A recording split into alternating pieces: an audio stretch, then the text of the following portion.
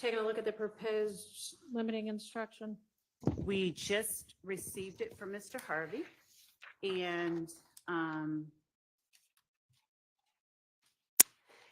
yes, and we do have an objection to this, and we can address it at the court's pleasure. All right, what's your objection? And good morning, Your Honor. Good Adrienne Love for the state. Your Honor, a couple of things. One, this guilty plea conviction that we are speaking of in 22 SC 183572 would be tendered for the purposes of showing a prior inconsistent statement of the defendant. Okay, hang on now. Are you talking about the plea itself as in like a certified copy of the indictment, plea, and sentence? I meant, I'm going to speak on two. What? Who are we missing? I just saw him. Sorry. Mr. Short, we accidentally started without you, so sorry about that. I thought everybody was here. Here's what you've missed. Mr. Harvey has proposed limiting instruction, and Ms. Love was just about to maybe provide some case law, but we're trying to actually figure out what it is that we're talking about, because the limiting instruction, as I understand it, would go to the fact that a co-defendant has pleaded guilty and not to any kind of statements that might have been a part of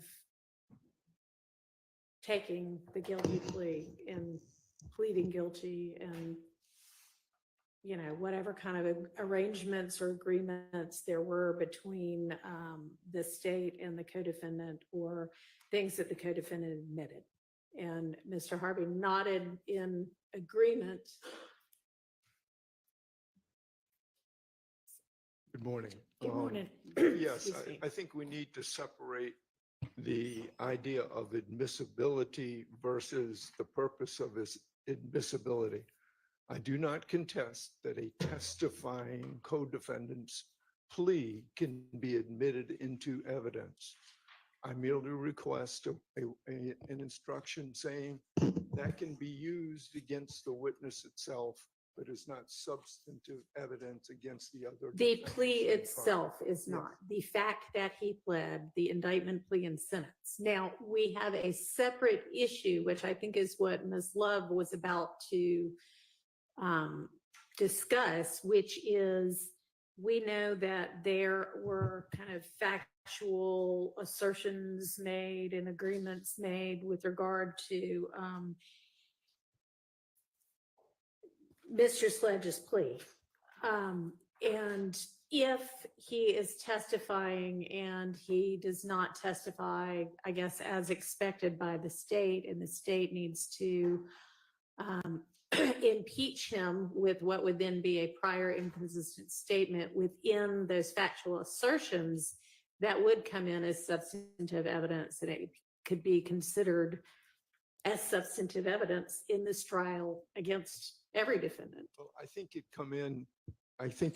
can come in as impeachment, but it's a different kind of impeachment than impeaching with a prior inconsistent statement because it's part of a guilty plea. I think this form of impeachment would go to impeach the credibility of this witness and still not be as substantive evidence against all of the defendants on trial. Let's make sure exactly what it is we're talking about. So when we talked about it before, we talked in particular about item number 8 in the factual assertions, which was the defendant personally knows that one or more associates of YSL killed Nutt on behalf of YSL. I think that's probably what we're talking about, although he makes a number of factual assertions which could potentially, if he doesn't testify to what he said he was acknowledging, come in as prior inconsistent statements. Now, that's not the plea itself. That's a factual assertion he made at the time he was pleading. I understand that, and I think my recollection is that this issue has already been litigated, and you've already ruled that that can come in and it's subject to cross-examination. Correct. So I'm not trying to replow those grounds. I do want a 105 instruction that says, you know. What you provided Yes, on the paper, yes. which is, I'm just trying to get clear. I think that would be appropriate, but I think that is his plea of guilty, Yes. not any factual assertions he might have made during it that might come in only as a prior inconsistent statement, but if they come in as a prior inconsistent statement, would come in as substantive evidence. And we've argued that before. I've Yeah. said, you know, I don't necessarily agree with that. I understand that there is a chasm, a wide chasm apparently between the federal rule and the state rule. We Right. have argued that. I'm not going to replow that. Okay. You've ruled on that. Okay, just so we're all on the same page about what this limiting instruction is going to be. Now, Ms. Love, do you have an issue with the propriety of the limiting instruction itself? Yes, Your Honor. Okay, what's that? So if we were talking about a 80322 circumstance where we were impeaching the witness with the use of a prior conviction, and we were not talking about a prior conviction in the particular case we are on now, and the state asked the witness something from the indictment, whether or not this was true. For instance, I'll just use a gang count. Say he's charged with a gang count. And we say to the witness, is it true that YSL is a gang? And let's just set aside the factual acknowledgments and pretend that he never made any factual acknowledgments. Okay. And he on the stand says, no, it's a gang, G-A-M-E. Uh-huh.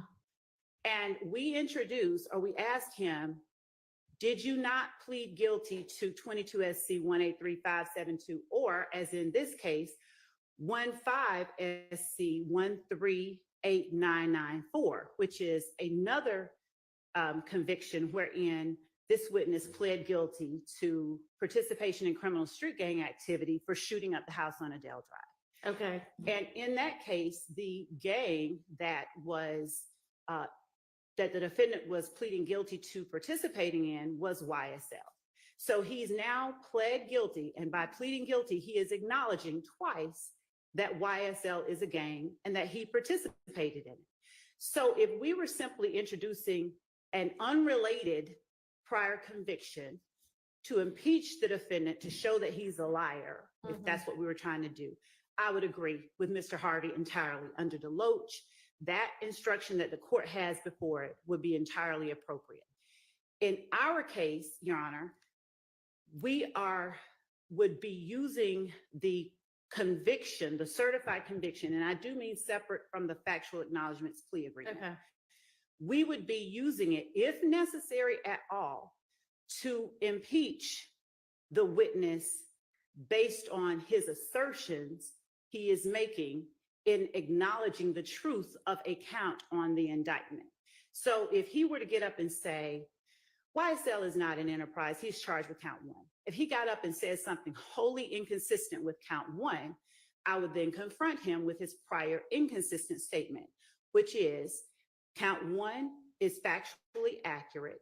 And as it related to him, he is acknowledging the truth of the matter within. Now, if he went ahead and said those things on the stand, there's no question, I don't believe, that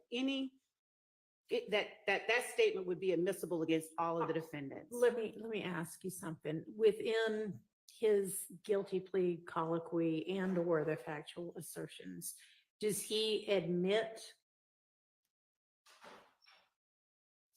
what is set forth in count one against me is true and accurate and YSL is a gang? Or does he just say, I'm pleading guilty to count one?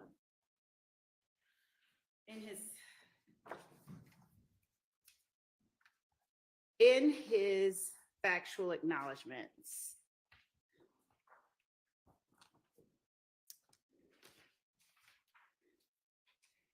he says, a number of things. I can give the court a copy of it, but the first factual acknowledgement is that Young Slime Life, AKA YSL, is an organization made up of 3 or more members or associates who share common identifiers that include, but are not limited to, colors, hand signals, and Okay, terminology. so then that's what you would appropriately use to establish you admitted YSL is a gang or an enterprise or however you want to phrase it.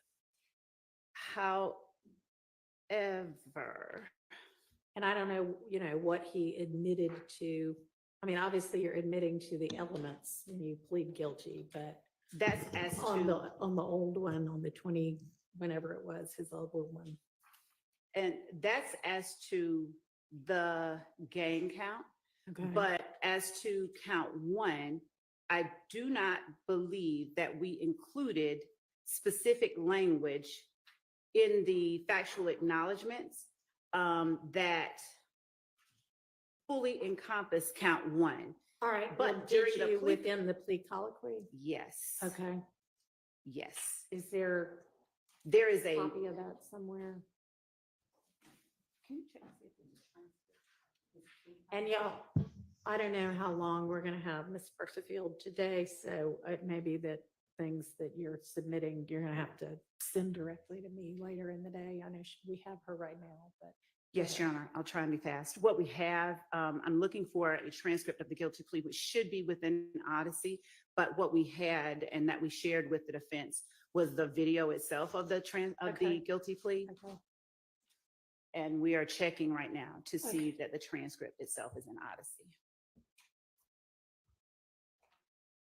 And that's on this case number? Or Correct. a different one, all right. That's on 22 SC 183572. And I will ask a member of my team to look in Odyssey as well for 15 SC 138994 as to Mr. Antonio Sledge to see whether there is a transcript of the guilty plea of Mr. Sledge.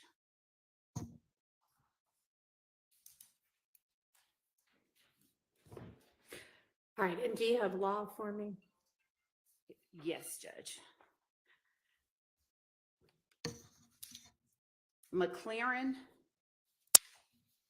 United States versus McLaren is a September 9th, 2021 case from the Fifth Circuit. What's our site? It is 13 F 4th 386 at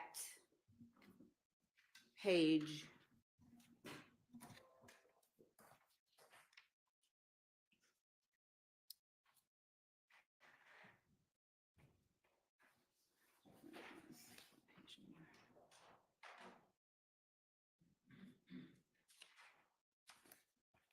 and I have a copy for the court. I'm gonna Okay, just thank you.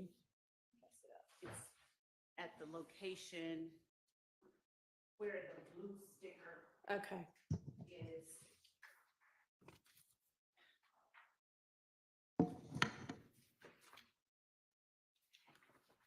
I believe that McLaren speaks to what the court has already decided is appropriately admitted or asked for admission as substantive evidence. McLaren speaks candidly with the court to the co-conspirators plea agreement document, which I don't think that there is any contesting. So I'm not saying that it pertains to the certified conviction. I am using it by way of analogy to show that as it pertains to using the certified conviction as a prior inconsistent statement, if that is the purpose that we are tendering the certified conviction for, it would be substantive evidence under 613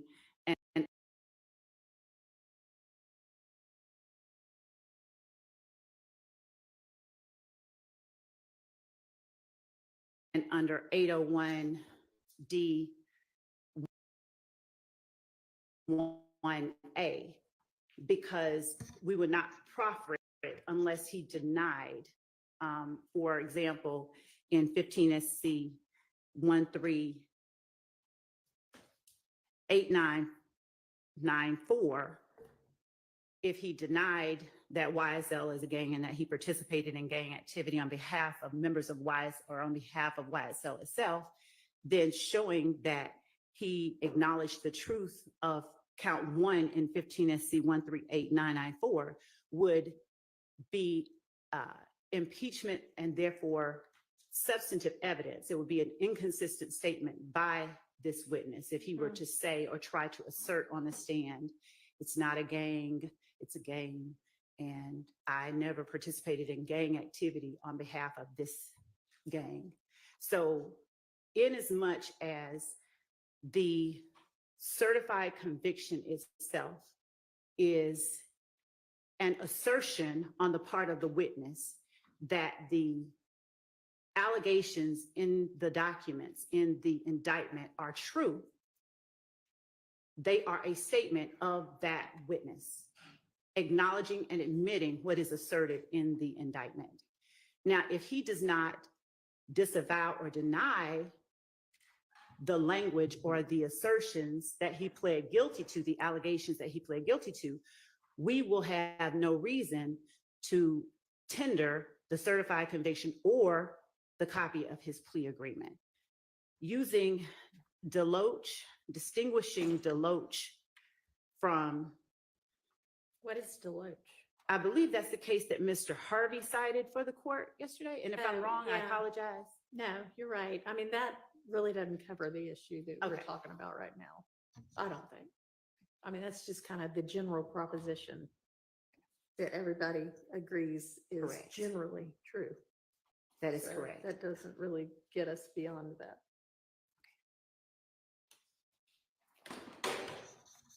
But I don't think your case law does either, really. No, I was Unfortunately, sincere. so- I did not, Yeah, no, yeah. yes. So do we have yeah, there's a guilty plea transcript in that 15 SC case. Now, what it says, I don't know, but. Okay. And I actually have a copy of it. They were able to pull it for me. And so, I mean, if you want there to be different language in this limiting instruction, now's the time for us to come up with it, because it's talking about, If it were, so if it related to only the state tendering the conviction to impeach the witness and show him to be unworthy of belief, right, then we would agree to the language in that limiting instruction proposed by Mr. Harvey. That is not what we would be tendering it for. We would be tendering the convictions, the certified convictions, only as prior inconsistent all statements. right, then I think we're kind of going in circles, because what I'm trying to say is I don't think the convictions necessarily get you there. The factual assertions, any kind of admissions he makes during taking either plea are something different. And I understand you to be saying, okay, I'm saying he pled guilty to a gang count. That means he has admitted this is a gang. And in pleading guilty, correct, he has acknowledged the truth of the factual basis. Well, given to you the- need to show me that he's acknowledged the truth of the factual basis for each of these. He appears to have in, the one that's on trial now. I don't know about the 15 SC one, but still, if you want those nuances to be, properly explained and properly limited, now's the time to come up with the language. Yes, Judge.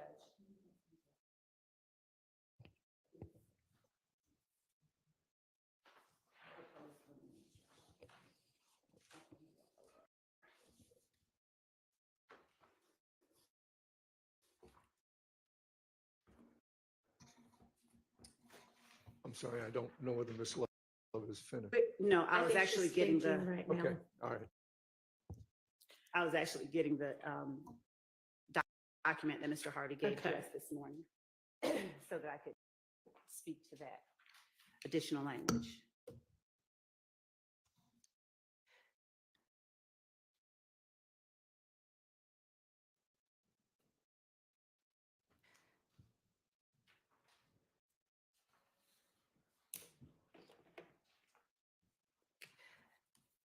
So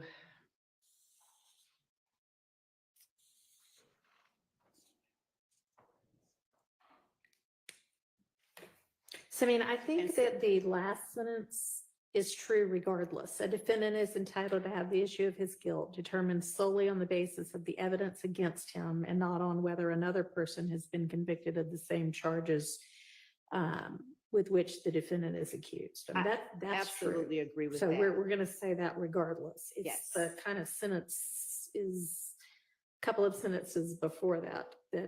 So the first sentence of the proposed limiting instruction, you're about to hear evidence that he's pleaded guilty to some of the charges in this indictment. Yeah.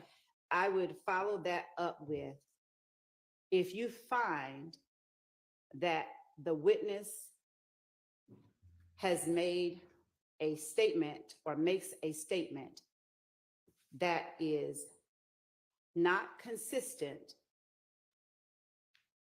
with the charges to which he pled guilty in the indictment, you may consider the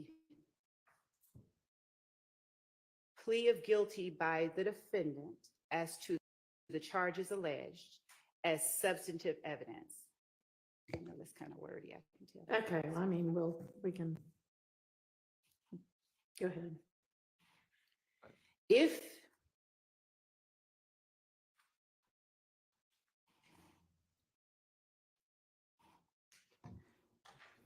that you may consider as evidence against any defendant currently on trial. Bear,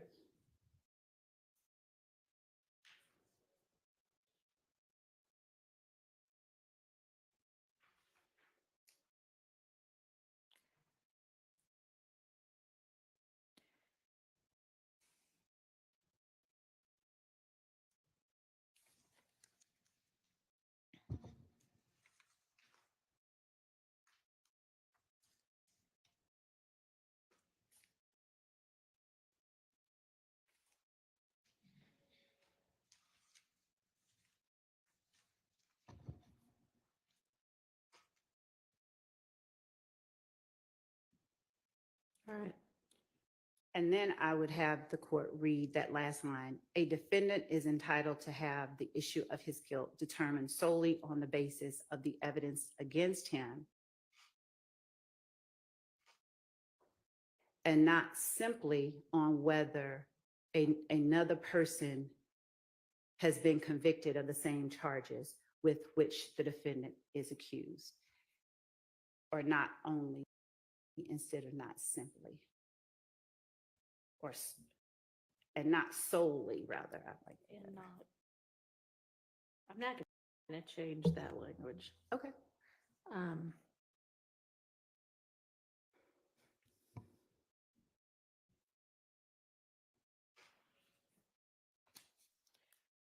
Any suggestions from the defense?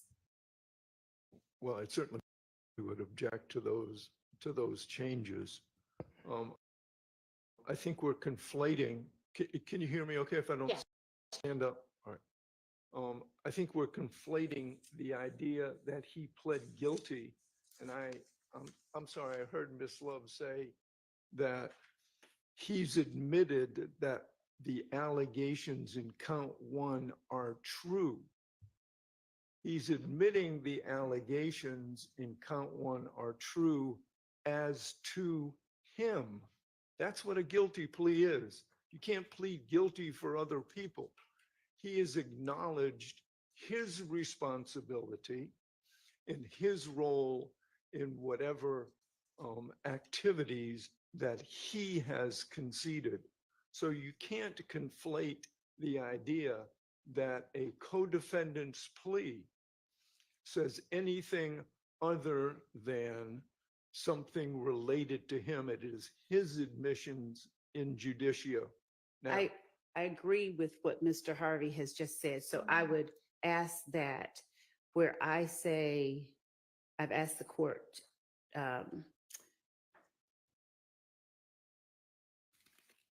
to the extent that I have language in that proposed alteration stating that the defendant has admitted something or admitted his guilt as to a particular crime, I don't have a problem with adding our true as to this witness.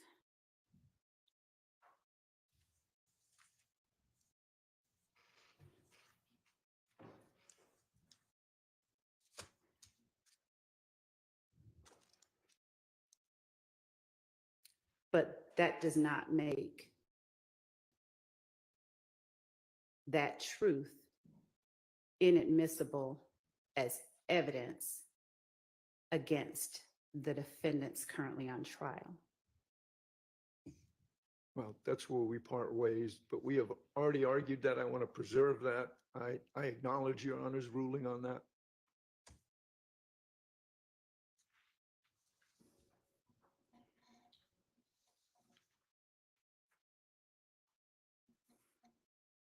All right, well, I'm gonna have to think about it. I can sit here and think about it, or I can go to chambers and think about it. Whichever makes the court Um, happiest. All right, we're just gonna recess in place. Can I add two Yeah, cases? yes. First of all, unless I'm reading it wrong, would you look at, if you don't mind, our statute of OCGA, section 24-8-803-22? I believe our statute specifically says that the co-defendant's guilty plea cannot be used against the defendants on trial. That's how I read it. If I'm reading it wrong, you have to start at the very top and then skip all the way down to 22. In addition, Your Honor, and I gave this honorable court and the parties, I gave Mr. I'm Matt. sorry, Okay. what's the statute? I missed it. OCGA, 20 section 24-8-803, Oh, 803. and then okay. it's in division 2-2. So you start at the very top, there's a 2 or 3 lines, and you have to skip all the way down to 22. And Your Honor, that's the statute that I cited at the beginning is referring to the use of a guilty plea conviction to impeach the witness by showing the jury not that he has acknowledged certain truths within it, but just to show the jury he's unworthy of belief. And that is not something we will be doing. Yeah, I mean, what it says is when offered by the state in a criminal prosecution for purposes other than impeachment. Exactly. And here, the state would be offering it for the purpose of impeachment, if they Potentially. offer it. Right, potentially. But I thought the state was going further in that jury instruction. So. Right, because if it's offered for impeachment, then what is said in 22 is no longer true. Okay. Well, the second case, and I gave this to this honorable court and the Mr. Matthews and the state previously, but it's United States versus Vandetti, Vandetti. Your Honor, that's 623F period 2D, 1144. That's the 6, like 5-6, 6th Circuit, 1980. And it specifically says, starting in page 1147,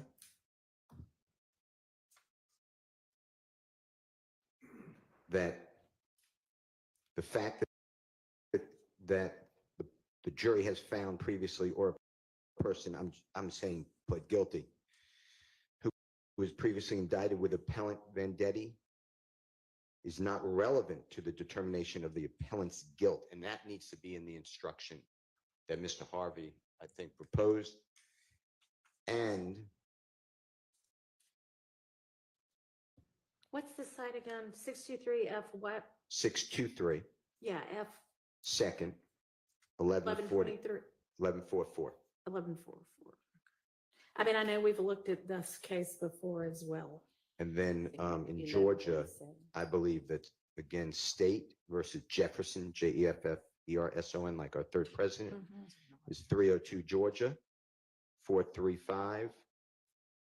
That's non-testifying. That is non-testifying. Okay, that's non-testifying. I just heard. Okay. And Mr. Judge, Harvey. I will check as to Vendetti, but I believe that Vendetti is simply speaking to 80322 type. What was the circumstance. pinpoint site in Vendetti? 1147.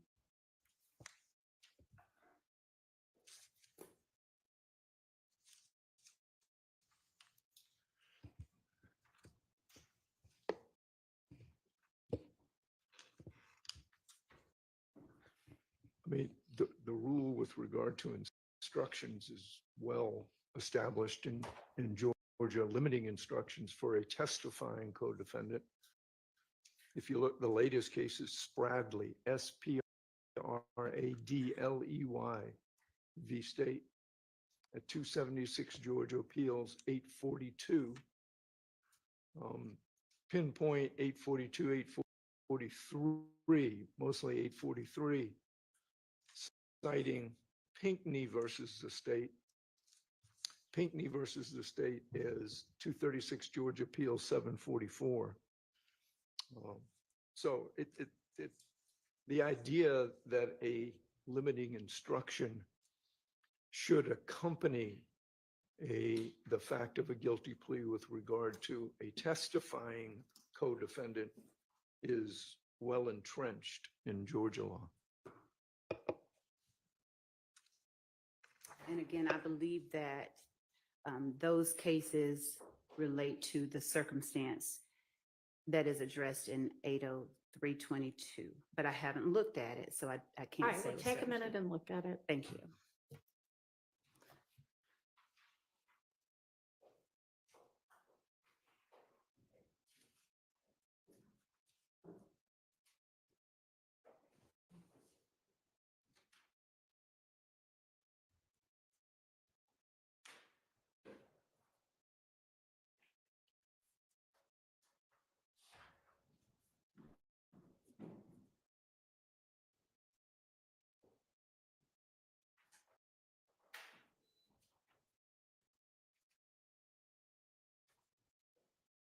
So speaking to Spradley,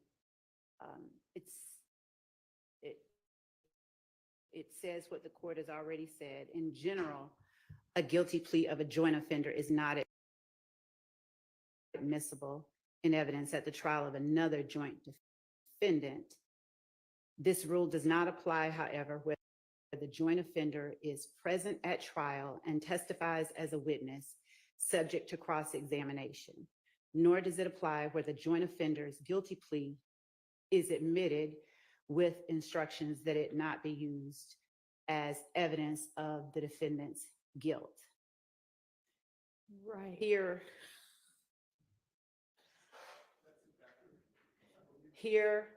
not only was the co-defendant present, so I'm looking for the 80. I need to pull up Pigney, and I'll do that now. Okay. Looking for the 80322 reference.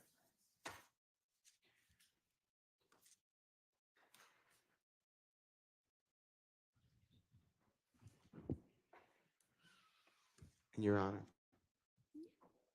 Yeah. Well, I don't want to interrupt.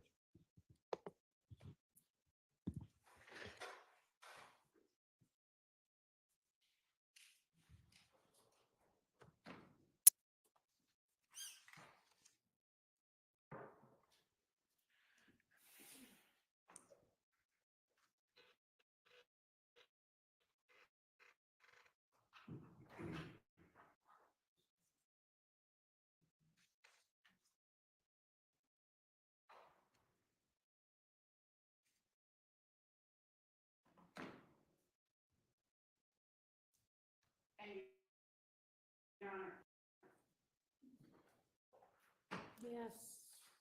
Vendetti, which was, says the jury's verdict that the co-defendants were guilty is a hearsay statement. The exceptions to the hearsay rule provide for the admissibility of a final judgment of guilty as to a felony,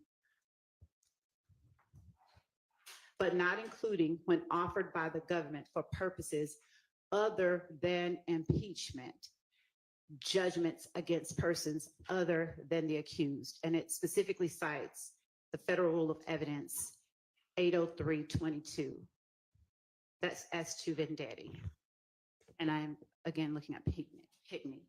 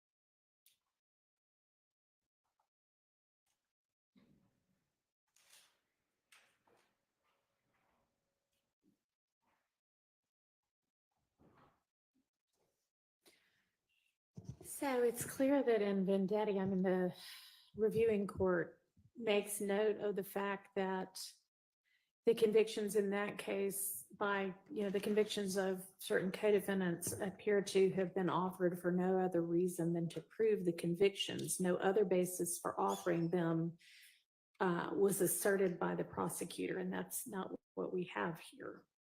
We have the prosecutor here, if she offering them basically is impeachment evidence, is substantive impeachment evidence.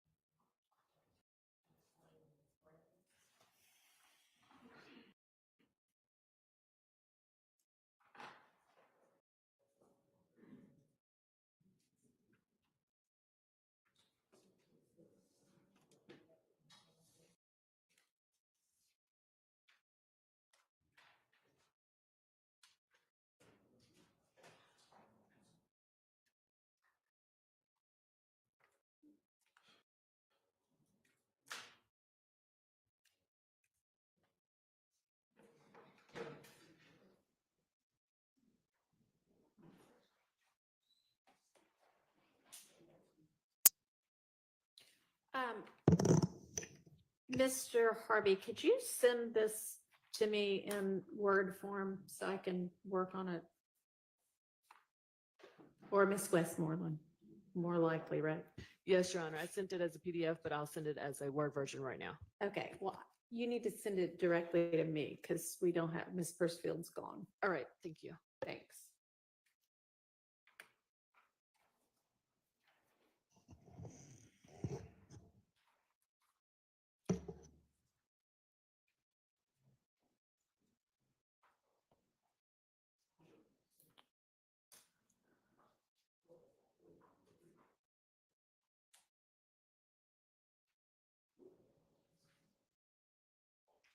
Your Honor, Yes. may I approach to get your email address and not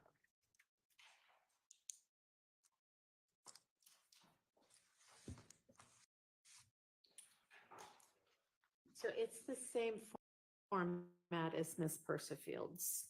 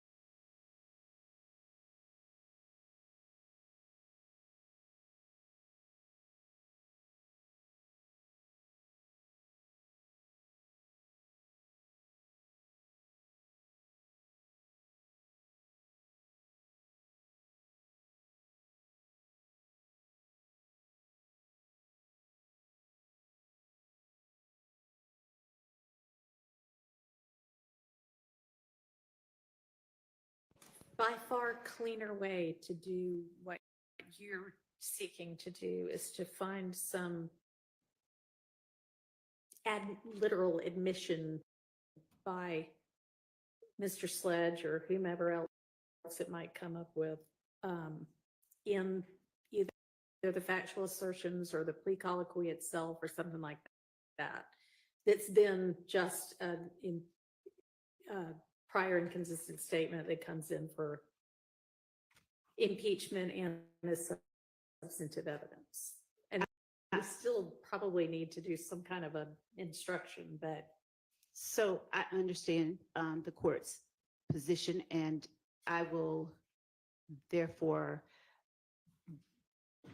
until we have perfect clarity on it, I will not tender or attempt to admit his certified of the conviction, the guilty plea convictions. I'd like the opportunity to just read through the cases that have been cited by the defendants, because I am fairly certain, though not completely certain, that they all relate to 803.22 circumstances and not the purpose for which we would be tendering that evidence. okay.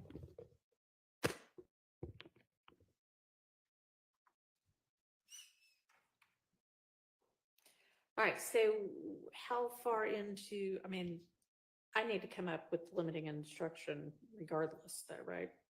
Potentially. I think that that would be cleanest. We would just ask that the language requested by the state is included in a limiting instruction if the court gives one, to the extent that to avoid confusion by the jury in thinking that what he is saying and a prior inconsistent statement that he made, to avoid them believing that those things cannot be used as evidence of these defendants' guilt. We are asking that in order to avoid that confusion and misunderstanding, that the court includes the language we requested about All right, the well, inconsistency. if you want to just maybe jot it down in an email and shoot it over, that might be easier than, because I think when you proposed it orally, even when you were talking about a statement, I think you were talking more specifically about a statement not consistent with the charges to which they pled, then considered the guilty plea as substantive evidence, which again gets us in that murky water. So I get what the court is saying.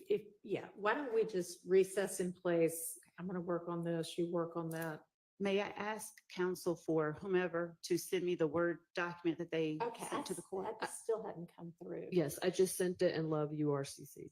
Thank you, ma'am. Now, maybe it'll take a minute to come through.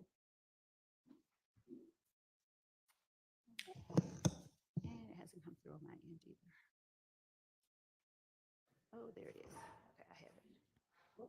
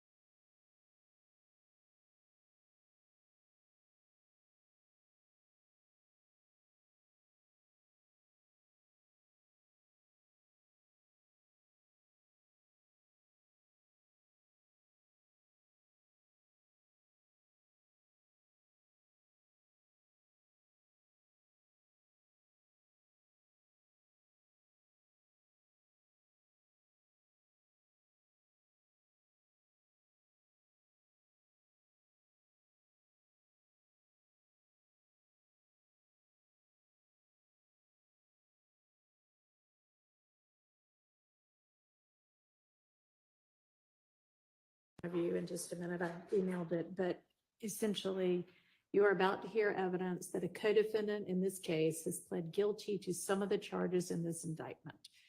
I caution you that the co-defendant's guilty plea conviction itself is only admitted for a limited purpose.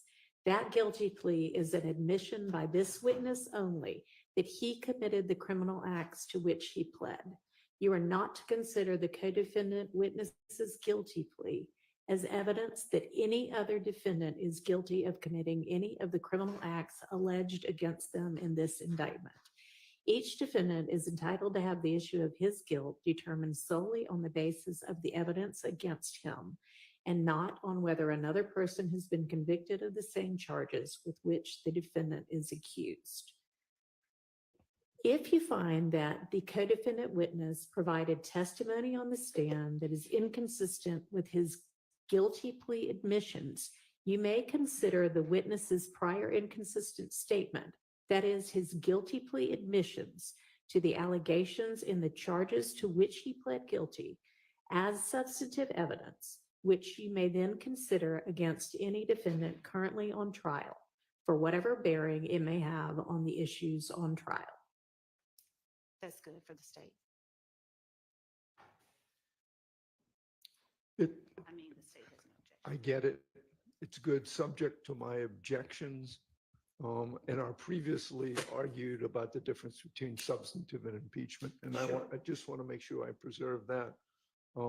But insofar as those additions, the court is going to give those additions. I have no objection to that wording. I understand. Okay.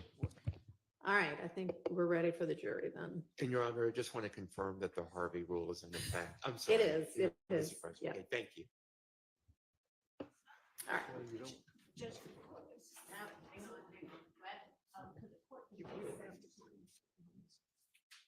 Are you gonna be taking this? Yeah.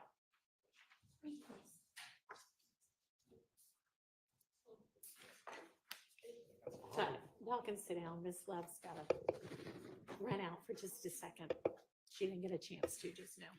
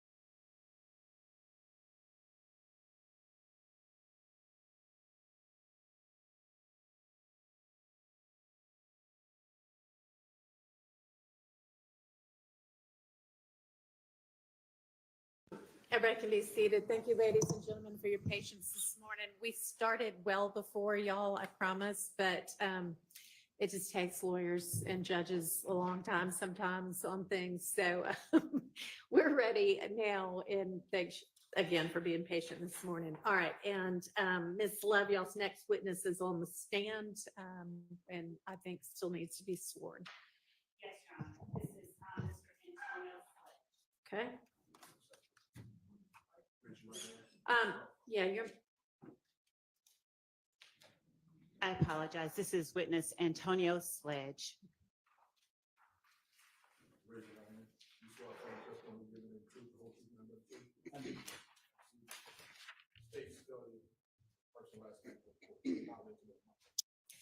Name Antonio Slade. and Mr. Sledge, if you wouldn't mind that tall mic, just kind of reach up and try to, thank you. There you go.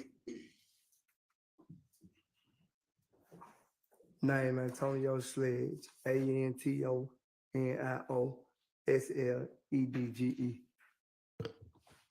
Good morning, Mr. Sledge, and you are perfectly situated, turning to the jury so that they can hear you. I'm going to stand over here so that you speak loud enough so that the last juror can hear you, okay? Yes. Thank you. Mr. Sledge, would you please tell the jury how old you are? 43 is age. Where did you grow up? Atlanta, Georgia. What part of the city did you grow up in? Downtown Atlanta. Did you also go to high school in Atlanta? Yes. And what high school did you attend? Southside High School. Did you finish? No. What grade did you finish? The last grade you completed? Probably the 9th grade. By 9th grade, could you read and write though? Yes. All right. Now, do you have brothers and sisters? Yes. Brothers. How many? 3 living. Where did you fall in line with your siblings? Oldest, youngest, middle? Next to the youngest. All right.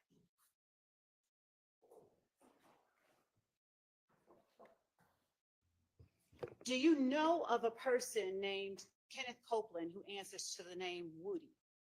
Yes. You sort of frowned up your face. Why'd you do that? No reason.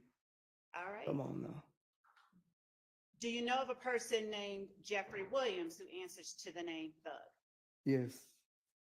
What about a person named Shannon Stillwell or Shannon Jackson who answers to the name SB? Yes. Do you know a person named Diamante Kendrick who answers to the name Yak? Yes. Do you know a person named Demekion Garlington who answers to the name Lil D? Yes. Do you know a person named Quindarius Zachary who also answers to the name Lil D? Yes. How do you distinguish one Lil D from the other when you're just talking in regular conversation? I call both of them D. Okay. And if someone asks you which D, how do you respond? D. If you're talking about Quindarius Zachary. D. Lil D. Lil D. Do you know of a person named Rodelius Ryan? No. Do you know of a person named Marquavius Huey who goes by the name Quay? No, I don't know him, but I've heard it around the way. So you do know of him or you? I know of him. Okay. What about Quamarvius Nichols? Do you know of a person named Quamarvius Nichols who answers to the name Quay as well? Of him. Do you know a person named Quantavius Greer who answers to the name Umfung? Yes. Do you know of a Dolly Greer or a Max Greer? Yes. What about Dora Greer? Yes. All right. Do you know them to be Jeffrey Williams' sisters? Yes. Now tell the jury, if you will, how well you would say that you know Jeffrey Williams. I've been knowing Jeffrey Williams since he was probably like 16. How many years would that make it that you've known him? what is 2024? Probably like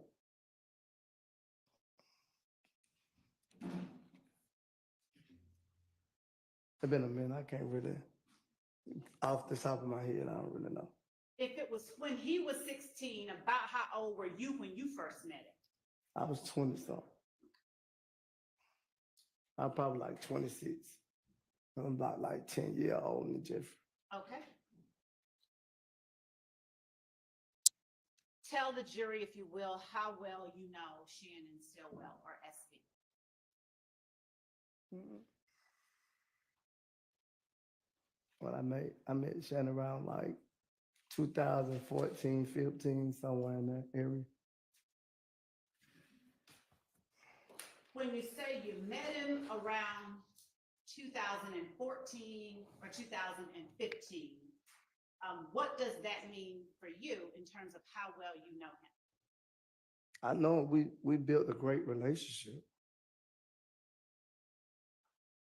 And was that from the start, from the time that you met him to now, you all have had a great relationship, or is that something different? You said could you repeat yourself? Yes, I can. Did you all have that great relationship that you just described for the jury from the moment that you all met, or did it develop over time? From the time that we met. Okay. And do you all still have that same great relationship? Well, I haven't talked to Shannon because he's been incarcerated. Okay, hold up. Your Honor, we would move to strike that last portion. Yeah, please disregard that. All right, give me just a second. Y'all didn't even get comfortable. I'll have to excuse y'all and see you back again in a few minutes. Mr. Sledge, could you step outside?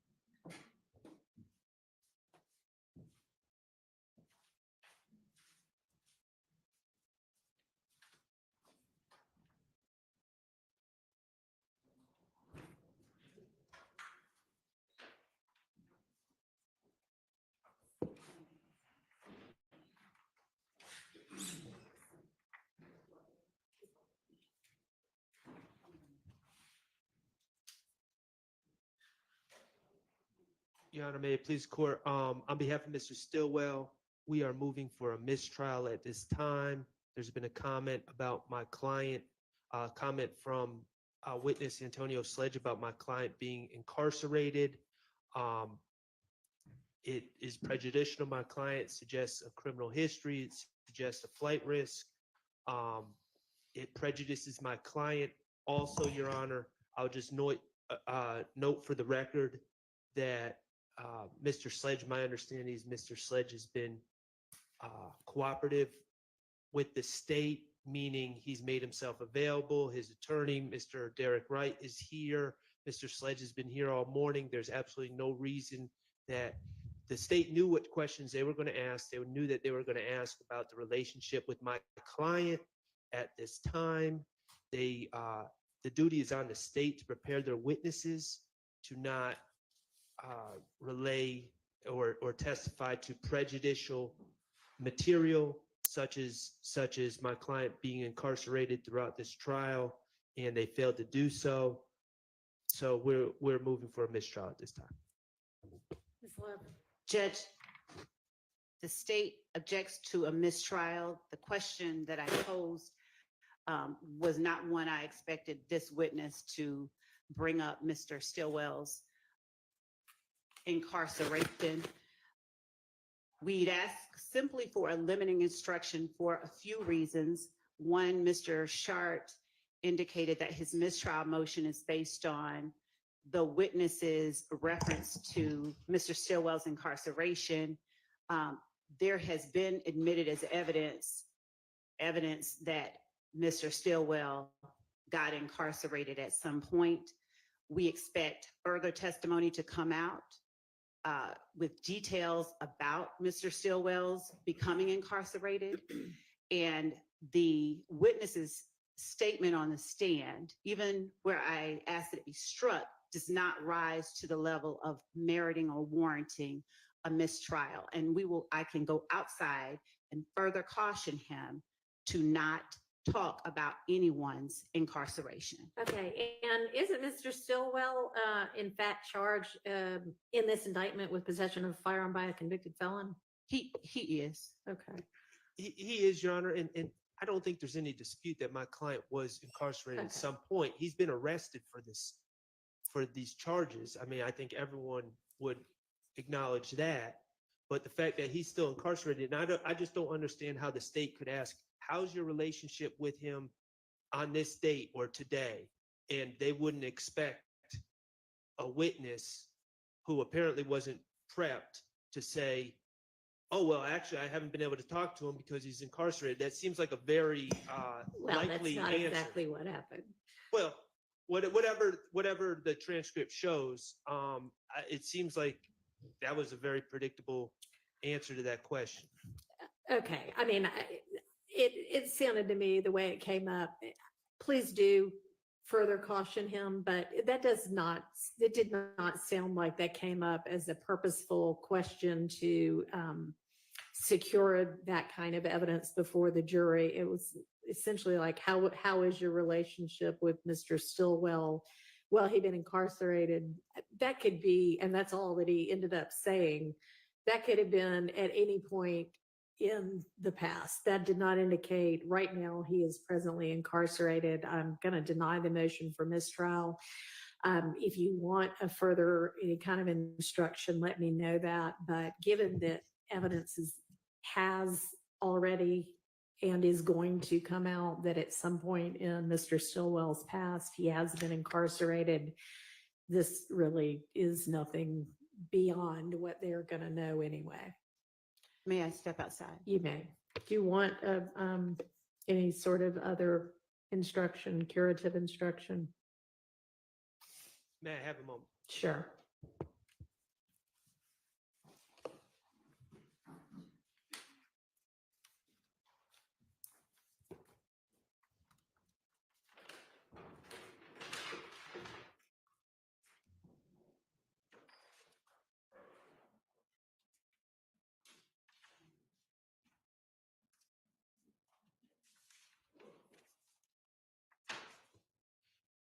Your Honor, Yes. I believe that you have already instructed the jury to disregard the last comment. So at this point, I don't want to bring more attention to it. I would, for the record, though, renew my motion for mistrial to preserve this issue and reserve it before the next questions. All right, understood. Thank you.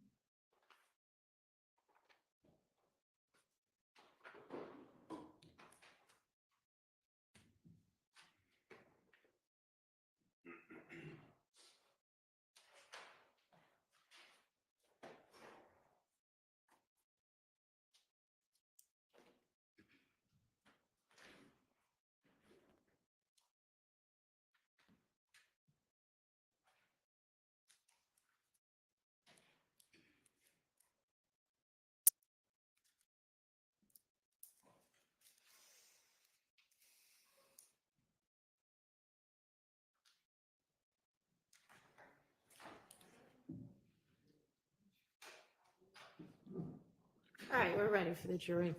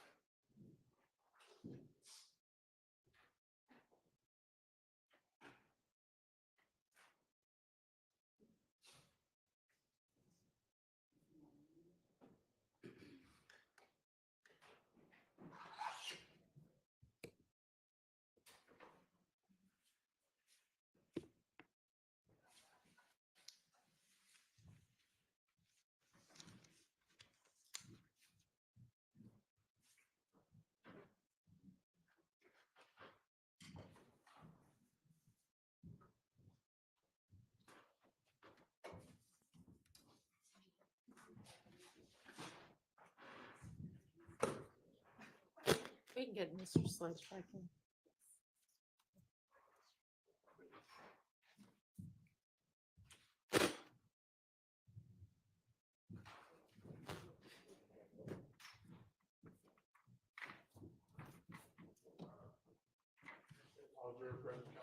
All right, thank you very much.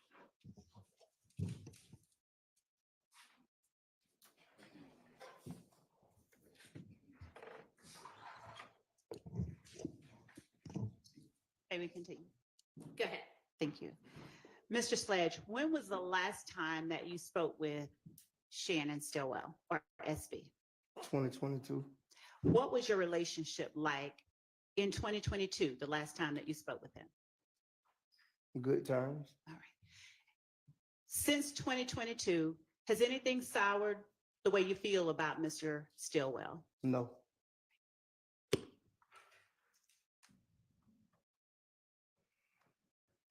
I asked you if you know a person by the name of Rodelius Ryan. I failed to ask you if you know a person who goes by the name Lil Rod. I heard him. He very younger than me, so a lot, Okay. you know. Do you recognize that person to be in the courtroom today? If you just look around. Yes. All right. Would you describe what he's wearing for the jury and describe his He seating was position? sitting between the lady with the white hair and the one with the dreads. Your Honor, would the record please reflect that the witness has identified Rodelius Ryan? It'll say reflect. Thank you. Now, when did you first meet Rodelius Ryan, or Little Rod, as you know him? We never really had a personal conversation or nothing like that. How was it that you came to know of him? Just in a certain area, like the Cleveland Avenue area. When you say in the Cleveland Avenue area, that's not, is that the area that you grew up in? No, I used to go to the park in Cleveland Avenue. What park on Cleveland Avenue? Cleveland Avenue Park. Now, Cleveland Avenue Park, do you call it anything other than Cleveland Avenue Park? No, And when you say you used to go to the park and you met Mr. Ryan in that area, what was the occasion? I used to go over there and play basketball, shoot basketball. Did you play basketball with Mr. Ryan? No, Okay, so what were the circumstances that you got to know who Lil Rod is? just by people saying his name. And who was it that introduced you to or told you who They Lil never, Rod is? me and him never was introduced to each other. Okay.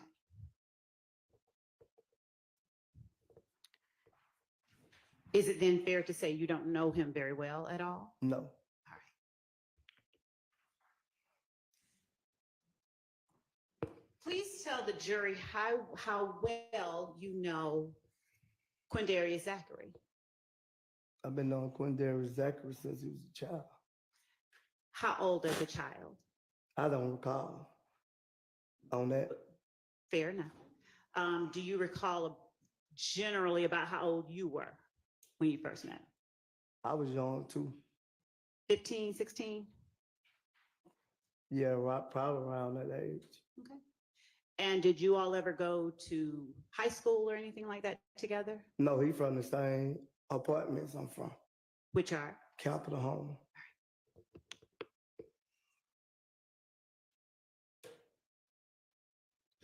Are you older than, younger than, or the same age as Mr. Zachary? I'm Because the way, jury doesn't know. I'm way older than Zachary. All right. Do you know about how many years older? No, I don't know exactly how old Zachary is. Now, you being from the same apartments, what circumstances did you have to get to know someone that much younger than you? I know his mother and his father. Were you friends with Mr. Zachary's mother or his father? Either of them, were you friends? Me and his father not friends, but I know of him. At some point, did you socialize with Quindarius Zachary? Yeah, he watched me grow up. He played basketball and stuff with me. All right. Are you closer to him than his parents, or were you closer to his parents than him when you were growing up? I say his parents, And which parent were you the closest to? the father. All right. Are you no longer close? We'll have a problem. I just don't see him. He just don't be where I be at. All right. What about Demikion Garlington? How long have you known him? Since he was a child too. As between Quindarius Zachary and Demikion Garlington, are they around the same age or is one older than the other? I think they're around the same age. So it's safe to say that you're considerably older than Demikion Garlington too? Yes. How did you come to know Demikion Garlington? I know his mama when she first had him. Fair enough. How old were you then? She probably like 2, 3 years older than me. So she had him at a very young age. Okay. So we probably was she probably was in high school. I was in middle school. So were you friends with his mom or were you? Man, his mother's very close.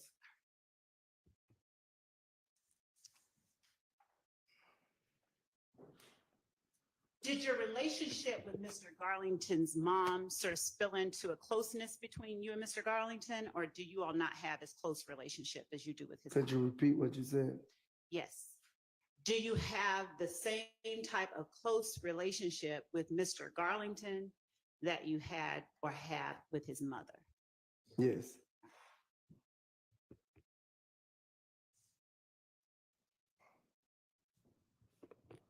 What about Kenneth Copeland or Woody? How well do you know him? I probably met Copeland probably like 2014. And under what circumstances did you meet Kenneth Copeland? We had a debate, You, a had- disagreement. you and Mr. Copeland had a disagreement? Yes. What year? I want to say 2014. Are you comfortable telling the jury what that disagreement was about?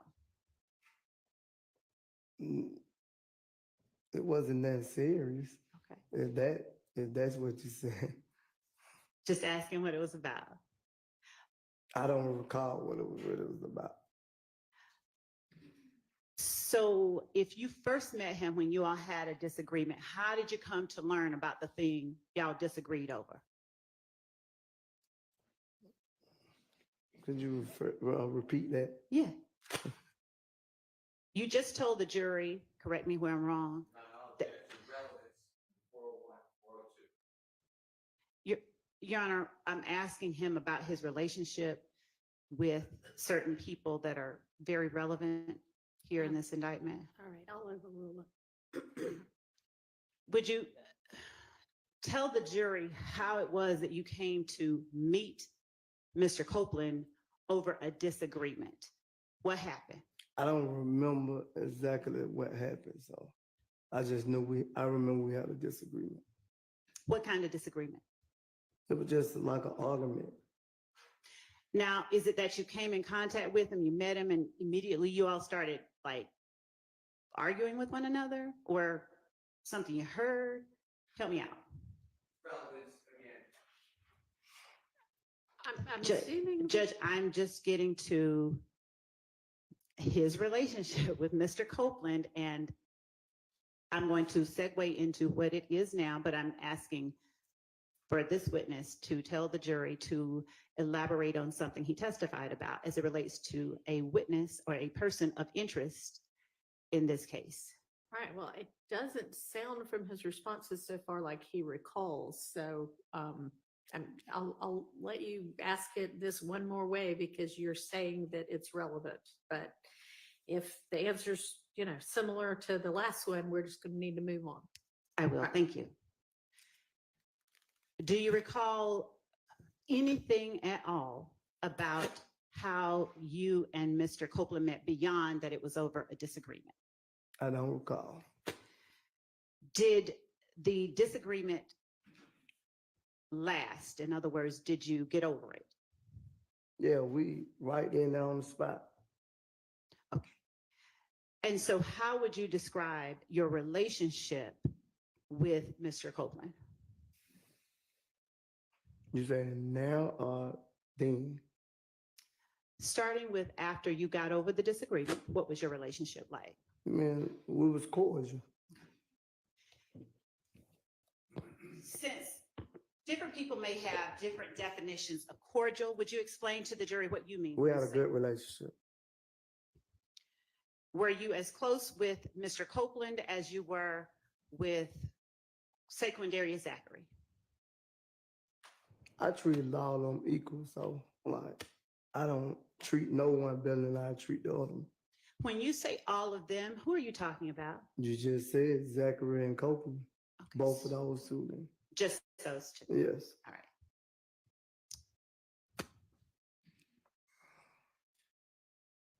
Would you please tell the jury how well you know Yak or Diamante Kendrick? How good do I know him? Yes. I know him as a great person, a good person. I know him. We have a good relationship. Tell the jury when you first met Mr. Kendrick. I want to say probably around 2013, 14, somewhere in there. Where did you first meet him? Under what circumstances? I want to say, can I say we was at a party or something and somebody introduced him to me, but I don't recall who introduced him to me. Did you all hit it off right away? We built a relationship. Are you all close in terms of age? Or are you older or younger than Mr. I Kendrick? think I'm older than Mr. Kendrick too, probably about 10 years or so.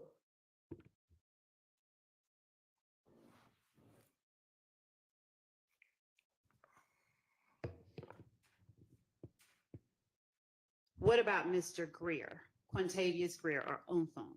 How well do you know him? I personally met Mr. Grill when he got out, 2019.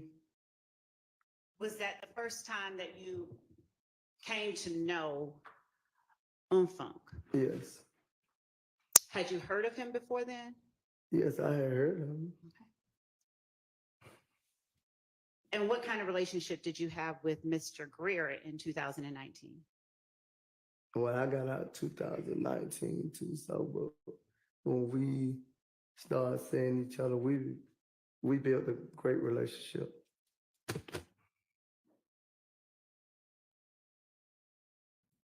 Mr. Williams, would you tell the jury how well you know Jeffrey Williams?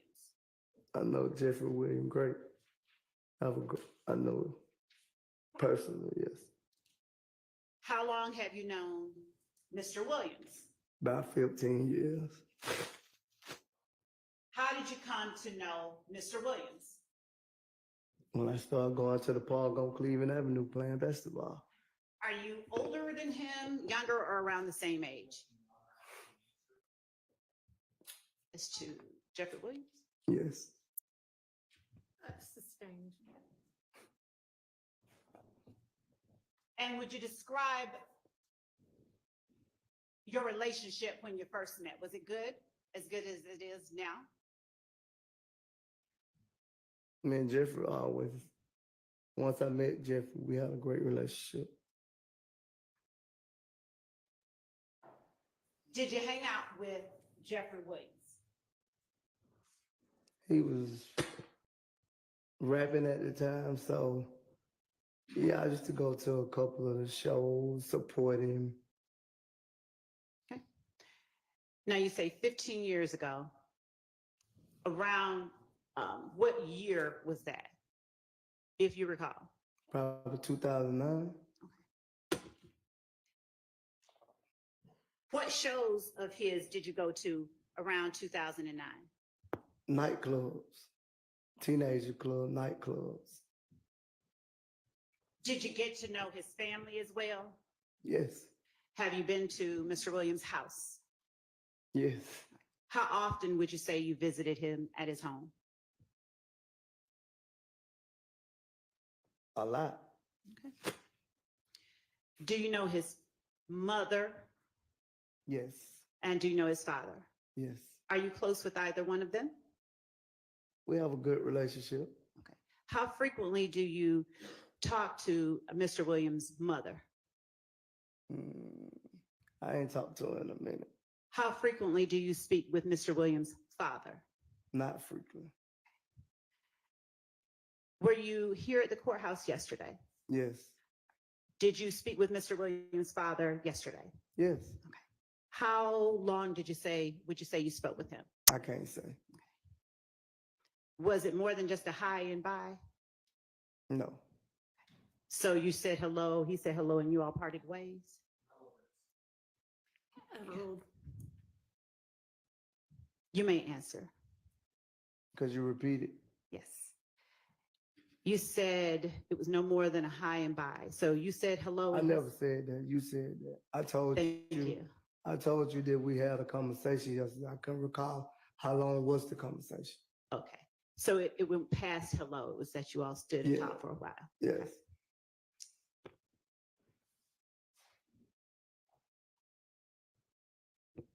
Did you all at any point discuss this case? No.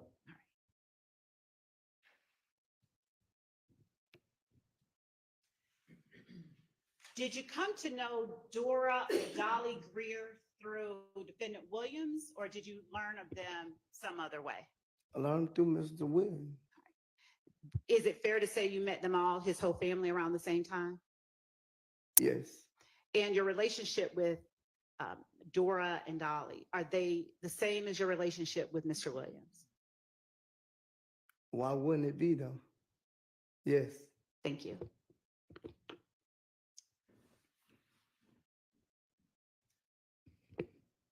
Of all the people that I've just asked you about, who is it that you've known the longest? I met them all about around the same time. And of all the people that I just asked you about, is there any one that you are closer to than any other?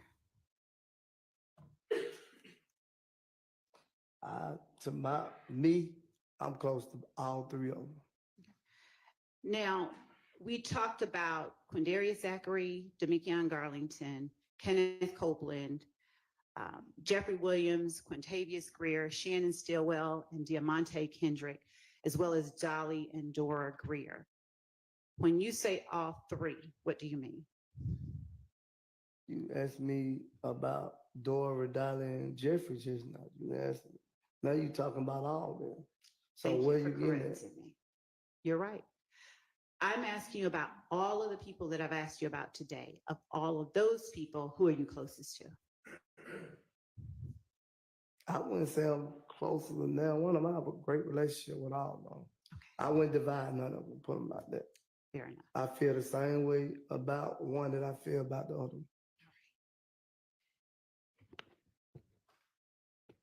With respect to Mr.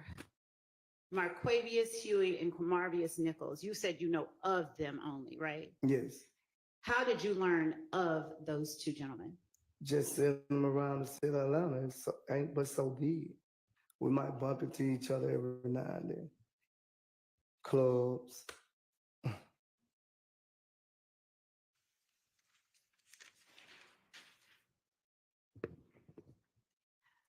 Were there occasions where you would say you hung out with more than two of the gentlemen that I just named at a time? Could you repeat that? Did you ever hang out? yes. All right, I'm gonna need you to use your mic, okay, so I can even hear that you're making an objection. Form of the I- question, which gentleman? I would clarify. Sustained, rephrase, please. Yes. Of the gentlemen that are Shannon Stillwell, Diamante Kendrick, Rodelius Ryan, Kenneth Copeland, Demikion Garlington, Jeffrey Williams, Quintavious Greer, Marquavius Huey,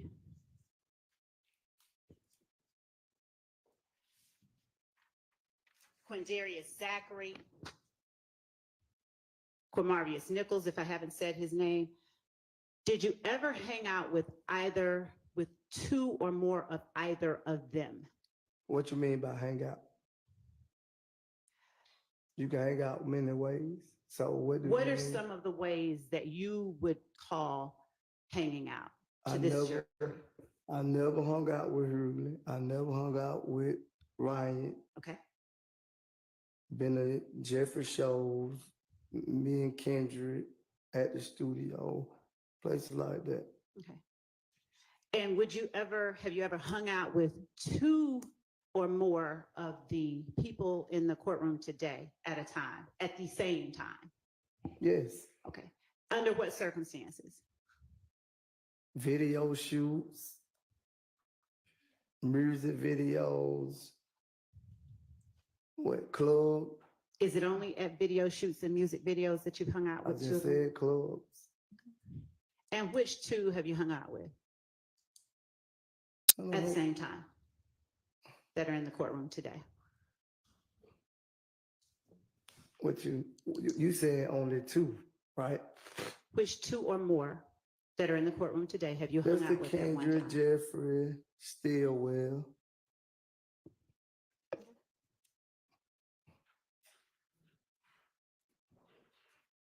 Judge, I'm going to object to the relevance of whether you hung out with several people and asked for a curative instruction with regard to it's not illegal to hang out with anybody in the world. All right, that's Hey, a you're- speaking objection, and it is overruled.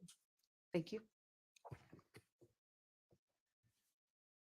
Since you asked my definition of hangout, would you please tell the jury what your definition of hangout is? We didn't actually fully develop that, so I'm going to overrule that objection. Would you please tell Could you repeat it? yes. Would you please tell the jury what your definition of hangout is? We hung out and had fun together, enjoying life. Did you all ever work together? Yes, Doing what? like when we go on tour. And when you say like when we go on tour, who is the we that you are referring to? I've been on tour with all three of them. All three being Mr. Kendrick. Mr. Kendrick, William, and Stillwell. And what were you doing while you were working on tour with Mr. Kendrick, Mr. Williams, and Mr. Stillwell? For YSL, the record label, I was head of security at once upon a time. Head of security? Yes, Did you receive a paycheck? yes. And who signed that paycheck? It didn't get signed. It got sent from the company YSL to a bank account. Okay. Did you have employees working under you? No, I only pick, like when we go to different states, I only pick the security guards.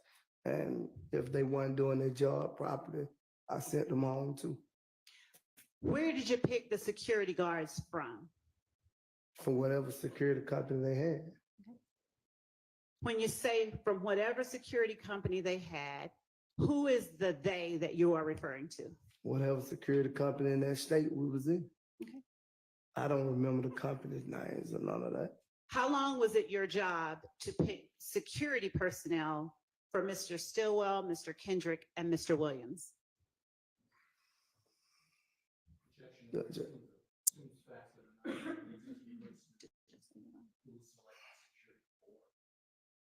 Overruled. I don't recall the testimony being that he did security for Mr. Stillwell.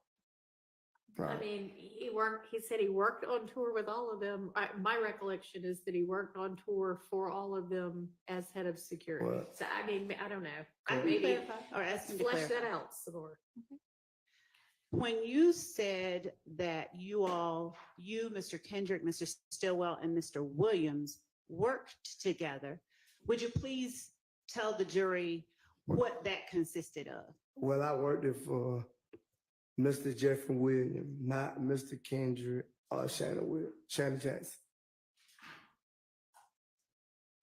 And just to clarify, you mean Shannon Stillwell, who is also known as Shannon Jackson? Yes, So What were Mr. Kendrick and Mr. Stillwell doing while you were working security for Mr. Williams?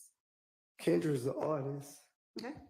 and Shannon used to be with us, but trying to become an upcoming artist. Is it fair to say then that Mr. Kendrick was performing while you were? Yeah, sometimes. Okay. And Mr. Stillwell was doing what exactly while you were working? He probably doing other things like selling merch for Jeffrey Williams, setting up the merch, Now, when you say the merch, what is it that you're meaning? like selling T-shirts, hats. And were those T-shirts and hats merchandise with the name Jeffrey Williams on it or something else? YSL. So when Mr. Stillwell was on tour with you, Mr. Kendrick, and Mr. Williams, was that his only job to sell merch? No, we all did different things. We probably like helped with the clothing. We all did different things. We all just supported Jeffrey in any way we could. And is it fair to say you want the best for each of them? I never want the worst for anybody on this earth. And when you say you all supported Jeffrey in any way that you could, what are the ways that specifically you, Mr. Kendrick, and Mr. Stillwell supported Mr. Williams? The record label. We supported the music. How? What you mean how? Did you just testify that you all supported Mr. Williams in any way that you could? Yes, by helping him get his clothes together, what he was gonna wear, help him sell his clothing for his business. And those items of clothes, did they each have the name YSL on it or did they have something else? He got different clothes. Okay.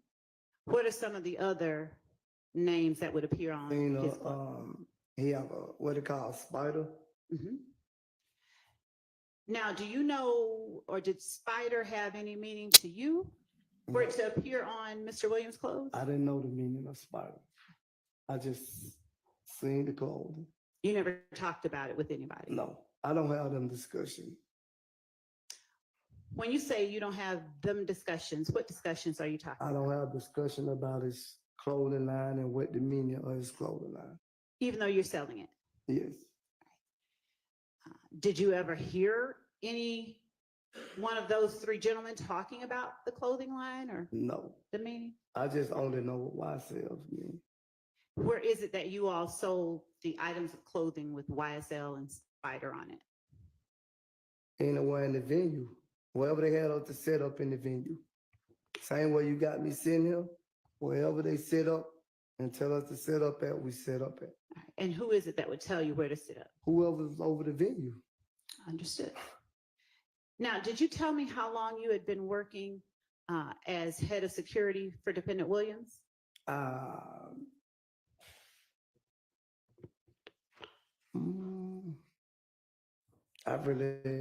I don't remember the exact time, but I can't tell you exact how many years, how long it was. Do you remember the last time that you worked at a venue as head of security for Mr. Williams? The year, generally speaking. I want to say 2019.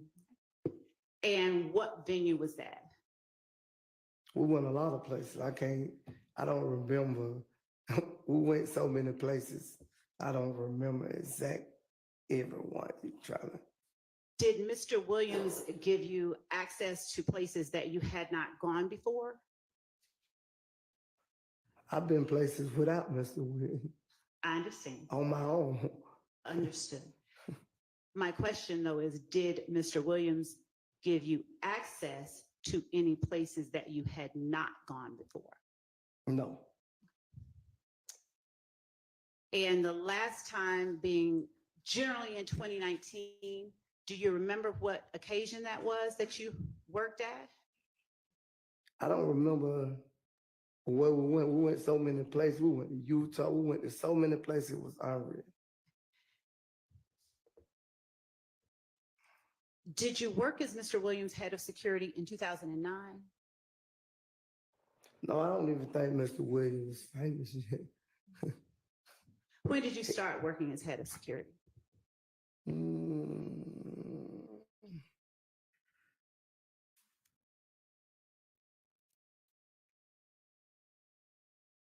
I want to say, when was his first tour? The rodeo, was it 2015?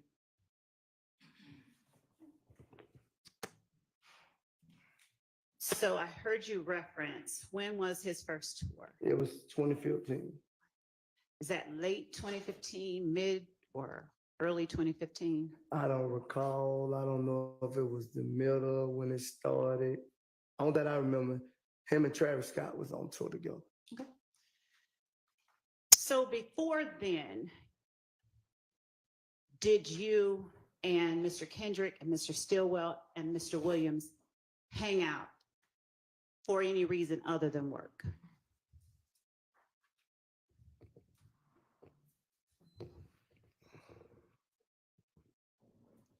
Could you ask that question again?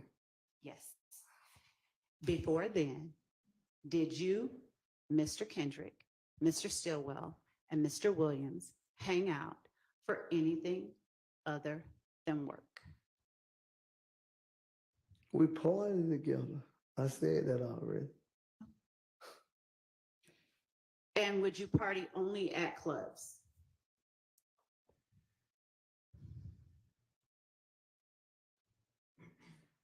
Sometimes we sit at Mr. Williams' house and enjoy it ourselves.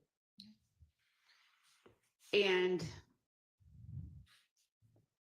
before you did the tour that you mentioned in 2015, did you work in any way for Mr. Williams, Mr. Kendrick, Mr. Stillwell, or any other defendant whom I've named today? When I met Jeffrey Kendrick, I didn't know Kendrick or Mr. Stillwell when I first met Jeffrey. Understood. In 2014, did you perform any work with either of the persons that I've just mentioned?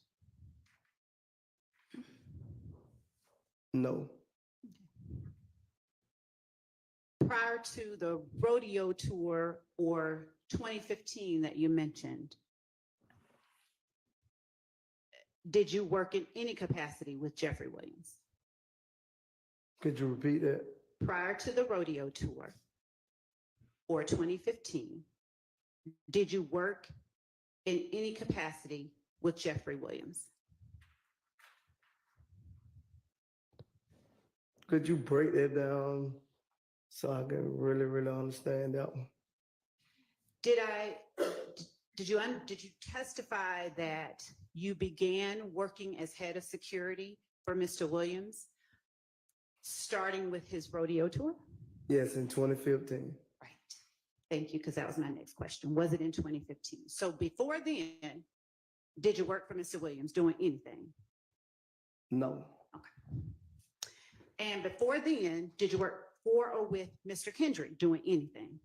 I never worked for or with Mr. Kendrick. Okay. And before then, did you ever work either for or with Mr. Stillwell doing anything? No, it don't make any sense to ask the same thing. I told you already, I did never work for Kendrick or Stillwell. Why would you ask the same question? I understand your frustration, I'm but I'm not asking you for frustrated. the jury's sake. I'm okay? not frustrated. All right. Oh, And I understood you saying you didn't work for them. Did you ever work with either of those people before 2015? Mr. Sledge, are you going to answer? I don't answer that question. Okay.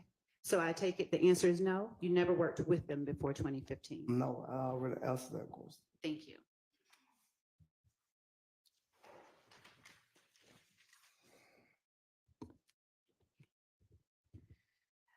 Mr. Sledge, are you a part of a gang called YSL?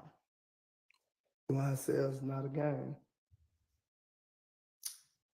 I am asking you Specifically, are you a part or have you ever been a part of a gang called YSL? Objection, asked and answered. Overruled.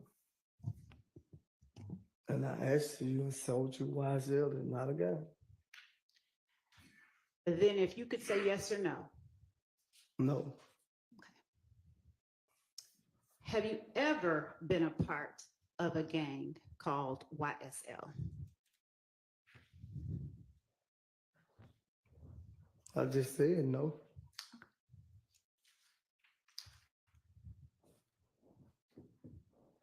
Would you please tell the jury if you know whether YSL has 3 or more members or associates? You said, do they have 3 or more associates? Let's start with members. Does YSL have 3 or more members? Working members? Does the organization, we'll call it, have 3 or more associates? What you mean by the associate? What do you understand associates to mean? I don't understand what it means.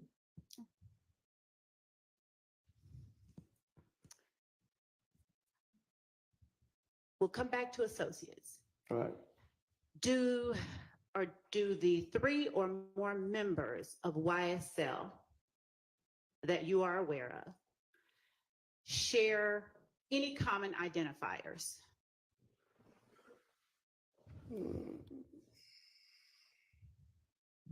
What you mean by identifier? You gotta be more specific when you asking the question. Of course. Colors. Do the 3 or more members of YSL typically tend to wear the same colors? We wear all type of colors. They wear all type of colors. Is that a yes or is that a no? I can't answer yes or no to that question because they wear all type of colors. You said they have specific color? Do they wear any particular colors? Yes. That represents YSL. No, not that I know What about hand signals? Do the 3 or more members of YSL that you know of share any common or use any common hand signals?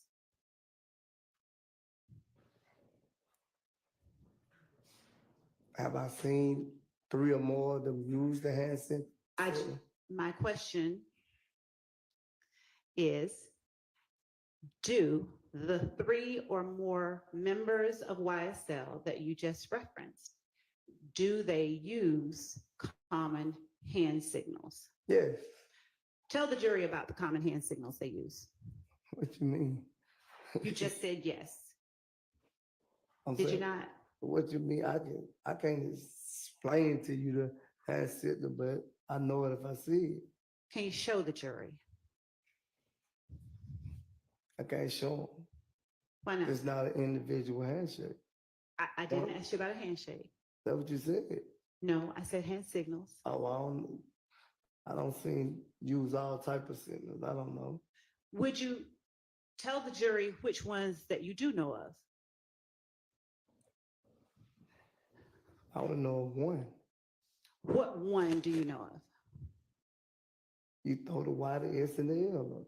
Show the jury how to do that, please. Like that. I'm sorry, I missed it. And where is the Y, the S, and the L in what you just held up? I don't know. I can't tell you. I just see the hand signal be thrown. Would you please hold that up and hold it for a second? Could you see it? How do you know that that is a YSL if you don't know where the Y, the S, and the L are? I don't know where it's at. I just don't see it sitting. I never even try to figure out why the SL is. Then how do you know that it stands for YSL? Because I don't see it throwed up numbers of places. How does that tell you that it stands for YSL? I don't know, Ms. Love. You don't know? No, How long have you seen that hand signal being used? I don't know how many years have I seen it being used. When would you say the first time you can recall seeing it being used is?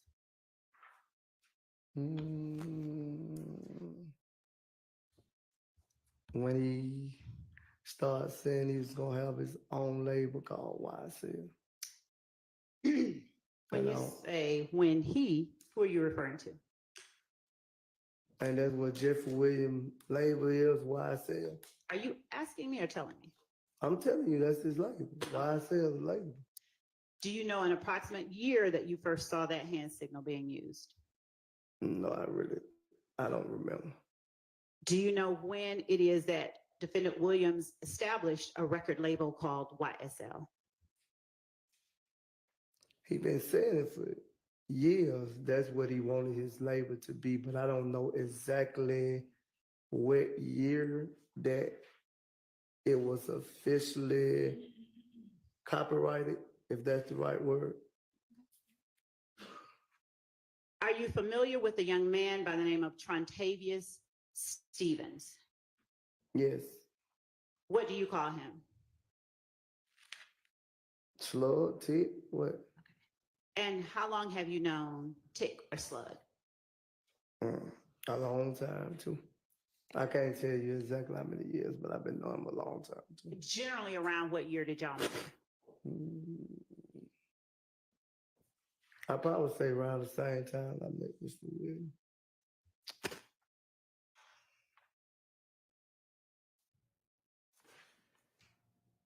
And under what circumstances did you meet? In the park. Who introduced you to Mr. Stevens? Nobody introduced me. I was come around, and once they started saying names, I started remembering names. Once they started calling each other names, I started remembering names. Who is the they that started calling each other names? People in the park. And so who were some of those people? Jeffrey would call him Slug. You had a couple more people. So is it fair to say that you met Mr. Stevens through Defendant Williams? I wouldn't say I met him through, because Jeffrey Williams never came to me and said, well, this Slug and this T. So I didn't meet him through Jeffrey Williams. Okay. I met him just being around. And did you ever hang out with Mr. Stevens? Yes, How often did you hang out with Mr. Stevens? not often. And how would you describe your relationship with Mr. Stevens when you first met him? Me and Mr. Steve had a great relationship, but we didn't hang around each other like that. Has anything happened to sour your relationship with Mr. Stevens? No, Is there anyone within YSL that you do not have a great relationship with? no. To your knowledge, who all is a member of YSL?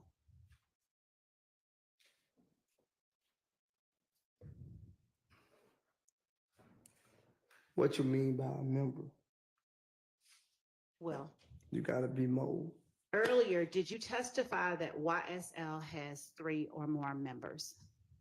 Yeah, I said business-wise. And what did you mean when you testified it has 3 or more members? What definition did you have in mind when you gave that Is testimony? this against the law to be a member of? Now, Mr. Sledge, I'm curious about something.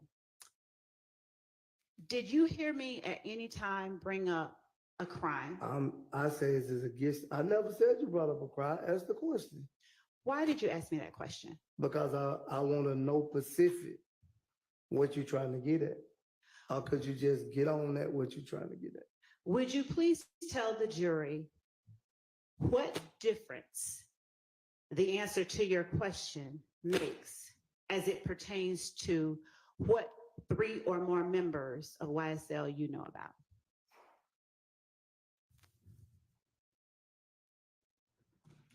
You said 3 or more members I know about. I just. Yes, my last question was, why did you ask me, is it against the law to be a member?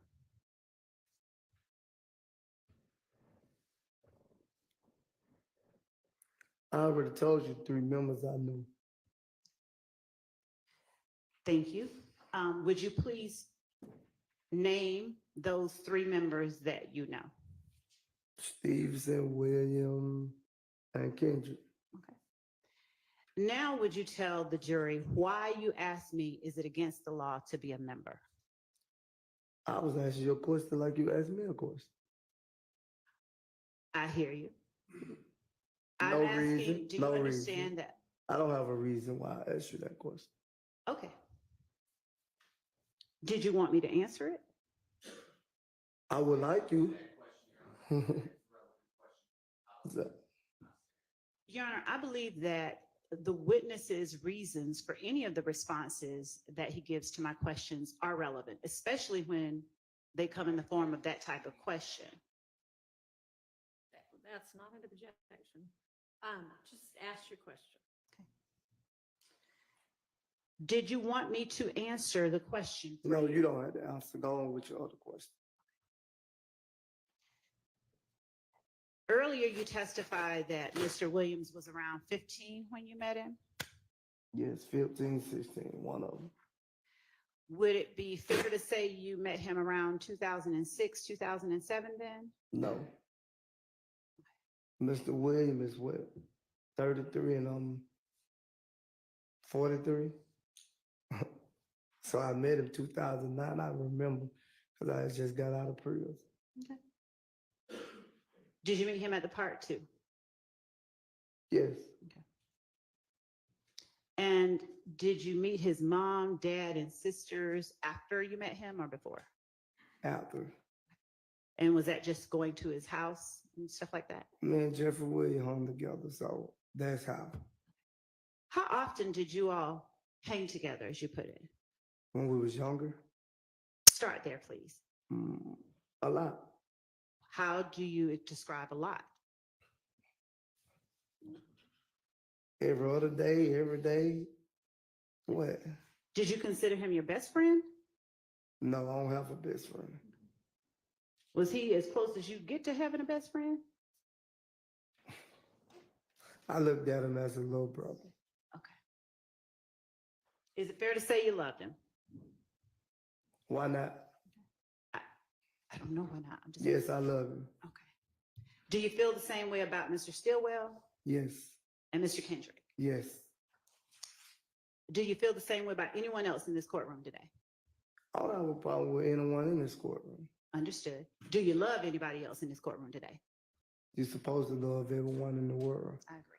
Do you specifically love anyone else in this courtroom?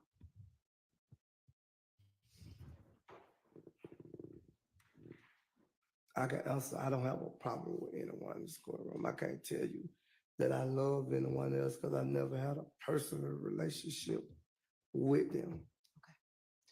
Do you love Demekion Garlington? Yes, Do you love Quindarius Zachary? yes, Do you love Kenneth Copeland? yes, Do you love them all, the ones that you said you love? Do you love them all equally? yes. Are you equally as close with one as you are the other of those people that you love? No. Who are you closest with? Sustained.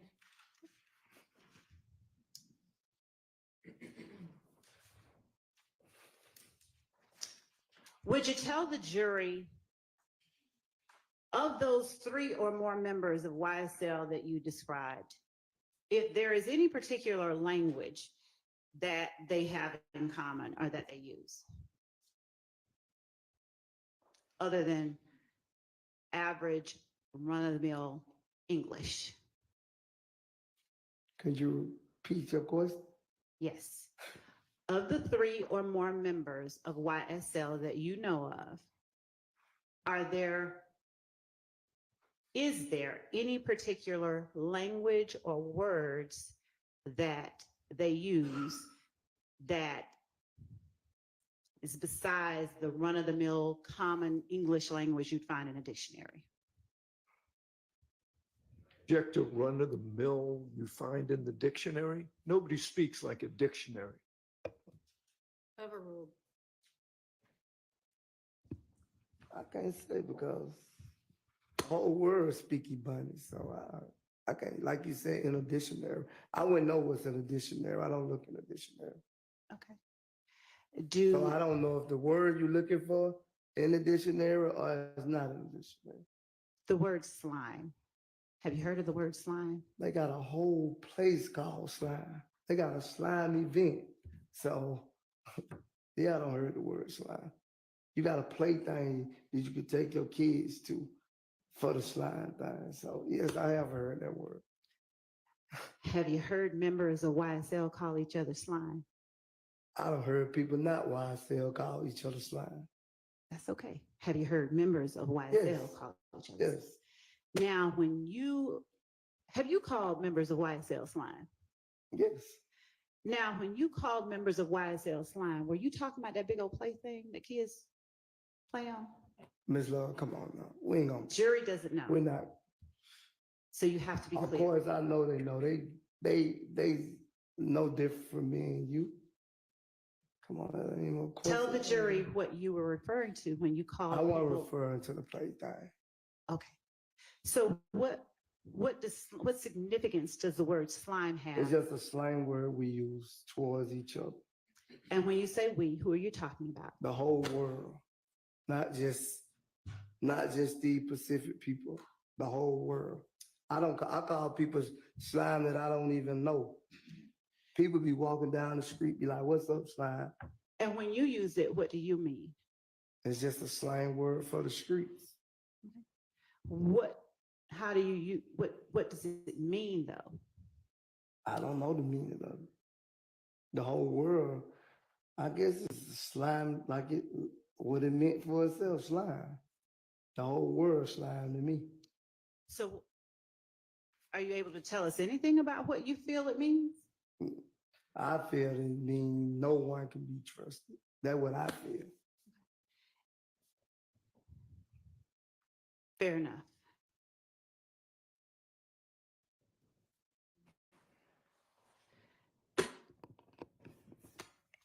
And is that a phrase that members of YSL, I'm not talking about the whole world, just members of YSL, uses amongst themselves? Why you want to say they just use amongst themselves when I just said the whole world use? You try to make it seem like it's just about them using it when it's not just them using it. Understood, but I still have to know, is that a word that members of YSL use amongst themselves? I don't know how to answer that question because I thought I already answered. Are you the only member of YSL that uses the word slime? No. Okay. That's a better question. Thank you. Who else within YSL have you heard use the word slime?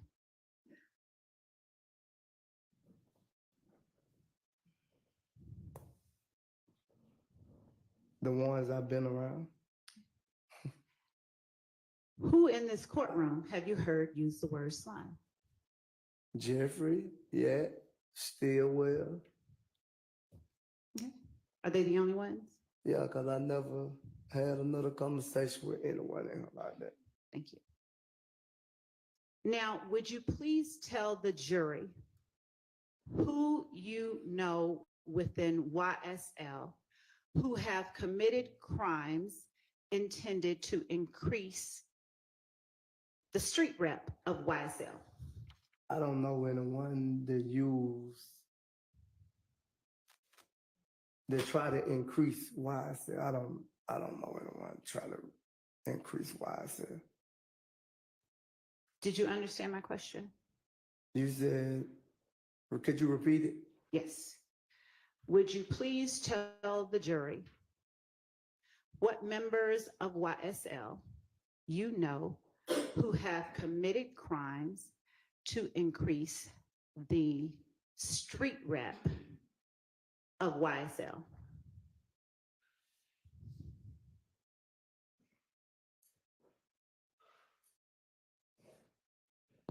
I can't really say Why not?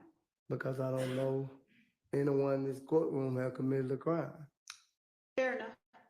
Any member of YSL that you know of who has committed crimes to increase the street reputation of YSL?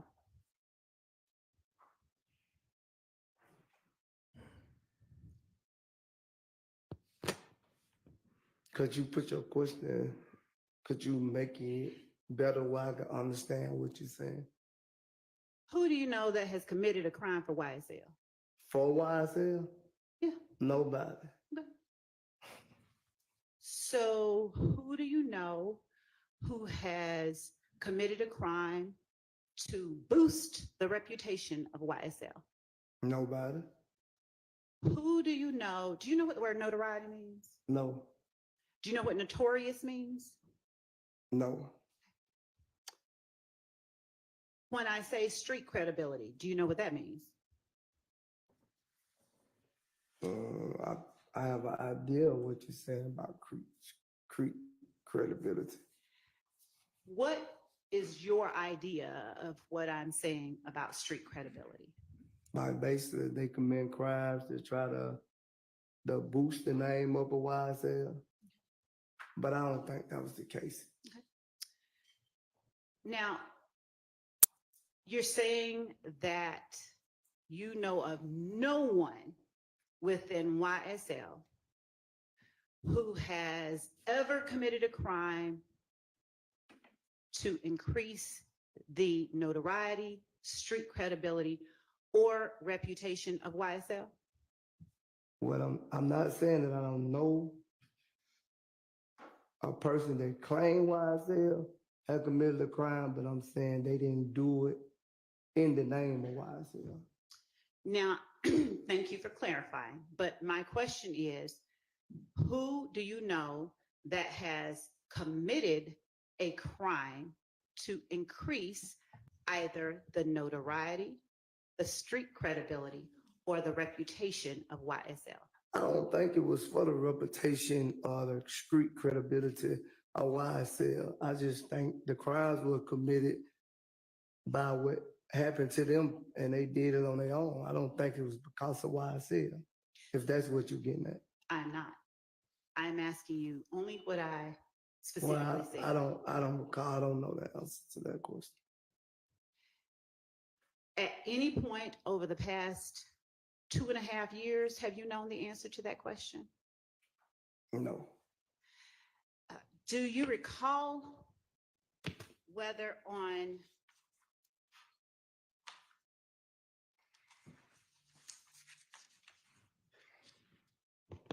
December 28th, 2022, you knew the answer to that question? And when I try to correct you on that answer, you wouldn't let me correct you on the answer, so. First, we're gonna get an answer from you.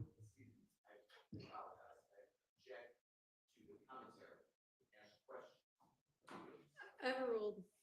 Go ahead. First, I'm gonna ask you to answer the question, and then we'll get to what you just said, okay? If you want to stay on the plea agreement, yeah, I initiate on that. Okay, so my question is, on December 28th, 2022, did you know of 3 or more members of YSL that have committed crimes intended to increase the notoriety, street credibility, and reputation of YSL? My answer gonna be the same. What is your answer? When I try to get my lawyer to refer, I throw. I just need, I'll let you Well, explain, no, I promise. No, All right, hold on.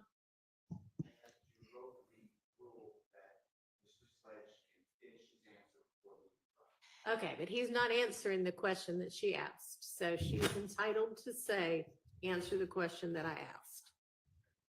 And she That is has exactly. already said that she's going to let him explain that in just a minute. Go ahead. So will you please answer or tell the jury if on December 28th, 2022, you knew of 3 or more members of YSL who have committed crimes intended to increase the notoriety, street credibility, and reputation of YSL. Could I talk to my lawyer, Ms. Love? That's up to the court. You may. We're gonna take a recess. Y'all go ahead and use the restroom if you need to. Thank you.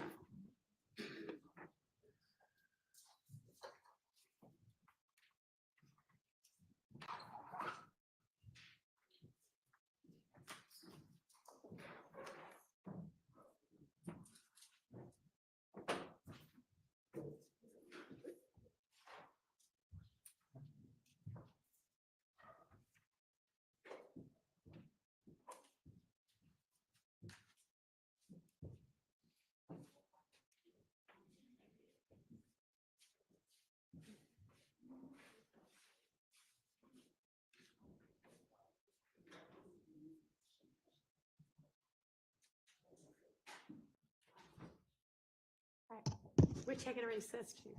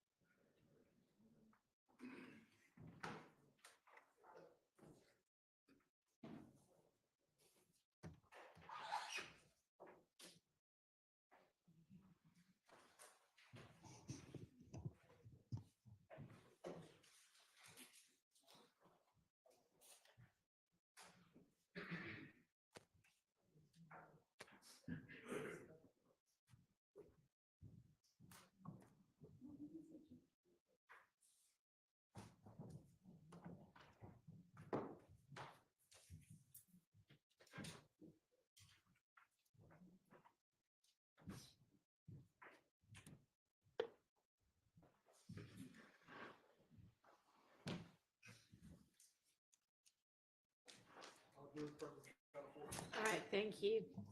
Go ahead, Ms. Love. Thank you, Your Honor. Welcome back, Mr. Sledge. Would you please tell the jury on December 28th, 2022, what three people, three members of YSL that you knew who had committed crimes intended to increase the notoriety, street credibility, and reputation of YSL? Me, Garnett, and Zachary.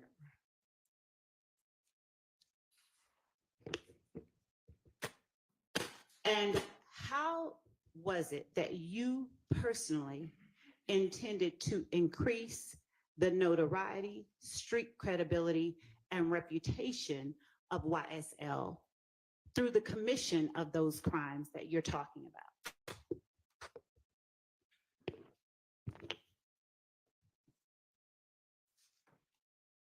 Could you say that question in another fashion?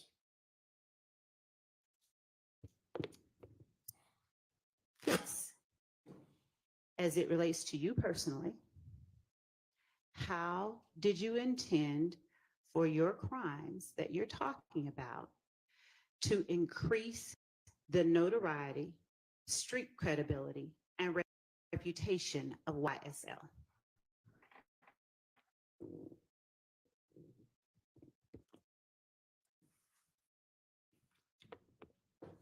Mm-mm.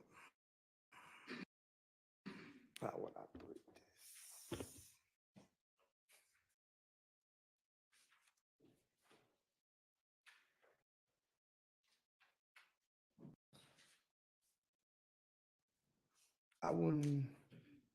I couldn't say if it was the credibility or why I said I would say the incident that happened.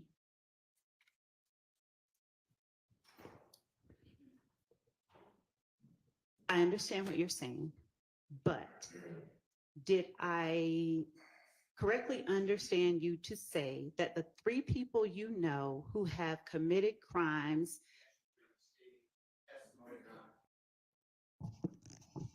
I'm trying to gain clarity, so I'm Overall, she's asking if she's got it right. thank you.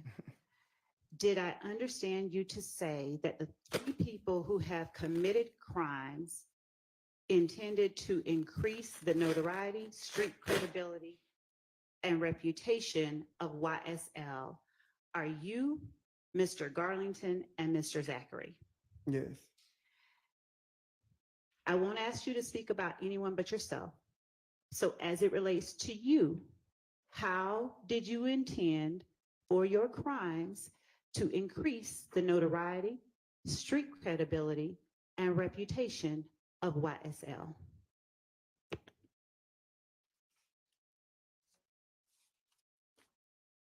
I don't understand that question, Ms. Love.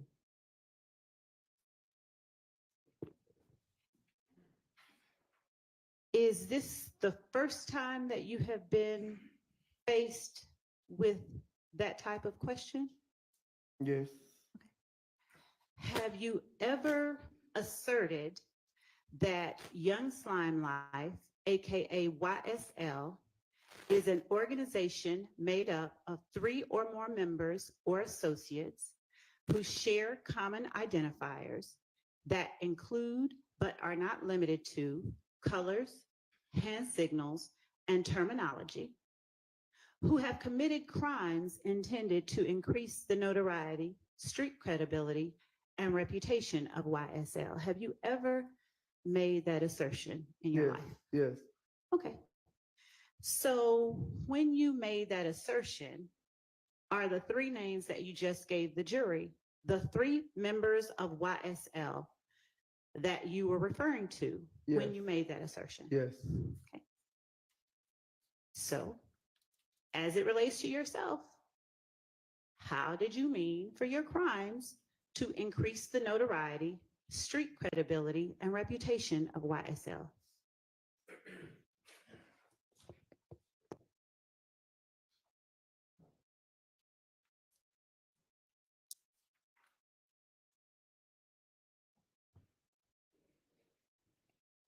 I'm confused on that one, Ms. Lowe. I ain't gonna lie. I'm sorry, what, I'm confused on that one, I ain't gonna lie. what are you confused about? I'm confused on what you asking. Which part are you confused about? You saying to increase, what crime did I commit? To increase?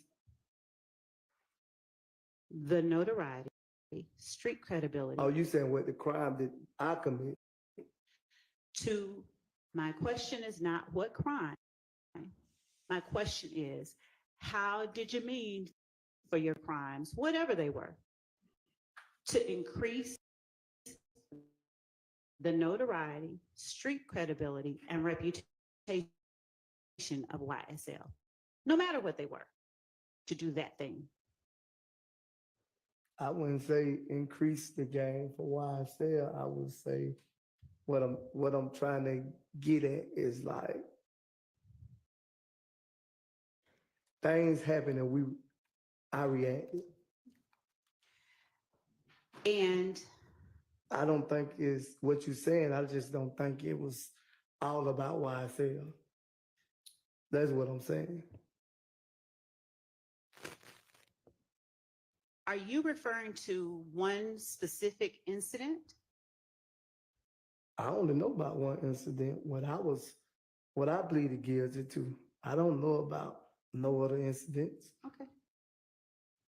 So when I speak of street credibility, what do you understand that to mean? Is it the same thing for you as fame? I never really been into that, Ms. Love, about fame and street credibility. That's okay, but I need you to answer the question. What do you understand street credibility to mean?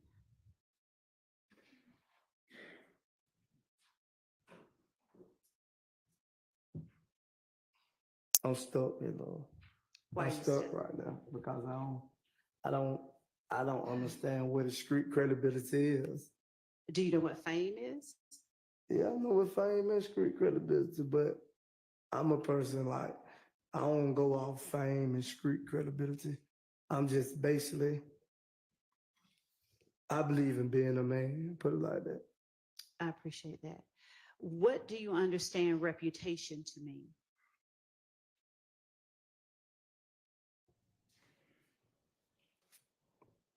You're trying to uphold a reputation, right? I can't give an answer. You have to give the answers, okay? What do you understand reputation to mean? A name in the streets. Okay. So how did you intend for the crimes you committed to boost YSL's name in the streets?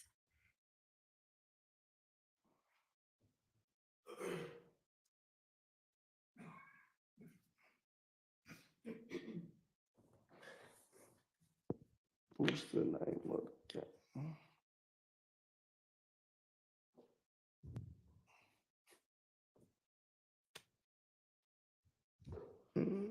I'm trying to think how to answer this question.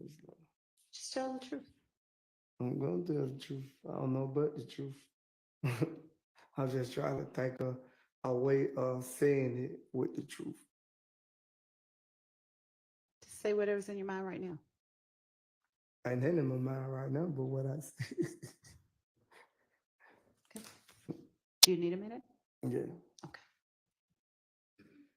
Could you come back to that one? No.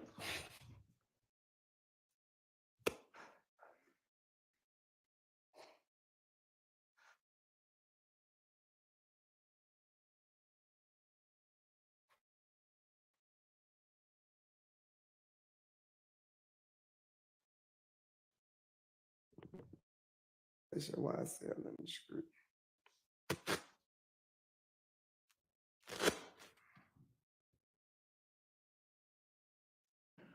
That's a good one.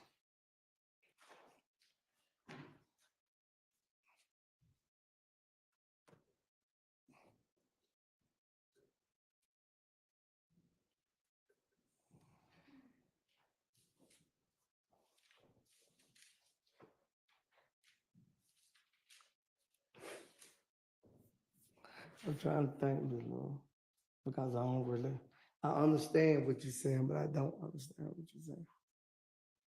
If that makes sense. What do you mean? You understand, but you don't. Because you saying trying to boost the reputation of YSL in the street.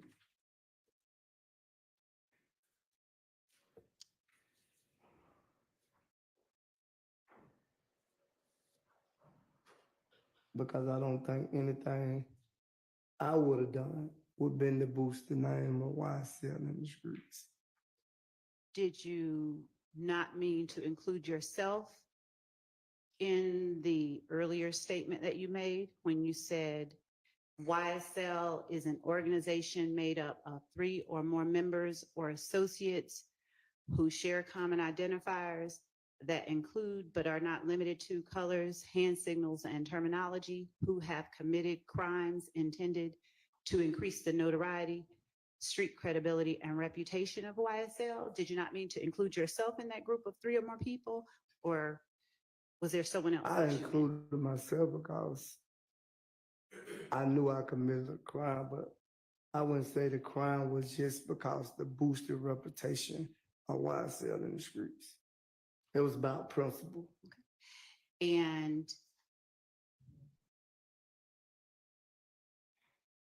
when you say it was about principle in what way as it relates to YSL? Because that's what I'm talking about. That's why the question hard to answer, because you keep putting it as YSL. Now, you said I keep putting it as YSL. Yes. Did you testify earlier that the statement that I read to you during my question is a statement you made? Did you make that assertion on December 28th, 2022? Is that something that you said yes to? Yeah, but I didn't make that question or that answer. That was your question and your answer. And when I was trying to correct you on that, you wouldn't let me correct you on it. Now you're pointing at something that may or may not be referenced in a moment. Yeah. But let's just talk about what you just said. You said that was my question. Yeah, I did initially. You said that was my question and my answer. Yes. When you say my answer, what do you mean? The answer of the question. You just said, like, that question you asked me, it already had the answer on it, and I initiated. I'm sorry. Are you saying that there is a question on some form that I gave to you? Yeah, it sounded like a question and an answer already on it. Okay. Could you repeat what you said? Yes. My question to you is, on December 28th, 2022, my first question was, what 3 people who were members of YSL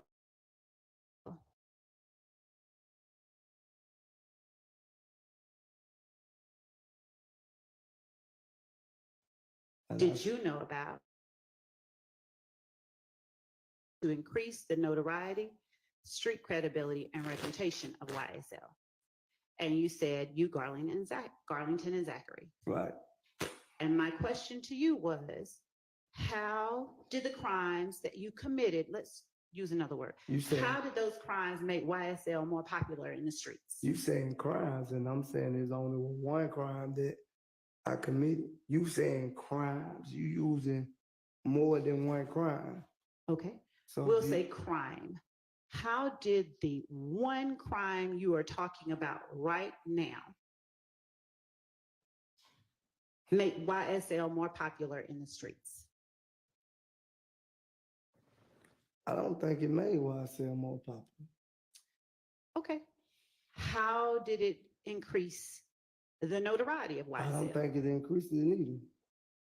How did it improve or It didn't. increase It didn't. YSL's name in the streets? It didn't improve or increase YSL name in the streets. How did it boost the reputation of YSL? It did not boost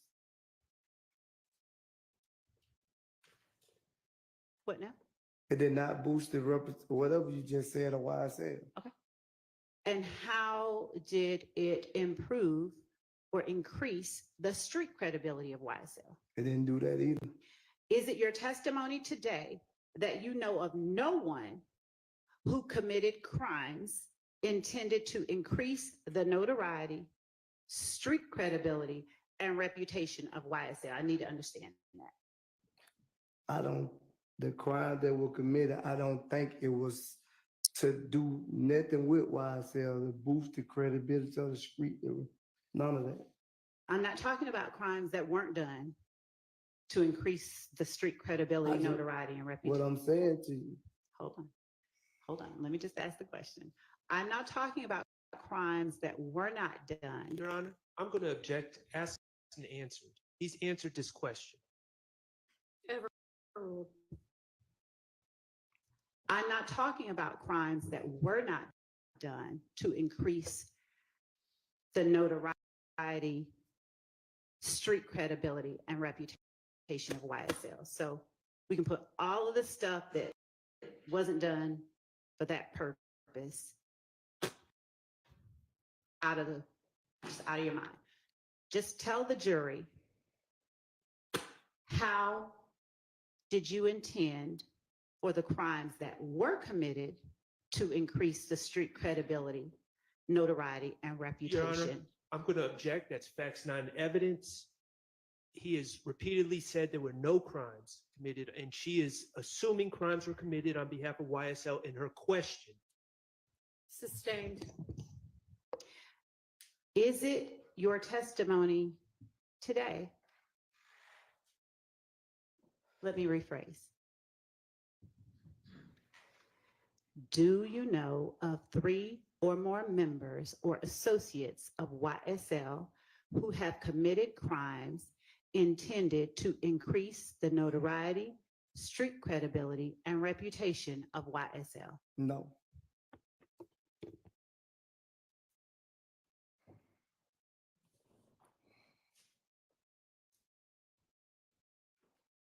Okay. Do you consider yourself a member or associate of YSL?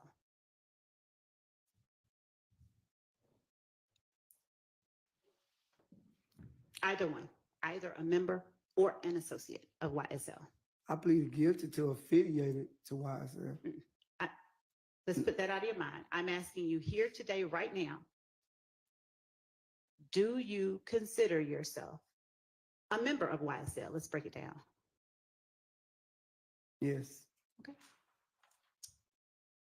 And on December 28, 2022, did you consider yourself a member of YSL? Well, that's what y'all had me charged with. We know. Yes, That's not yes, from the jury. yes. Okay. And how long have you been a member of YSL?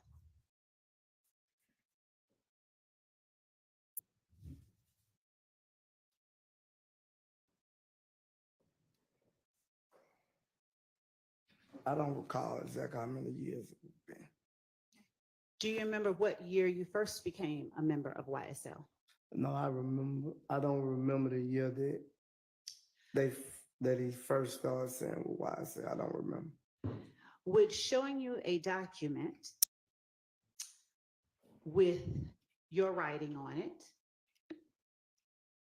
and a year on it that you signed on December 28, 2022, refresh your memory? Yes. Your Honor, I'm going to approach the witness with what I will mark as State's Exhibit number 444 Yankee. And I will show it to counsel for either the defendants who wish to see it.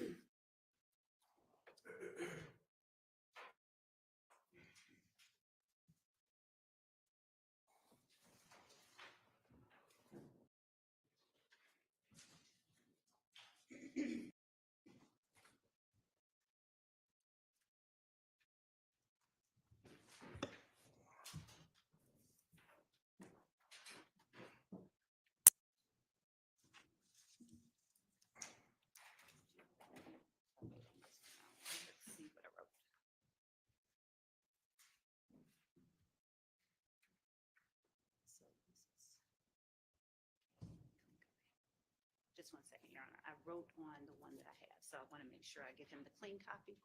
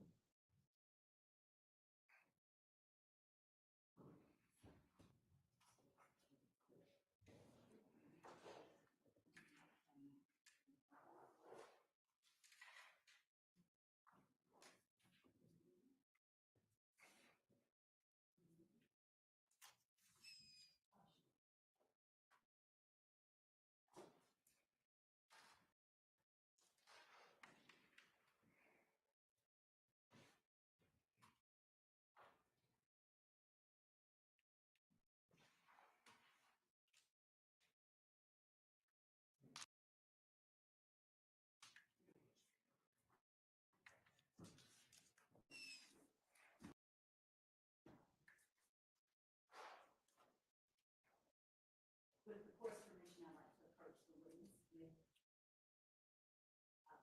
an electronic version of the document that I've just shown. And we'll label it in paper form 444. All right, go ahead. And for the record, I am showing the witness the third page of the document. So page 3 of 7. And the second blank under section 4.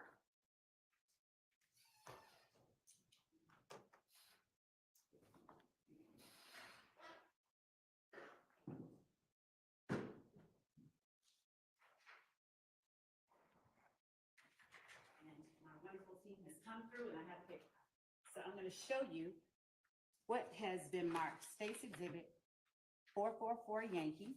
And I'm going to turn to page 3. Do not read any of this out loud. Right. I'm just going to point to the second blank under section 4 and ask you to read it.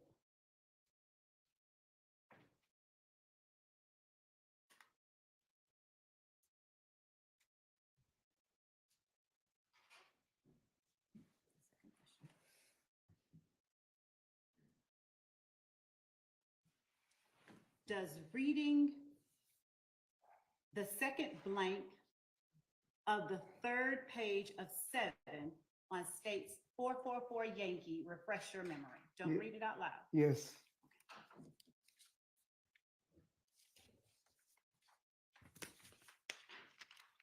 So, Mr. Sledge, would you please tell the jury how long you have been a member of YSL? It's associated 2012. Okay. When you say it says associated, what are you meaning? That's what the plea agreement said. We'll get to the document itself. Right. Right now, I'm asking you, since you've testified that you are currently a member of YSL, how long have you been a member of YSL? Since 2012.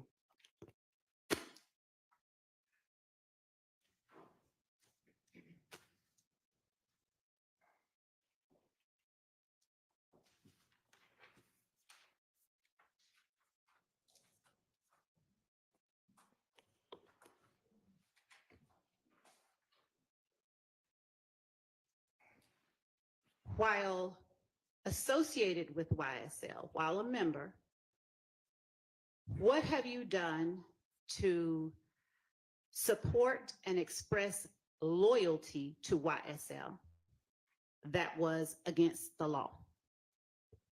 When I pleaded guilty to a drive-by shooting,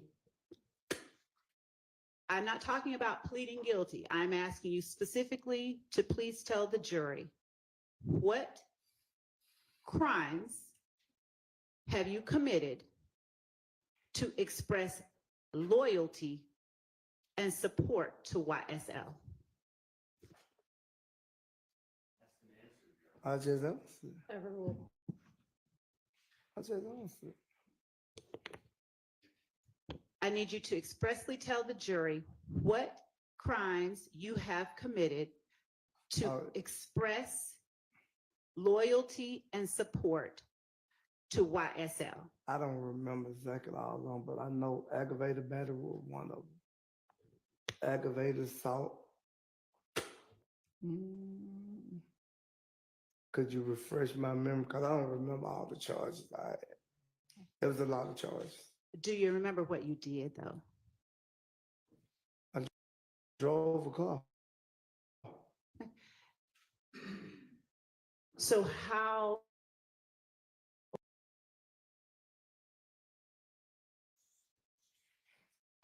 does that lead to your committing aggravated battery and aggravated assault to express loyalty and support for YSL? Basically helping Demika Gunner and Quindarius Zachary. Have you ever stated that you committed a drive-by shooting to express support and loyalty to YSL? Yes, because I pleaded guilty in 2017. Regardless of your guilty plea, I'm not talking about. Well, that's the reason I signed that question. Okay. So since I haven't referenced a question for the jury, I'm trying to keep the record clear, okay? I'm just asking you about acts that you committed that were done to express support and loyalty to YSL. I just said that. Hang on a second.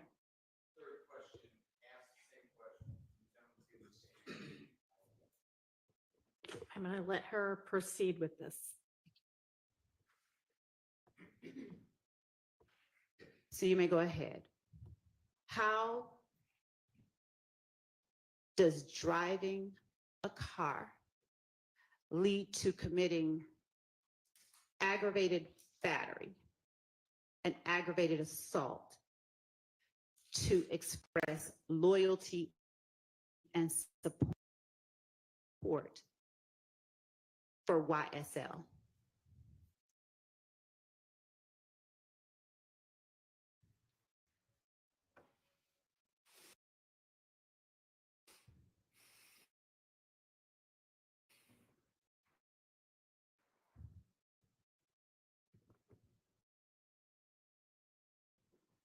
Was it probably for people who claim to be YSL, if you want to use that as a refer. I understand that you understand what I'm saying, but I'm asking for the jury's sake, okay? If you can just tell them how driving a car leads to an aggravated battery and an aggravated assault committed to express loyalty and support for YSL. So you want me to explain to what happened? I want you to explain how one leads to the other, how it leads to expressing support and loyalty for YSL. I don't know, my love. I don't even think when I read the plea agreement, I was understanding it. I think I was just signing. I want you to put out of your mind any agreement, and I'm asking you here today, In no way, then. in no way. No way. So who is it that you know who committed a drive-by shooting to support and express loyalty to YSL? I already answered that question for you. Would you answer it again then? I might have missed it. Me, Garlington, and Zachary. So given that you, Garlington, and Zachary committed a drive-by shooting to support and express loyalty to YSL, please explain to the jury how you personally intended for that criminal act to express loyalty and support for YSL.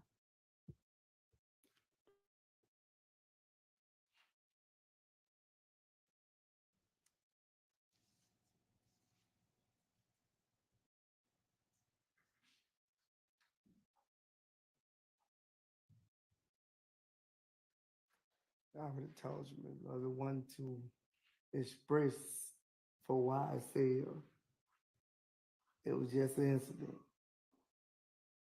You making it seem like the crime we committed was for YSL. Yes, I did sign that.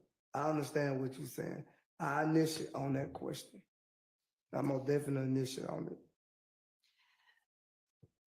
Mr. Sledge, since you're referencing that, and by that, just for the record, I believe that you're referring to 444 Yankee, the document that I just brought to you.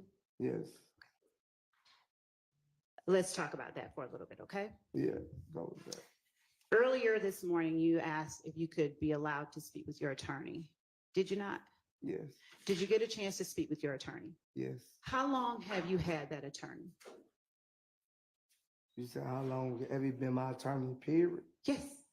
I don't know, a lot of years.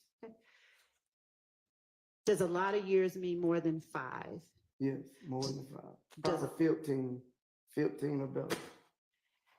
And is it a safe assumption to say that you trust your attorney? Yes, Okay. And since you're referencing 444 Yankee and you're referencing signing it, did you have access to your attorney at the time you signed it? yes. But also, when I brought to my attorney attention about that document and told him that that wasn't correct, he came back to me and told me, you said initial, and then I'll be able to explain when I come here today.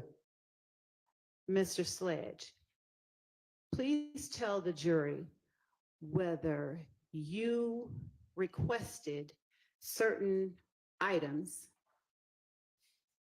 that were different than what is contained in 444 Yankee to be either changed or removed from that document before you signed it. When I tried to get it changed, he came back to me and said that you wouldn't change it. Them is exact words to me. When I brought a concern about it, he came back to me and say, you wouldn't change it. Mr. Sledge, do you understand the question that I'm asking you? Yes, Would you please tell the jury whether there were changes no, it to was no this change. document There was no change. that you personally requested through your attorney? Yes, and you didn't change it. Is it your testimony that no changes were made to that document No change was made to my. from its original form? No, I'm going to show you just. Now, are you saying no, definitely, or no, you don't remember? I don't remember, but I think most definitely you didn't change it. I'm going to show you page 6 of 7 on states 444 Yankee at Section 5.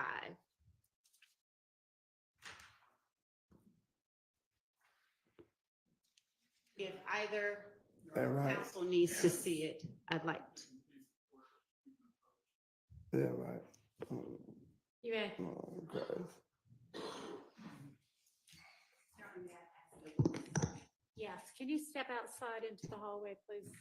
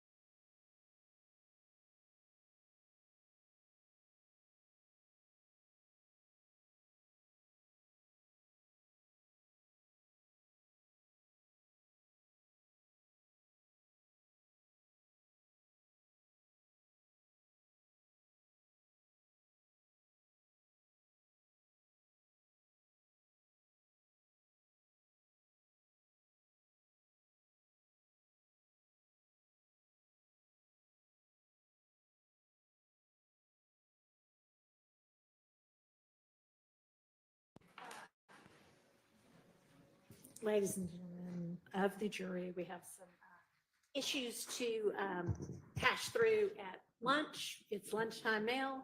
So we're going to take our lunch break now and let's plan to be back. Does everybody think 1:30 gives everybody enough time to do what they need to do? Or That does give the state sufficient time if it suffices for. 1:30, 1:45, 1:30? Okay, we'll see everybody back at 1:30. Thank you.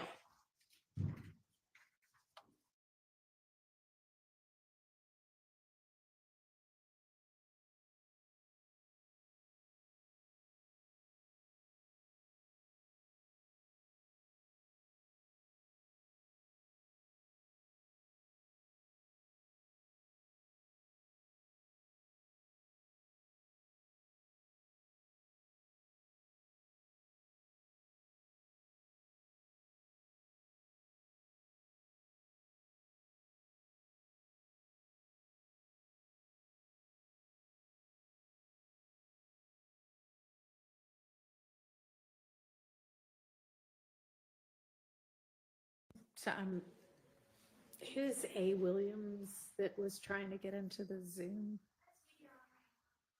Okay, sorry. So Ms. Persfield obviously is not with us right now, so my JA is trying to run it and it's like, who is this one? Okay. All right, we will, unless does anybody need anything put on the record right now? All right, then we'll just break for lunch. Y'all handle the things that we discussed at the bench and I'll see everybody back at 1:30.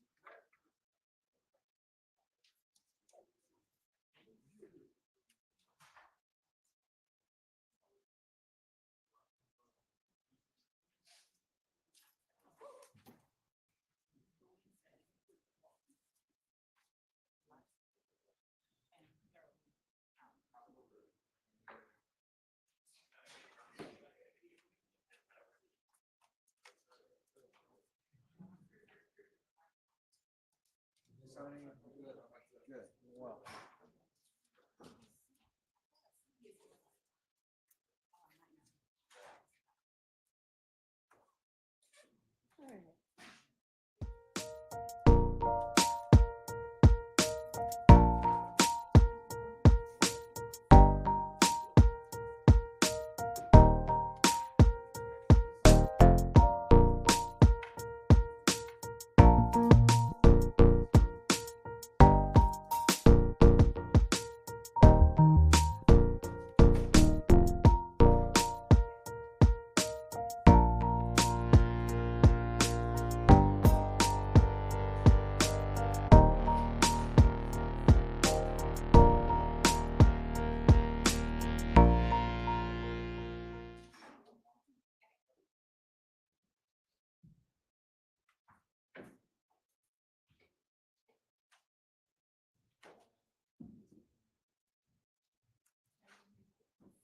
Back in the treasure.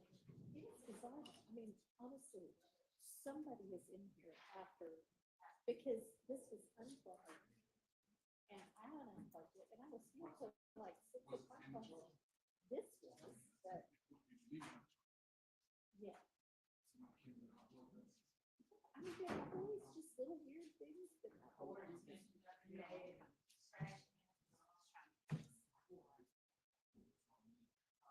But it's like so many things. It's just weird.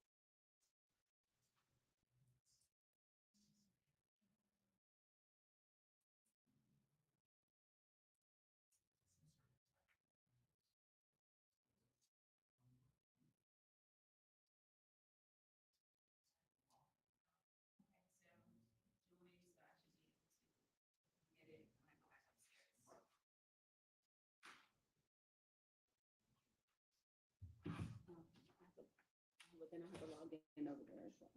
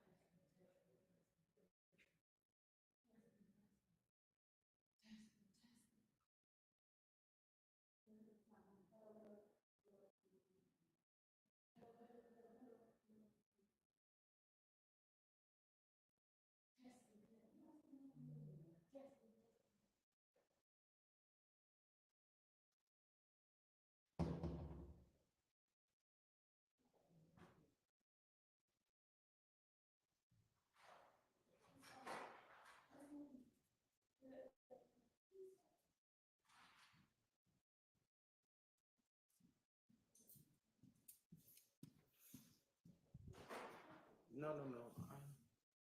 Here you go.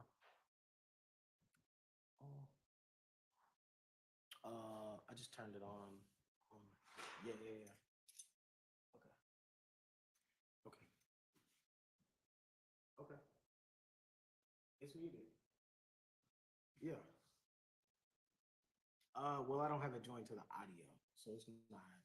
I can join it and you then mute it, but it's not going to produce no sound. It could be either or. Like you could do it. The main thing why I don't join it is so that you can talk.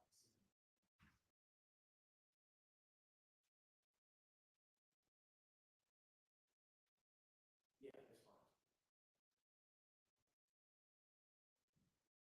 No, I got you. I got you. All right.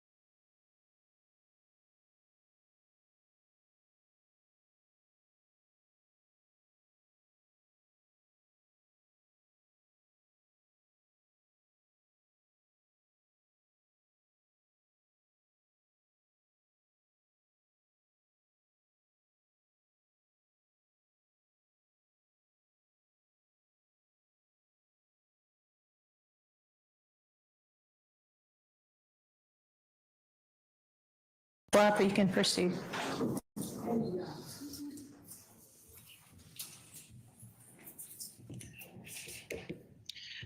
Mr. Sledge, you doing okay? I'm doing great. Good.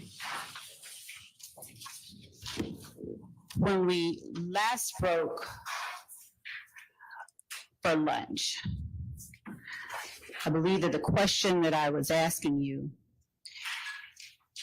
had to do with your ability to ask your attorney about any documents that you signed on December 28th, 2022. Right. Did you have access to your current attorney on December 28th, 2022? Right. Yeah. And did you have an opportunity to ask him questions before signing any documents presented to you by the state? Yes. Did you ask him questions before signing any documents? Yes. Did you request changes to documents that were presented to you by the state? Yes. Do you recall what changes you requested? No, I don't recall exactly, but I know most of them. Did you have an opportunity to ask your attorney what words within the documents that you were looking at meant? No, In other words, if you didn't understand something, were you able to get clarification about it from your attorney? She's not asking the substance, so overruled. Did you refer the question? Ask the question again. Yes.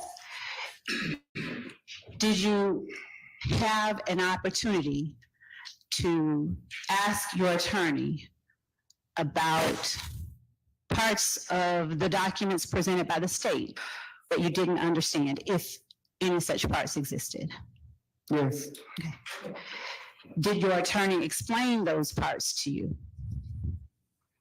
Yes, to his best ability, yes.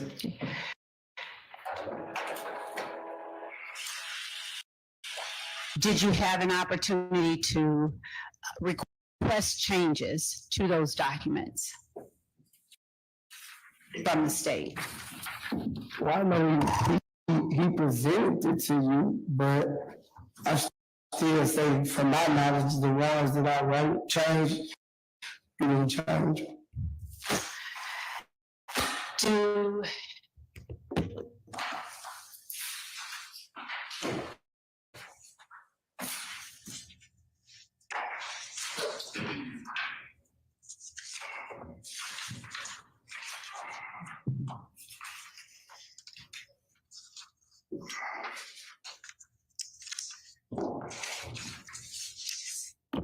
Do you recall ever receiving a document with the assertion that immediately after the murder of Donovan Thomas Jr., defendant and other YSL associates met at the McDonald's on Cleveland Avenue in Atlanta, Georgia?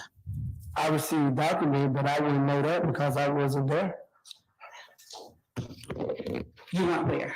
At the McDonald's, where you talking about? So I wouldn't know And that. did you convey through your attorney to the state, I can't initial that because I wasn't there? I don't recall. Okay. Was showing you a document with those words on it and a subsequent document with them changed refresh your memory? Even if you show me the document with my initial on it, I still wouldn't know because I wasn't there.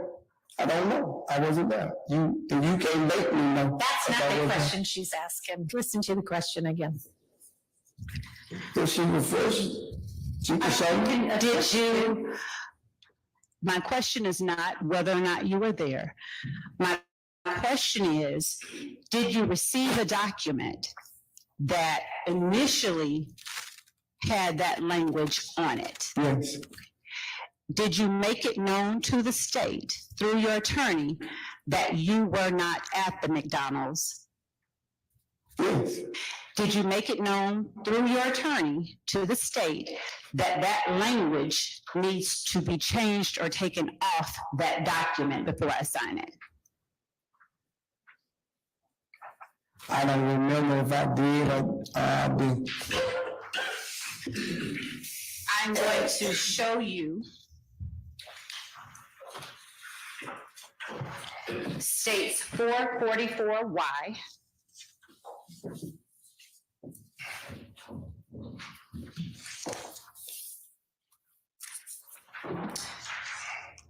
And I'm going to ask you, it's page 4 of 7 for the court's purposes and defendants, to read to yourself number 7 on page 4 of 7.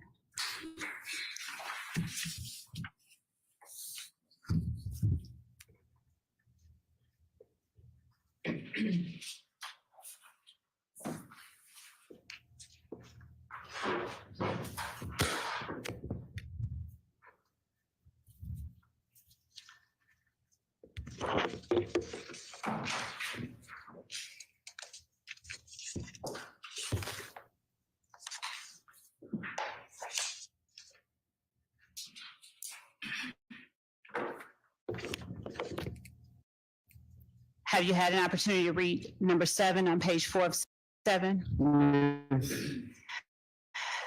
Does that refresh your memory about whether or not language was changed to reflect that you were not at the McDonald's? yes, let's say I wasn't there. Is that a change that was made at your request? I guess. Okay.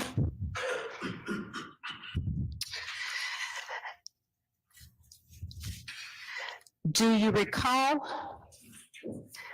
reading a document that had the language on January 10th, 2015, after the murder of Donovan Thomas Jr., defendant and other YSL associates gathered at the home of Jeffrey Williams, AKA Young Thug, after leaving the McDonald's on Cleveland Avenue in Atlanta? I don't remember signing that. Understood. That's not the question. Do you recall seeing a document with that language in it? No. Okay. Your Honor, I'd like to to refresh the recollection of the witness, what I will mark as State's Exhibit 444 Bravo, and I will give a copy to counsel for the defendant, either one of them. All right.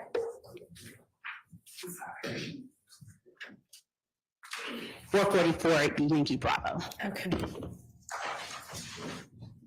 I'll just leave it here.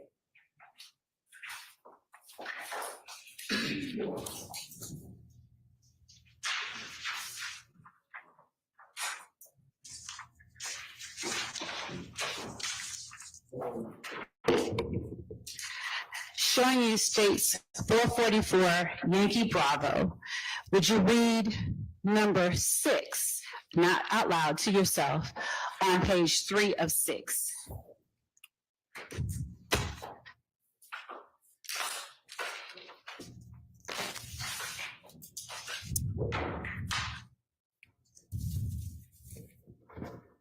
I see it, but Okay. And do you see, or does that refresh your memory as to whether you saw a document with that language in it? I don't remember seeing the document with that. Okay. Let me now show you State's Exhibit 444 Yankee. And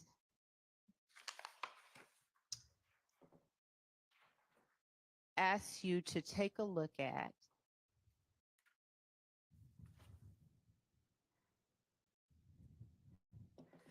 Number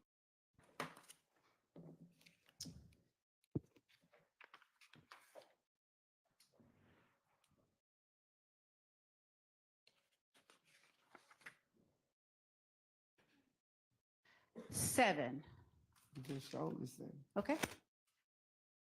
Is number seven the first version, number 7 on State's Exhibit 444 Yankee? Is that Hang on, yes. Yes.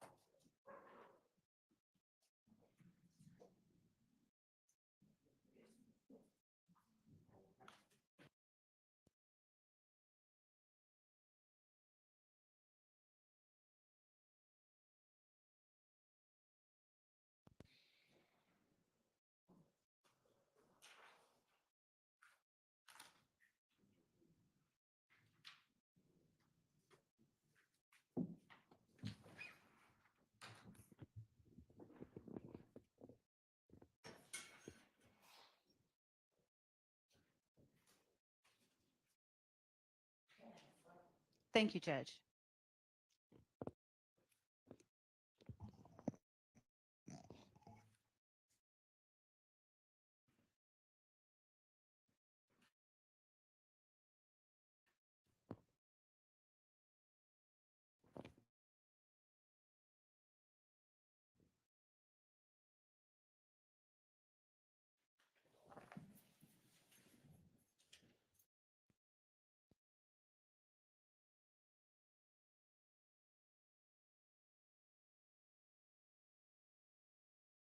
Be wherever you want to be.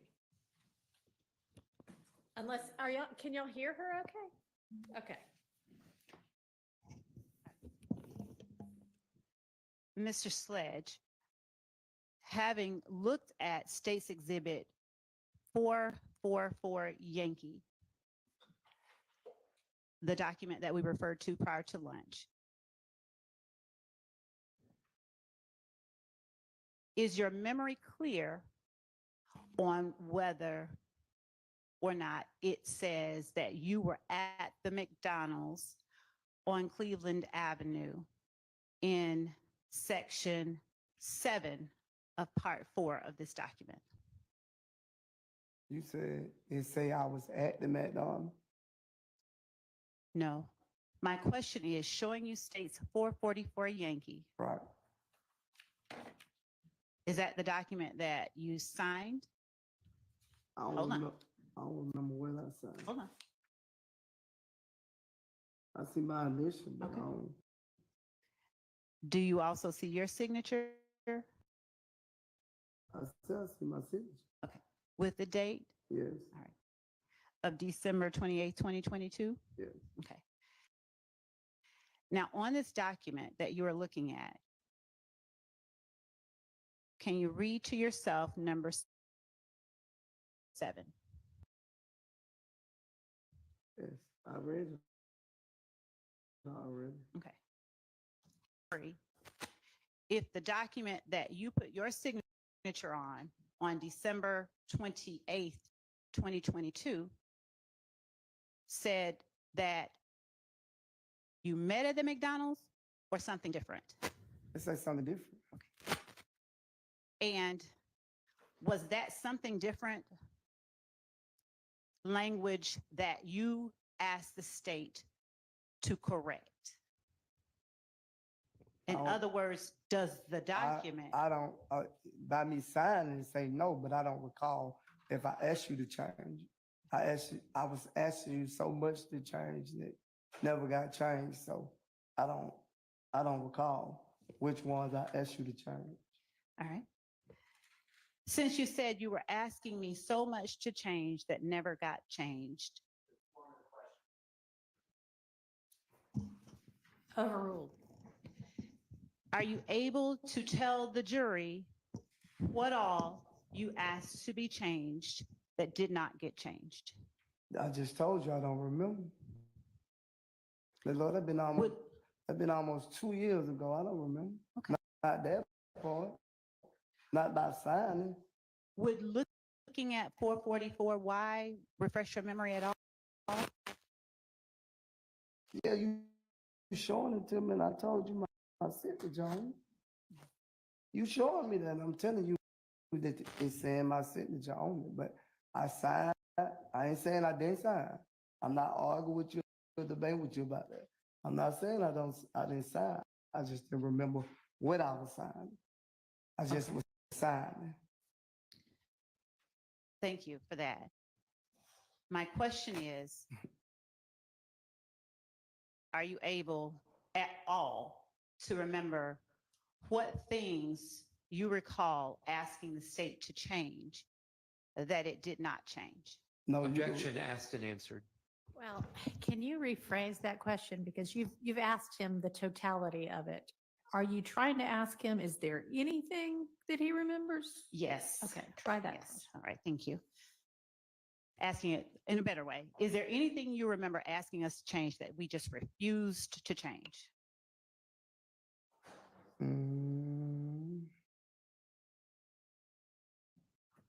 I can't remember exactly, but if you show me the paper, I probably can point out the ones that I wanted you to change that didn't get changed. I'm going to show you states 444, and if you would not read anything, I'm not just tell gonna me read- I'm numbers. just pointing to you. Okay. Go ahead. Is this 444Y? Yes, it is, Judge.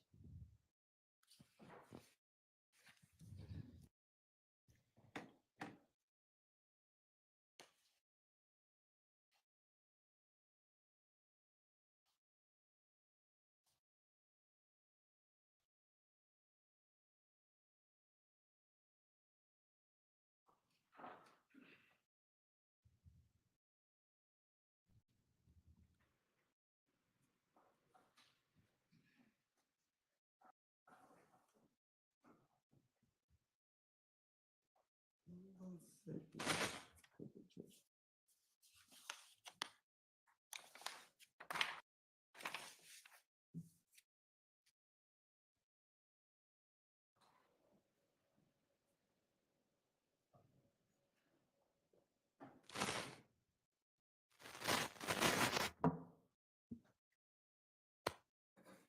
know this one.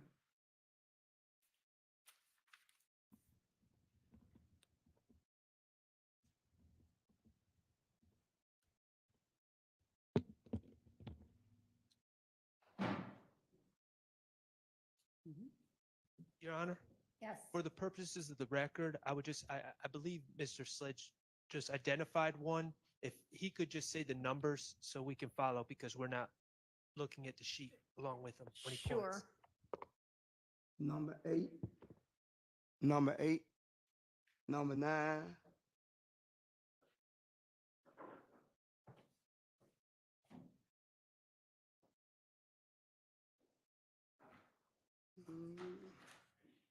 I don't know if number 7 or not.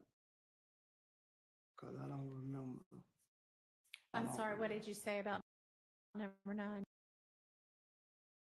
I missed number 7. I don't know. I know number 9 is one I asked you to try. Yeah, I don't really remember about number 7, but I know what it's saying isn't true. Number 7, you're saying is not true. Yeah. I didn't hear that from that part. I heard it in the streets, not from a member. Do you understand what I'm saying now? I hear your testimony, yes. Are those the only 2? That's 3. Well, I said 7, I didn't really know, but 8 and 9, I most definitely remember asking you to change, and they never got changed. Anything else? No, not that I know of. Now, when you say that you asked me to change 8 and 9, how did you make that request? Did you personally talk to me, or did you ask someone to tell me? I was telling my lawyer those were not correct. And he came back and, at your request, he asked the state, that's your understanding, to change those? I don't know personally what went on between y'all. Wasn't there. I was in the back. Y'all was in the courtroom. At any time were you forced to put your initials on anything on this document that's labeled 444Y? I was actually told you can initial, but you can get if you be called in, you can explain the truth of what you know and what you don't know. Is it your test?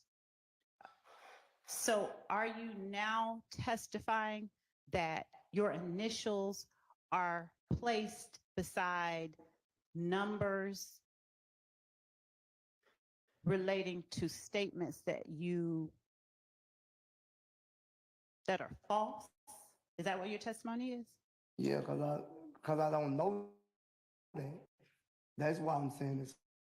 No way that I can know that if I wasn't there or no one who you have charged told me. I was that same thing you talking about. From the beginning, before any of these guys, except Shannon Stillwell, any one of the other guys, before they was charged with it, I never heard of that until May 9th, when you put it on your indictment. Okay. I'm going to show you that same document, 444Y, and ask you to look at section 5 of the document. And looking at it, is there a marking on the document? Does it refresh your memory as to whether you personally marked anything out on the document?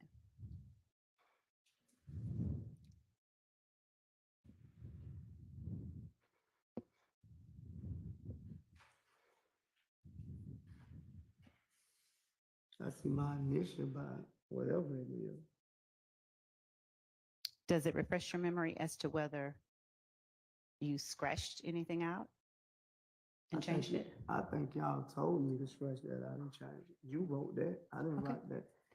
That's not my writing. That's my Is that your initial. initial? Okay. Yes.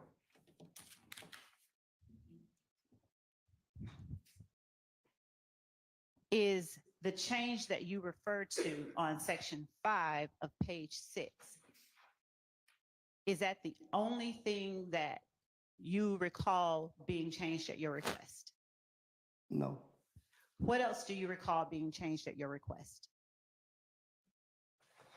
Well, now, yes, I'm sorry. Y'all can scratch. No, yes, I don't remember nothing else you changed as my request.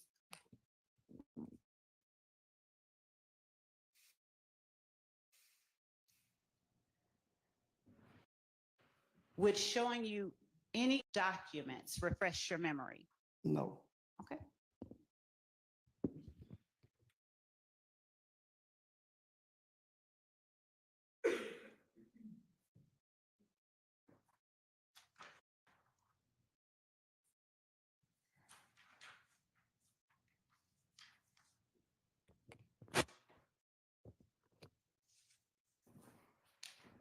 So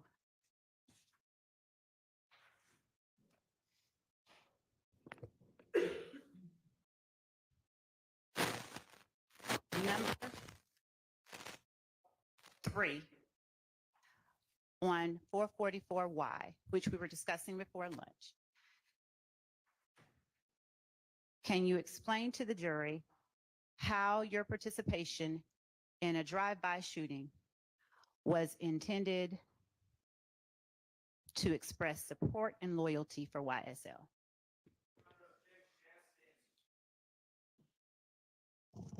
Um, I'm sorry, I didn't. I mean, it has sort of been asked and answered in that he, yeah, sustained.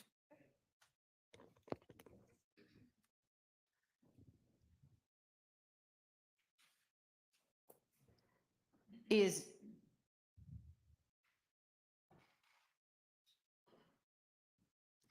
tell us what happened in the drive-by shooting.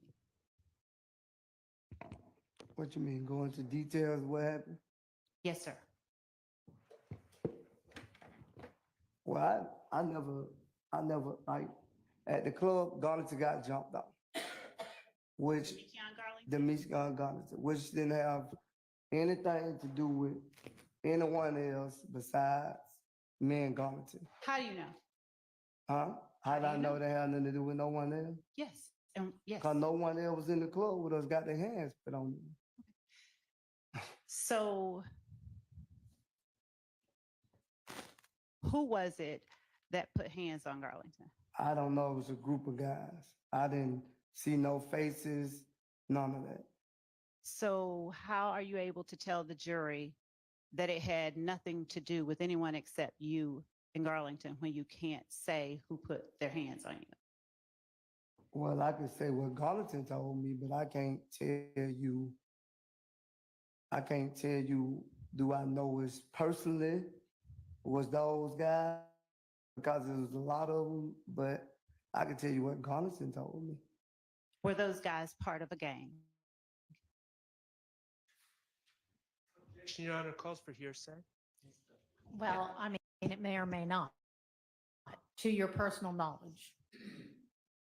Did They- you believe that those guys who put their hands on Garlington were a part of a gang? I asked him, Sustained. Rephrase your question. to your knowledge, were the persons who put their hands on you or on Garlington, rather, excuse me, a part of a gang? I don't know, because if they joined the game, I wasn't there when they joined the game. If So they I- joined a what now? if they was part of a game, When you're saying gang, are you saying, spell what you're saying? Gang, you Okay. said gang. I did, thank you. So if they was part of a gang, whenever they joined, I didn't eyewitness. So I don't know if they was or was they false claiming or what, I don't know. Okay. So forgive me for interrupting. Please tell the jury what led up to the drive-by shooting? What happened? Well, they jumped on Gunnington in the club. I assisted Gunnington. And then it went farther with us fighting. And then I don't know what happened on the outside. I don't know what happened on the outside, but then me, Gunnington, and Zachary, we went and we did what we did. Okay. Were you standing next to Garlington when he first got jumped? No, he was coming back towards me. And you said you didn't see the face of who jumped him. I never really seen it. Somebody told me that they was jumping on Garnington. Who And told you? people in the club. I can't give you a name because I don't know their name. So what did you do? I assist Garnington. How did you assist Garlington? I helped get them off Garnington. As you were helping getting them off of him, did you recognize anybody that you were helping to get off of It him? was abroad. No, there was so many people. Okay. You said earlier that you didn't know whether these people were actually a part of a gang or if they were false claiming. Right. Do you know what gang they claimed to be a part of, if any? Maybe ask another foundational question first. Are you aware of whether these people that you pulled off of Garlington claimed to be a member of any particular gang?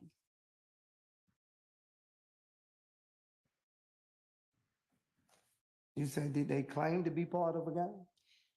Correct. Overruled.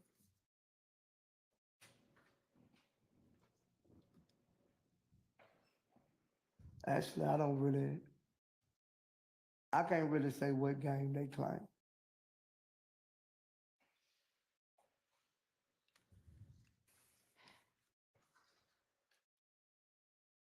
Without saying what gang, at the time that you pulled these guys off of Garlington, did you believe that they belonged to any particular gang? Overruled. No.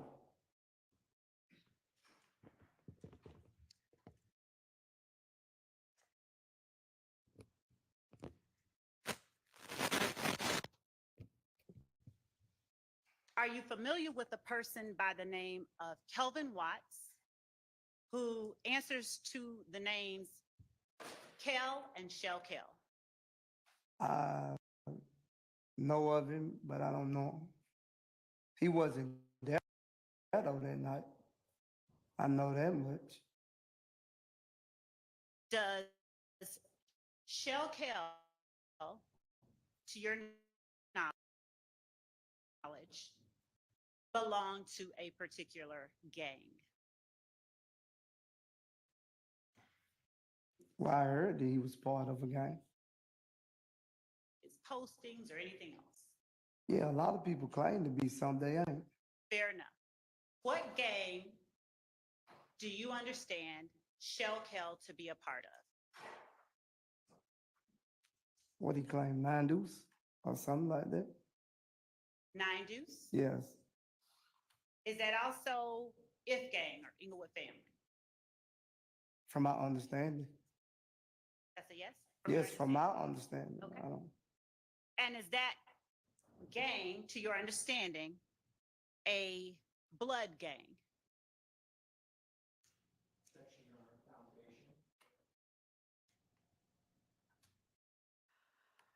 If he knows, Your Honor, I'm asking to his understanding, does he understand that gang to be a blood set? Overruled. Yes, I heard, but I don't know for sure. I heard. Did you consider that gang a rival gang? Please use your mic. A Did- rival gang? No. Did you state on December 28th, 2022, that you threatened to harm a person named Kel because of that person's association with a rival gang? Yeah, but at the time, I didn't know. At the time that the threat was made, I didn't know he was If gang. When did you learn he was If gang? Ooh. I know it was after that video. Okay. Now we're talking about a video. What video are you referring to? The video of me and Quindarius. But it wasn't about no gang situation.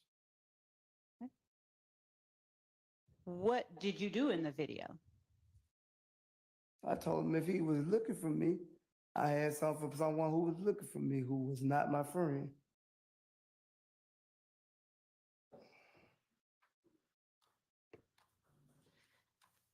And forgive me, you told him that if he was looking for you, what was that last part? I had anything for anybody who's looking for me that's not my friend. He had no reason looking for me if he's not my friend. Okay.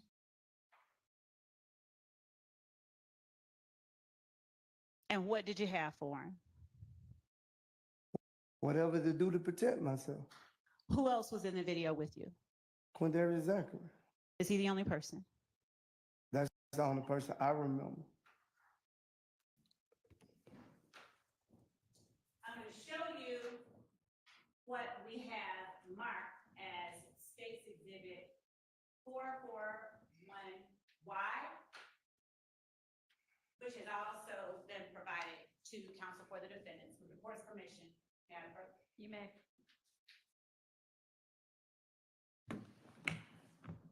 Are you able to see the video on the screen? Yeah.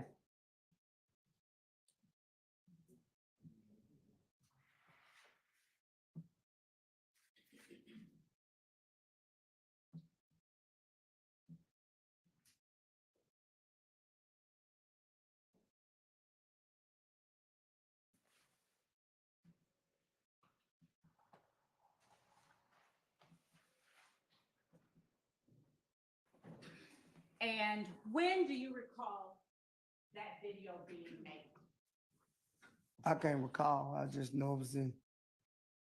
I can't recall. I know it was in. I think it was in 2015 or 2014. I don't recall. What did you do with that video once it was made? They posted on social media. Who is they? I want to say Zachary posted.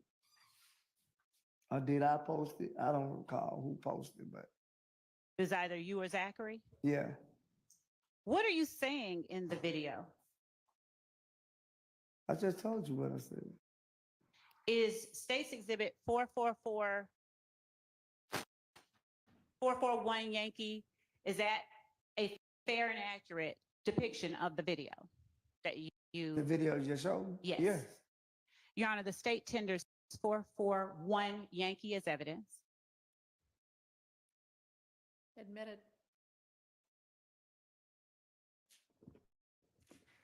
And with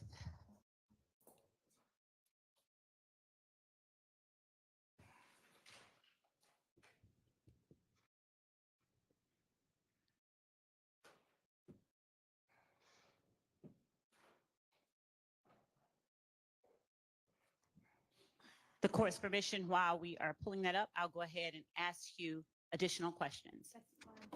Thanks. Do you have anything? Do you have anything in your hands in the video? Yes. What? I'll go. And does Zachary have anything in his hands in the He video? got 2 guns in his hand. What was the purpose of posting that video on social media? We were just We were really being silly, man.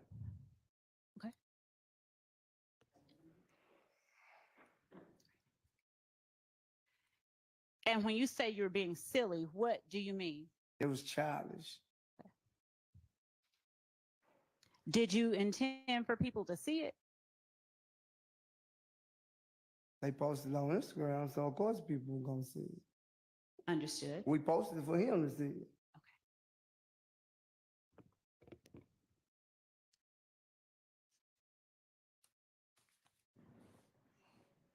Would you please continue? Hang on one second. If it's ready to play, we can play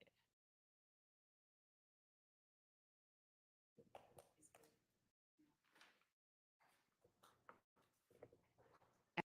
And we are now publishing State's Exhibit 441 Yankee after we hide the floating toolbar.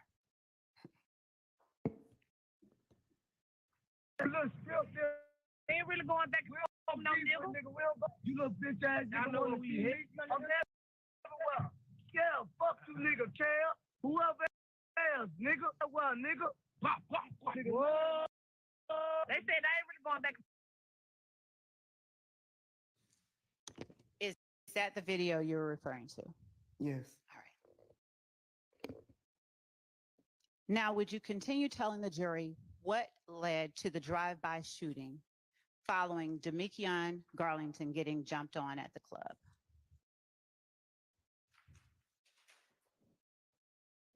What led to it?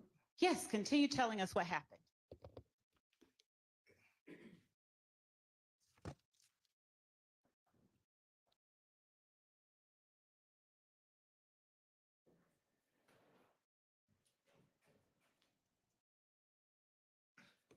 We left the club and we went over.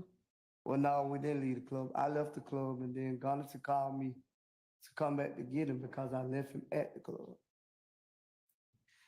Did Garlington ride with you to the club? No, Do you know who Garlington went to the club with? no, he was calling me all that day to ride me to the club, and I don't like people to ride to the club. I go to the club by myself. I might meet them there, but I always ride by myself. Who all participated in the fight when Garlington got jumped? Just me and Garnison. No one else was in the club with us. And so after, how did the fight end? Security guard broke it up. After the security guard broke it up, what did you do? I stayed in the club. They put Garnison out the club. And then what happened? I was in the inside looking for Garnison's phone with security guard. And I guess security guard found the phone and he took it outside. And then eventually I got the females that I was with and we went outside. And then what happened? I pulled off. Garnison was talking and saying something. And I got in my car and pulled off, called me back to come pick him up because he didn't have a ride. What club were you all at? Club Crew. And what day of the week was that? It wasn't a Monday, so it had to be like a Saturday or something like that, if I am mistaken. What did Garlington call you back for? Just to get a ride? Yeah, at first just to get a ride, yes. What then did it later turn into? It later turned into a shoe. Tell the jury how that happened. I guess Garnison didn't want to let it go, and I was riding with Garnison. Which I probably wouldn't let it go neither because another grown man ain't got no business putting his hand on no grown man. So fill in the blanks and tell us from the time that you went to pick up Garlington, what happened that led you to participate in a drive-by shooting?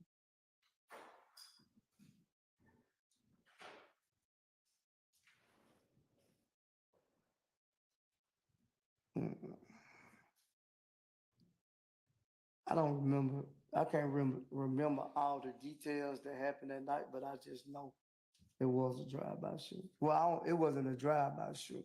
What It was was a it? shooting. Cause I didn't see nobody shoot. If that makes sense. Please explain. I never seen them shoot. Cause I dropped them off and I kept going. And then what happened? I guess they did the shooting. Did you drop them off at any one particular spot? I don't know the name of the street. Understood, but did you drop them off at any one particular spot?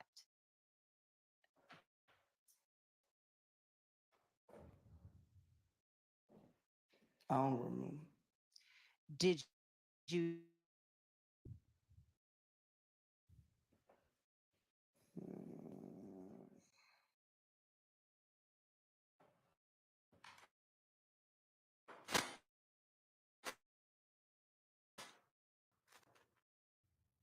Can you refresh my memory if you can?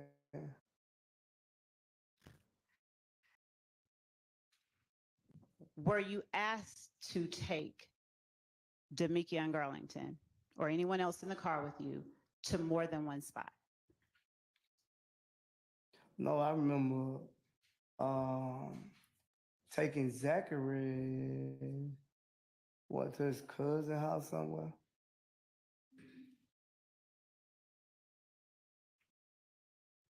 So what happened at the spot that you said you dropped them off at? I don't really remember, Ms. Love, but I know I pleaded guilty to it. I don't remember, but I know I pleaded guilty to it. I don't remember all the details, but I pleaded guilty to it. Mr. Sledge, is a drive-by shooting or shooting something that stands out in your mind, or is it something that's just commonplace for you?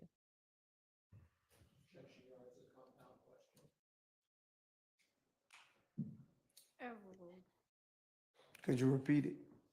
Is a drive-by shooting something that stands out in your mind, or is it something that is just commonplace for you?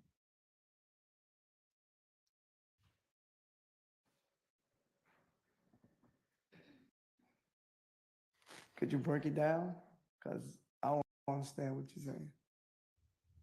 You saying, is it in my mind or is it just something I do? Is it something that is worthy of remembering for you? A drive-by shooting. No. It's not something that's worthy of.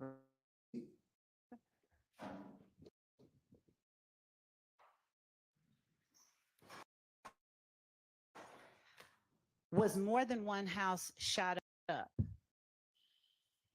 after Demikion was jumped at the club? Probably I wasn't there. I probably was, I'm saying, but I didn't take him to more than one place. Do you recall going to Adele Drive? Where is that located? Off of Martin Luther King I'll rephrase. Do you recall going to an area off of Martin Luther King called Adele Drive? Yeah, I think that was one. Do you recall going to a location on Drew Drive? No, they lied. No, I don't recall going to drive, but I know it was all in my plea agreement. I just thought it was best in my interest, so I pleaded guilty to it.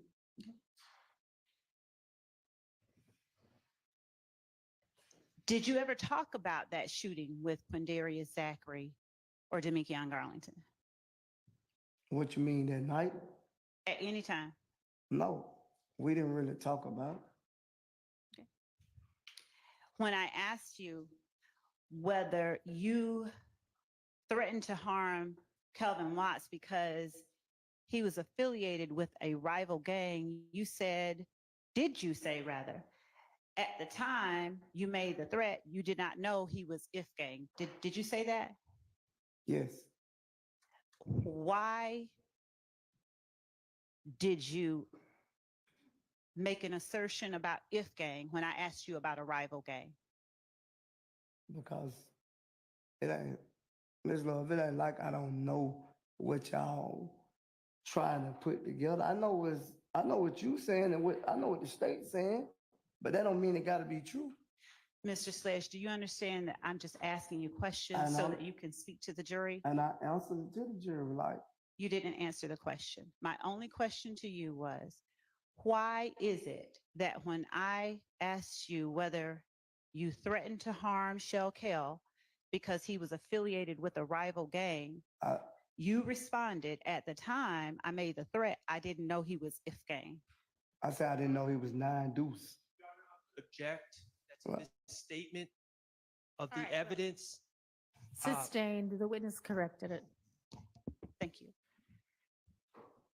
Why did you say that at the time you made the threat, you didn't know he was a member of that gang? Because the state, this is what the state painted a picture that YSL, I'm answering the question if you're gonna let me answer. The way I know the answer. If you're not gonna let Go me right answer, ahead, Mr. then Sledge. Go ahead.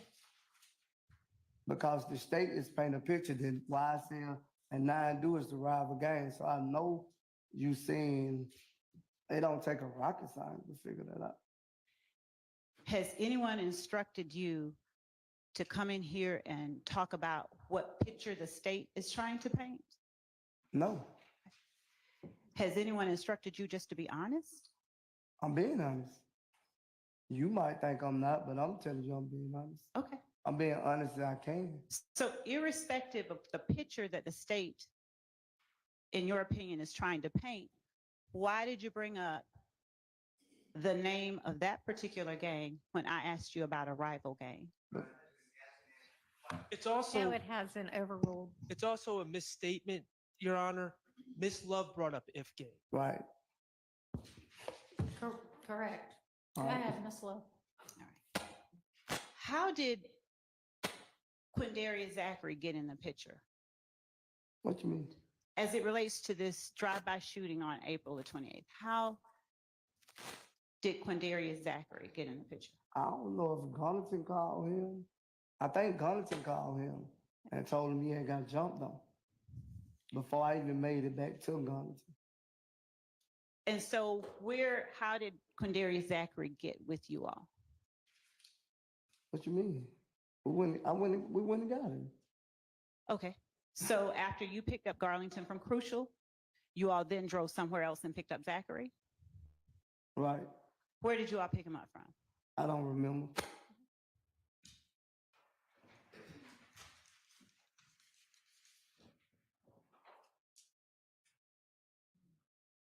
Who was it that told you which house or houses to go to? I don't know who told Gunnington. No, who told you you were driving, right? Yeah, Wait. Gunnington told me how to get there. Okay.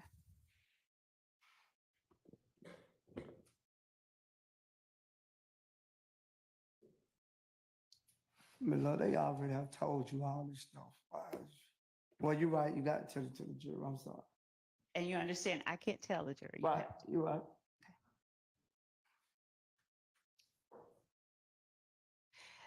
Would you please tell the jury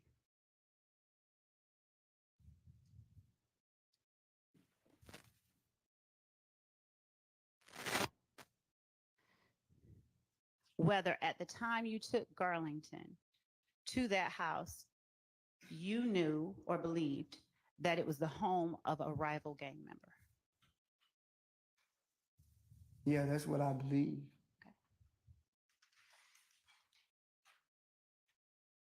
Did you see the guns did anyone have guns in the car at the time that you took Garlington to that house of the rival gang member? We had guns. We rode with guns every day. Not one day, every day. When you say we, who are you talking about? Me, Gunnington, and Zachary then. Okay. Whenever we was together. At the time that you were together, were Garlington and Zachary also members of YSL?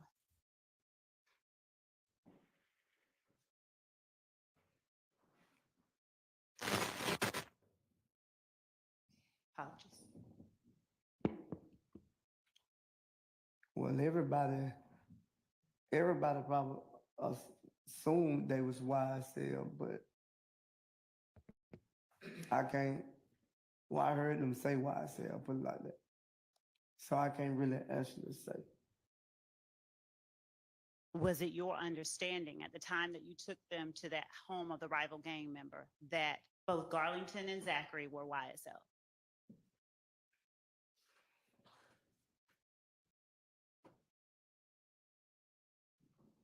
I believe so, yeah. How did Nine Deuce become a rival gang? I have no idea.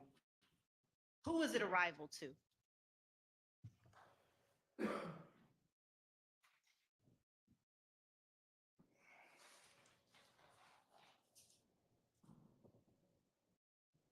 You said, the state say YSL.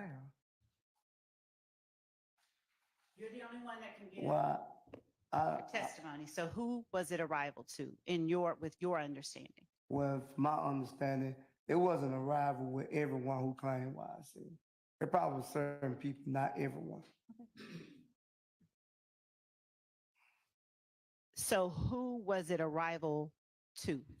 Who was this gang a rival to? Me, Garland, and Zachary at the time. Okay. No one else. Not that I know of.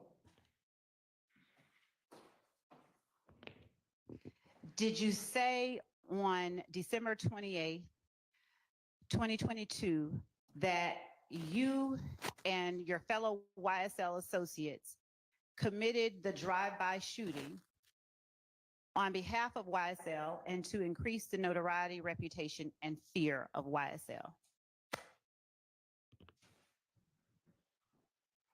Again, that was some you stated and some I initiated.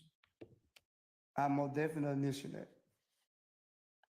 Earlier, did I give, go ahead. Because none of the stuff on the paper, I never approved none of it. I signed, but if you would have came to me and asked me that before, I would have told you it wasn't true.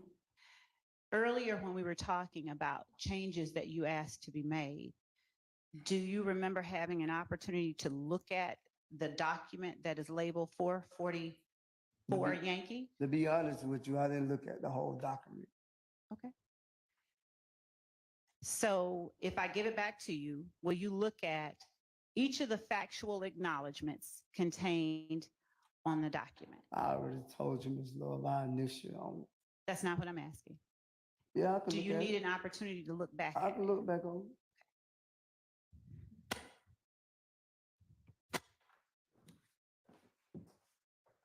When you've had a chance to read each of them, would you just look up?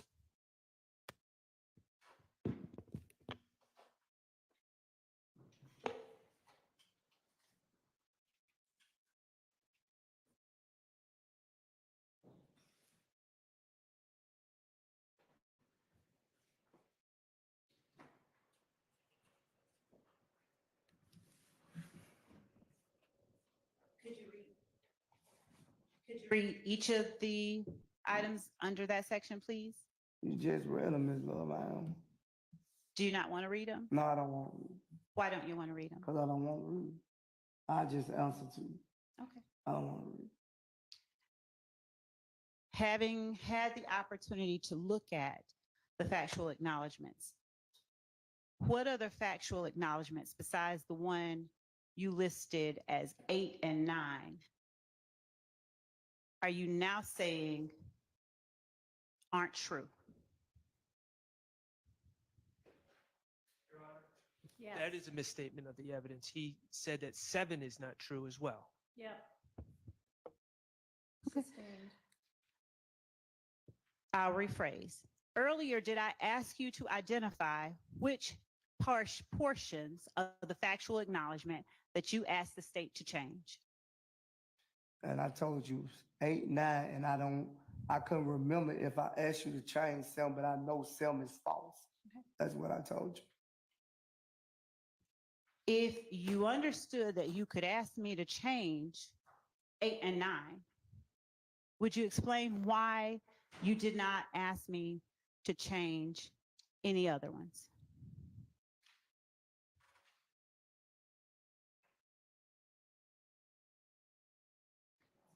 I can't say, my Lord.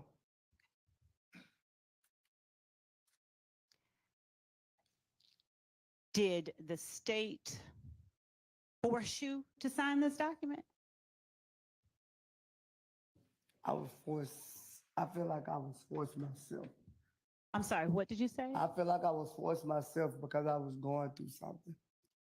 Explain what you're saying. I was going through something with my mother being sick. I needed to get home to my mother. And if I went to trial, I couldn't afford Mr. Wright to go to trial.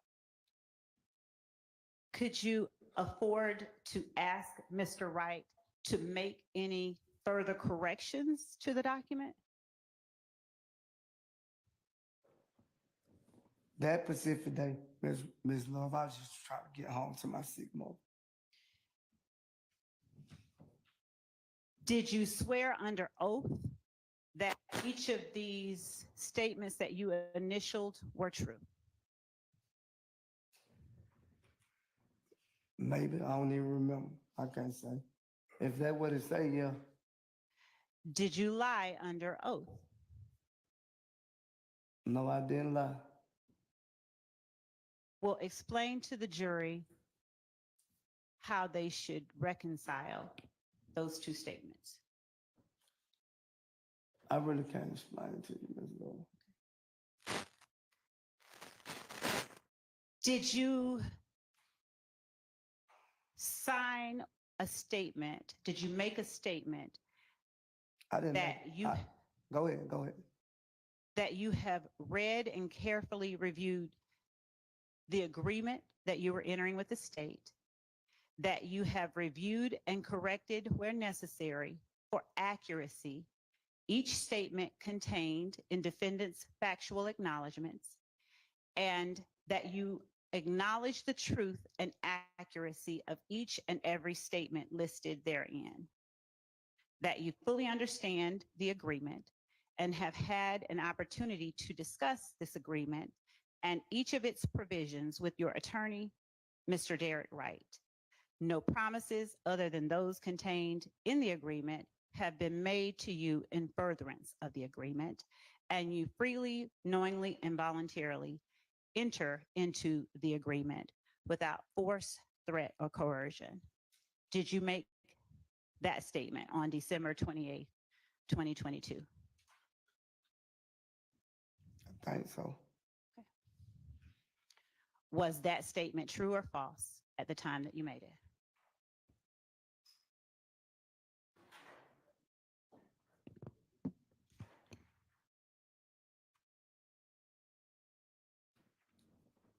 I don't know, Ms. Love. Why do you say you don't know? I really don't. I just told you my intention was. I understand. And my condolences for what you had to go through. But the jury needs to know whether that statement that you made was true or false.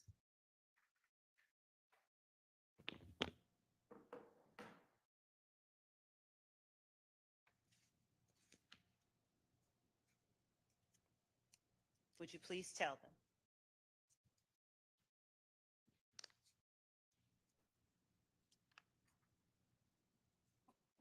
I guess it was true if I made it, Ms. Love.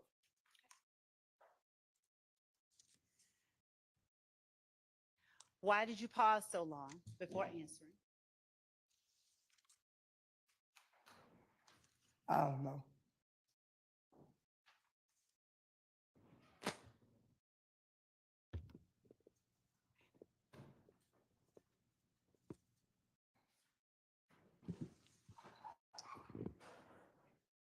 Now, you were talking about having pled guilty to charges related to the drive-by shooting or to the shooting on April 28th, 2015.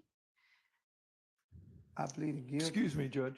At this time, can we get the instruction, please? That's the first question directly from the state. Yes. Ms. Levis, Yes. Okay, all right. Ladies and gentlemen, you are about to hear evidence that a co-defendant in this case has pled guilty to some of the charges in this indictment. I caution you that this co-defendant's guilty plea conviction itself is only admitted for a limited purpose. That guilty plea is an admission by this witness only that he committed the criminal acts to which he pled. You are not to consider the co-defendant witness's guilty plea as evidence that any other defendant is guilty of committing any of the criminal acts alleged against them in this indictment. Each defendant is entitled to have the issue of his guilt determined solely on the basis of the evidence against him and not on whether another person has been convicted of the same charges with which the defendant is accused. If you find that the co-defendant witness provided testimony on the stand that is inconsistent with his guilty plea admissions, you may consider the witness's prior inconsistent statement, that is his guilty plea admissions, including to the allegations in the charges to which he pled guilty, as substantive evidence, which you may consider against any defendant currently on trial for whatever bearing it may have on the issues on trial. Thank you, Your Honor. So, Mr. Sledge, you mentioned pleading guilty to charges related to the April the 28th, 2015 shootings that you were just talking to the jury about. Do you Yeah. recall that? Yes. And when you pled guilty, did you do so in 2022 or did you do so in 2015 or 2017? Officer, I pleaded guilty 2017. Thank you for that.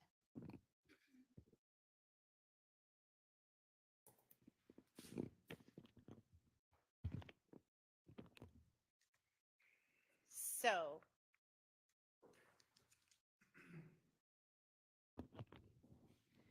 at the time that you pled guilty in 2017 to the charges related to the April 28th, 2015 shooting after Demikion Garlington was jumped,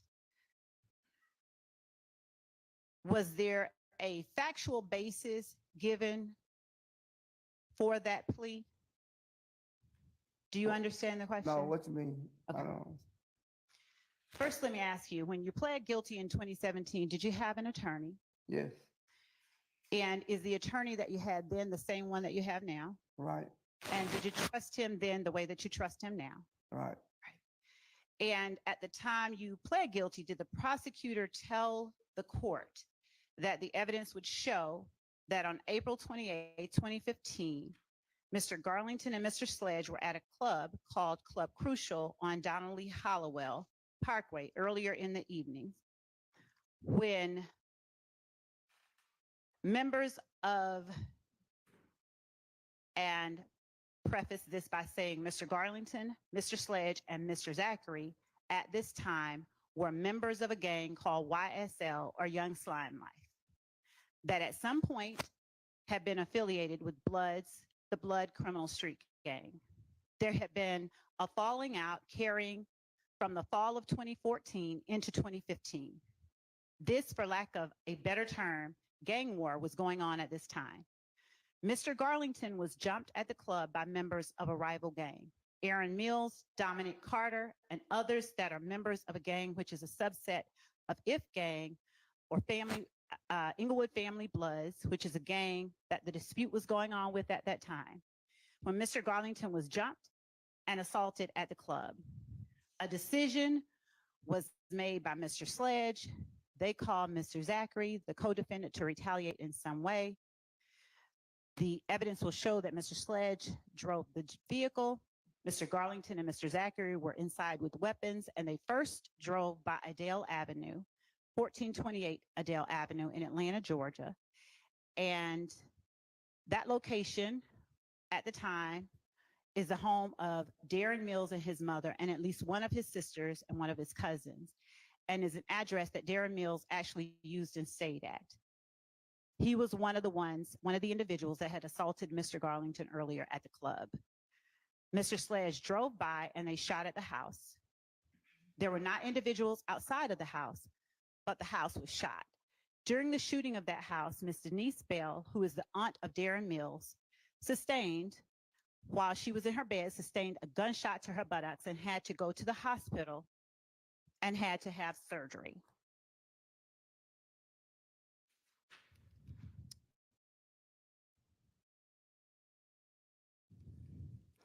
She was shot.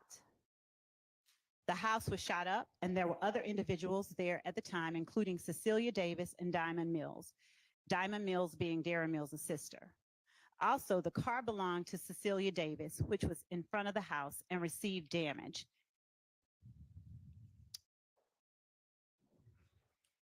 The evidence is that Mr. Sledge was the driver of the car.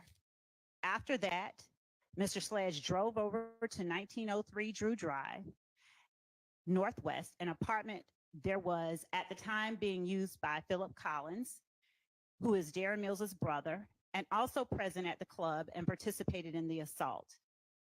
In shooting at what they believed to be Philip Collins' apartment, they damaged apartments 1122 and 1120.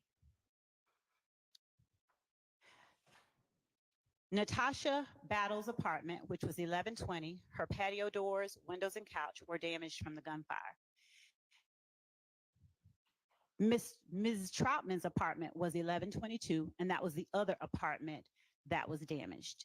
Through investigations, detectives got a lead that Mr. Garlington and Mr. Zachary were involved, and they conducted interviews. Yes, sir.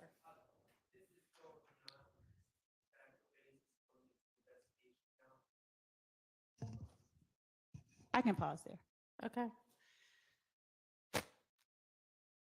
Was that factual basis? Were those words read to the court by the prosecutor at the time you entered a guilty plea in 2017? I don't remember, was it read by the prosecutor because I took a blind plea. And I think the judge read off the evidence. I don't recall what it was though. Okay. Do you recall hearing those words read by somebody in court as the reason or the factual basis for the charges that were being brought? If I could explain, I pleaded guilty because I felt like it was in my best interest. You had two co-defendants. Some of what they said was true, and some they said wasn't true.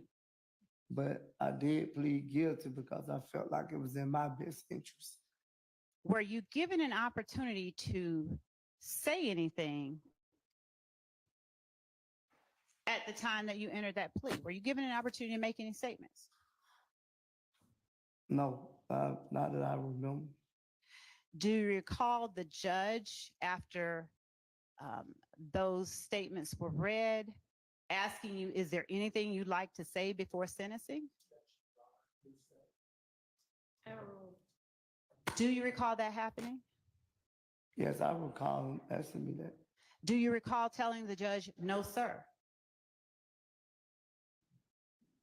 I remember telling him, thank him for the plea that he allowed. I remember that. I remember me telling him, thank him for the plea that he accepted on the non-negotiable plea, the blind plea or whatever it was. Would you explain to the jury what your understanding of a blind plea is? A blind plea that I understood that you leave the evidence up to the judge and the judge determine on the sentence. At any time, did you tell the judge, I'm not admitting this, I'm just doing this because it's in my best interest? Well, I didn't tell the judge that. I told my attorney that. When my attorney asked me, like, when he came to me with the plea big deal, and I told him, I said, why I take the plea? Because it's best in my interest. You got two guys against one. Hold on. At the time that you— No, I didn't tell it to the judge. That wasn't the question. Oh. At the time that you pled guilty, did you know what sentence the judge was going to give to you? No. Not that I know, I just knew it was Did the judge, was it explained to you that you could receive up to the maximum sentence on each charge? not if I understand, I think a deal was already worked out, if I ain't mistaken. That what made me take it. I think it was already worked out between my attorney and the state. Do you understand the difference between a negotiated plea and a blind plea? No, Okay. Have you done anything besides a blind plea in front of a judge before?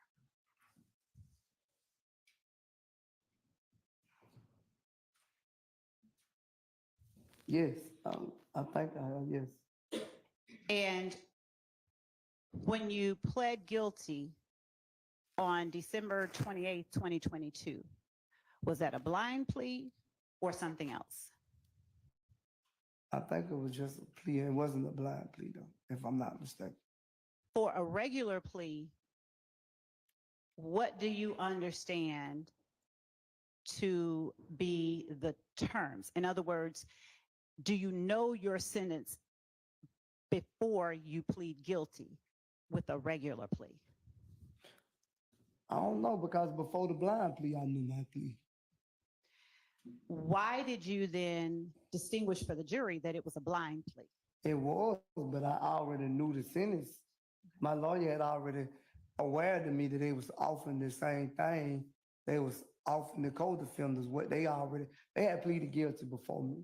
Okay. So when I pleaded guilty, my lawyer aware me that they was offering the same plea deal that they gave them. But in my plea deal, I told my attorney that, like, I didn't want the probation. I just take the straight prison sentence. Okay. Yes, sir. All right, outside the presence of the jury? Okay. Yes? Yes. Okay. I'm going to excuse y'all to the jury room.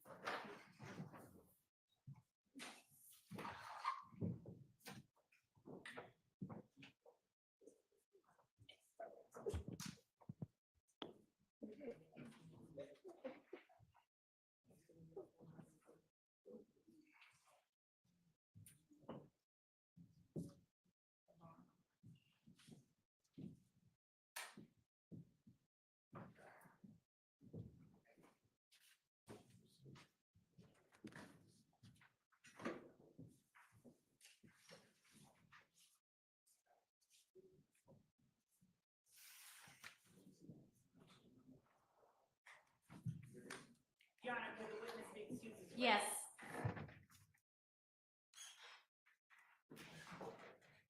And Your Honor, may I first grab? To do what? Sure.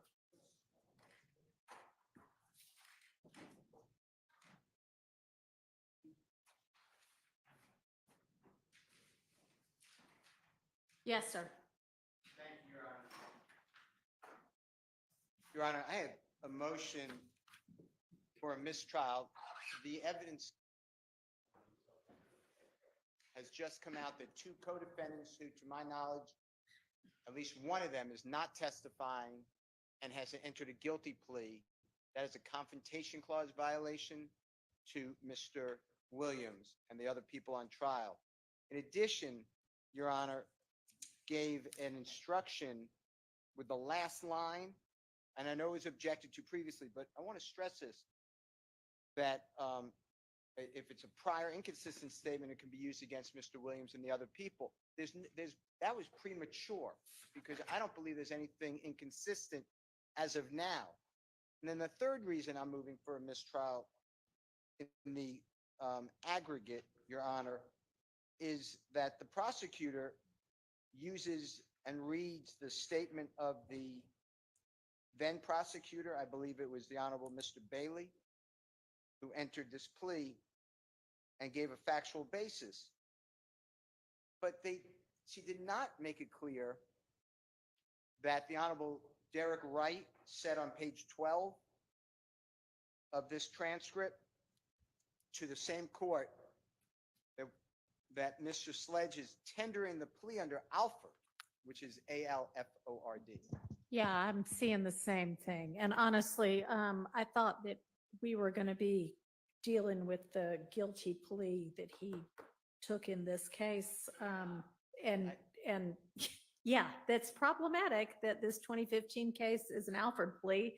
And so I don't think that any of what I said with regard to admissions is actually true, even against this. I mean, he's saying he pled under Alford, and I don't know why the disposition sheet doesn't say that, but it is very clear that this is an Alford plea in this 2015 case. So Mr. Wright wants to share something. Yes, sir. Waiting for the appropriate time that I was going to point out that it was in fact an Alford plea. So I thought her cross-examination was not appropriate. Well, y'all, I mean, maybe that, yeah. It was something other than Alford. So Maybe don't wait so long next time. But I mean, I'm definitely going to, Ms. Love, do you want to be heard? Yes, please. All right, go ahead. One, we'd ask that the court deny the motion for mistrial. Number two, we would ask, as it relates to the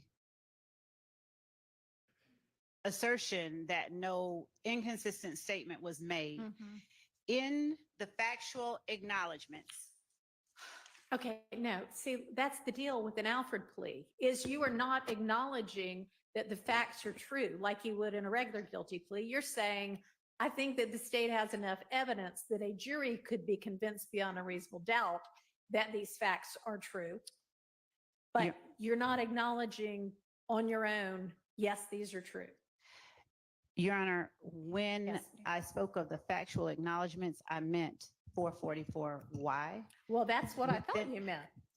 Within 444Y, we referenced this particular All right, let's, section. maybe if you can point me specifically, let me pull that one up. Page Which number? Go ahead. number 3 on page 3 of 7, under defendants factual, I'm sorry, not number 3, number 4, on defendants factual acknowledgments, on or about April 28, 2015, as reflected in Fulton County Indictment 15 SC 138994, defendant and fellow YSL associates Demikion Garlington and Quindarius Zachary committed a drive-by shooting using the firearm defendant wielded in the video referenced in part 3 of this section, targeting family members of a rival gang. Number 5, defendant and his fellow YSL associates committed the drive-by shooting referenced in sections 3 and 4 above on behalf of YSL and to increase the notoriety, reputation, and fear of YSL. Okay, and so those factual assertions, what I read as the limiting instruction would be true for. But the factual basis that you just read out from the 2015 one, that's a whole lot more than what's in numbers 4 and 5.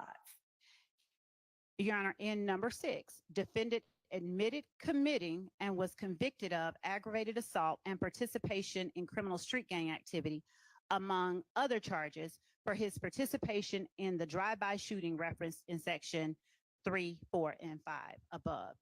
Okay. And so if I'll, of course, comply with whatever appropriate instruction that the court deems necessary to give as it relates to the conviction of this witness for 15 SC 138994, but given the factual acknowledgments that were made as it relates to 22 SC 183572, and the fact that this witness did not assert, even though the plea was given in his best interest, he was allowed an opportunity to say what he said here, and he did not say it. No. when a defendant has an attorney who is saying, we are pleading this because we believe it to be in his best interest, the defendant does not then independently need to say, yeah, by the way, judge, here's what Alfred means. So Understood. no. Are you going to tender for admission any part of 444Y Yes, the state intended to tender 444Y. in its entirety? Yes, I Okay. did. Any objection to that being tendered or admitted in its entirety? And if there is an objection to it, then All right, we would let's just. find that out. Okay.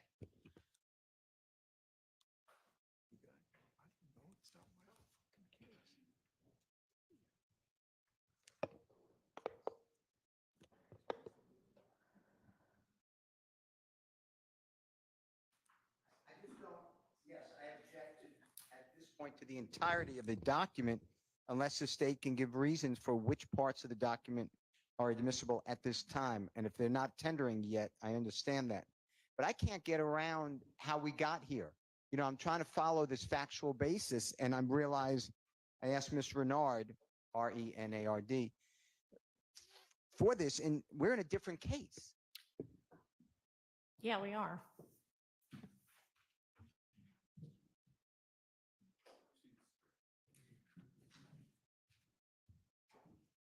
So, we've been talking about these 2015 crimes, and we've been talking about, what's been going on in this 22 indictment. So,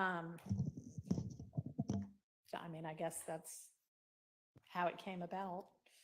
But I wish we'd been a little more specific about it all beforehand, because I noticed this morning that this was an Alfred plea. And I would have had issues with when you started reading out the factual basis. I'm thinking, well, is this some other case that I don't know about that's not the 2015 case and not the 22 case? Because we should have been reading the factual basis from the 2015 case. Your Honor, the 2015 case, I understand what the court is saying. The 2015 case is one of the overt acts that we allege in the indictment. And as it relates to the defendant's conviction for the 2015 case, we believe that it would be appropriate is an appropriate matter for cross-examination, and it appropriately falls under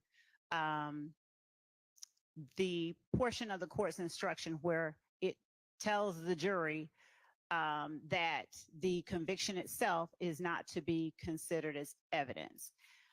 And to the extent that Mr. Sledge is asserting that he didn't do it, that he dropped someone off, that is what he asserted, by the way. He said that he was not present, he dropped him off, and it was only one house. Well, we all know how party to a crime works. So, yeah, he said, I didn't shoot, but he did admit to being the driver. And so, to the extent that he said that,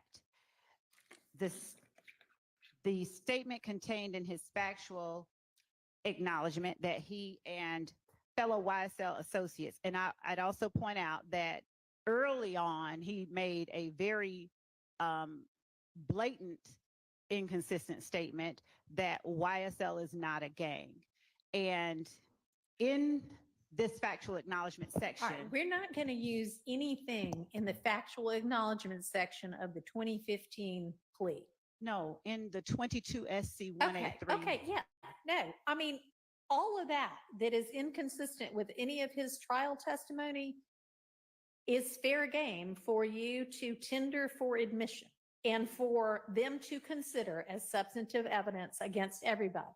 The issue we have that needs to get cleared up is that before I read this limiting instruction, I thought you were going to tender the guilty plea to this 22 SC case. And it turns out that you were talking about the 2015 case, which I understand you're saying we did part of that as, part of the 22 factual acknowledgements. So those factual acknowledgements in there are fine as well. When I say in there, I mean in this 22 case. But I'm gonna have to clarify for the jury that what I told them about prior inconsistent statements Does not apply. does not to- apply. And that everything you just read from that guilty plea also needs to be disregarded. So, Your Honor, as it relates to the court's instruction to the jury regarding the inconsistent statement not applying, we would only ask that the court specify that the court is speaking as to the factual basis that I asked the witness about in 15 SC 138994, particularly where he has testified and he pled in his best interest. Okay. And you haven't tendered yet the 444Y. And so at the point in time when you tender that, then I'll say, okay, for this one, this Okay. is true. I see what, yes, Okay. yes. All right. If anybody wants to suggest specific language, I'm willing to listen. Otherwise, I'm just going to kind of give it my best shot. I would And like, Your Honor, may I say one more thing? Yeah. Because number one, the court has previously instructed the jury that questions, and I understand the content of the question needs to be addressed.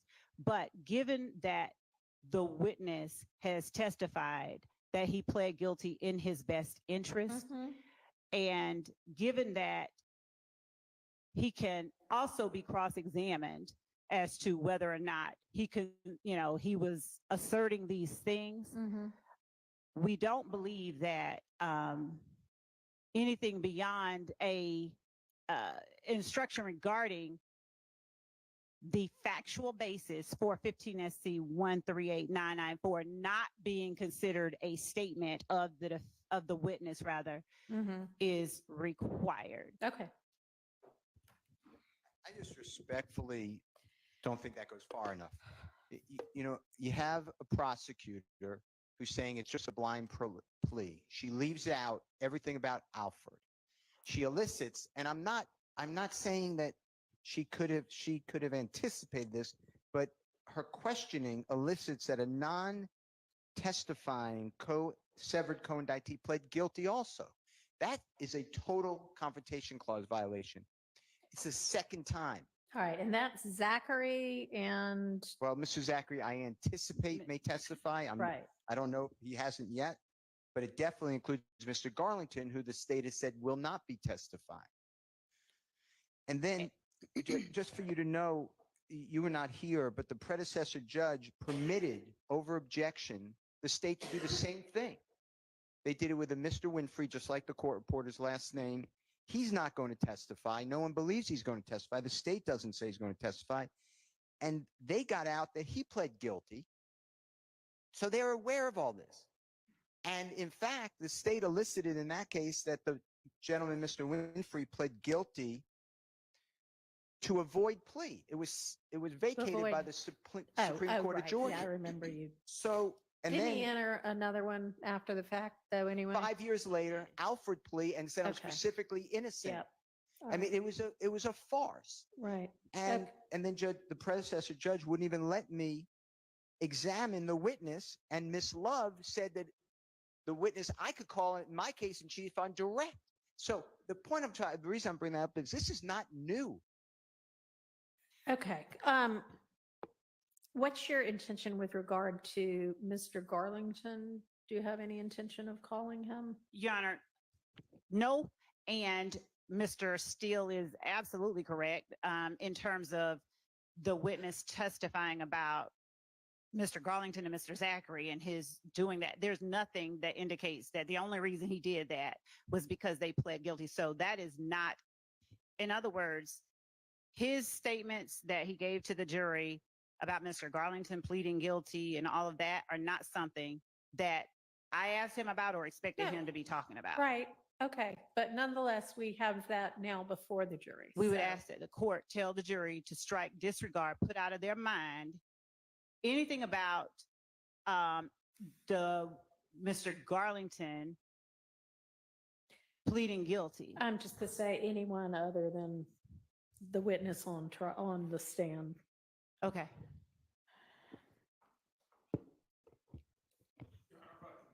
But Mr. Zachary is a witness. I know that, but he hadn't been called yet, has he? Right. No. So no. deal with it when he gets called. Yes. Yes, sir. Your Honor, on behalf of Mr. Sledge, clearly at a jury trial, we are always assessing the credibility of witnesses. My client has now been impugned, or at least attempted to be impugned by the state by suggesting that either he should have been making a statement or his plea was something other, or that these facts are in fact his adopted, admitted facts. I'm going to make it clear that that's not the case. And that's where I want to make absolutely clear that he was right in the position he was taking, that it was in his best interest. All right. Anything else before we get the jury back in?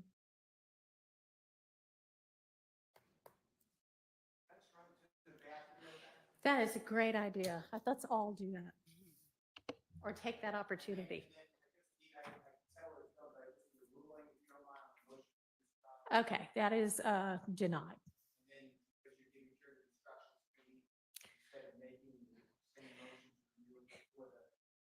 Next question, can you just acknowledge that I would have done that? And so your motion for mistrust. Yes. All right, let's take 5 or 10 minutes ourselves.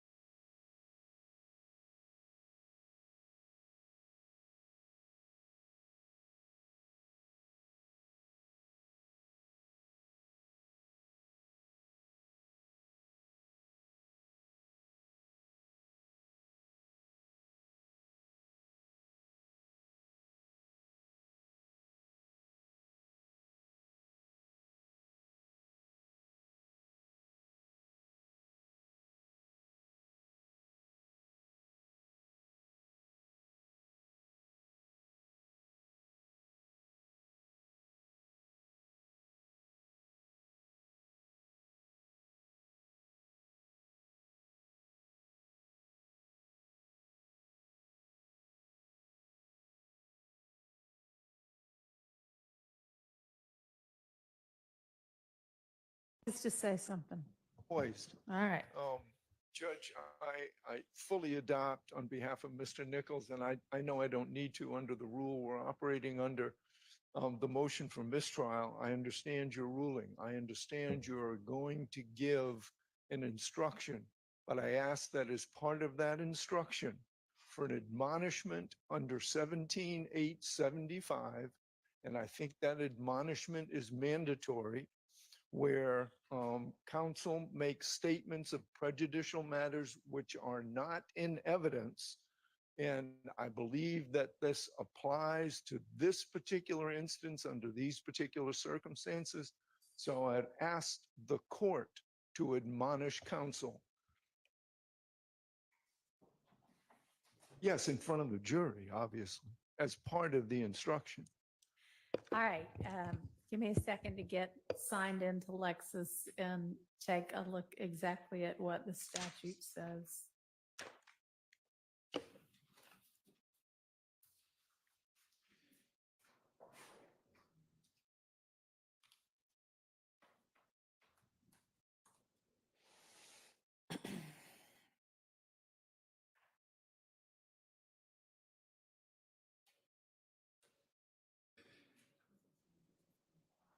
Give me that site again.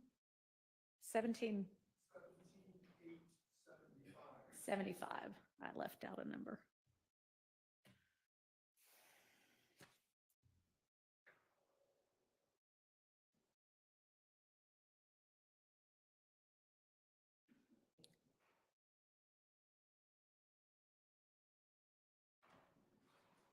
Do you have any suggested language?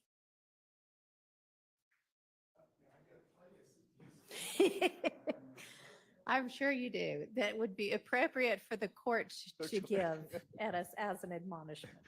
I haven't, we can come up with something. All right, well, pretty quickly, I guess. let's endeavor to do that right now.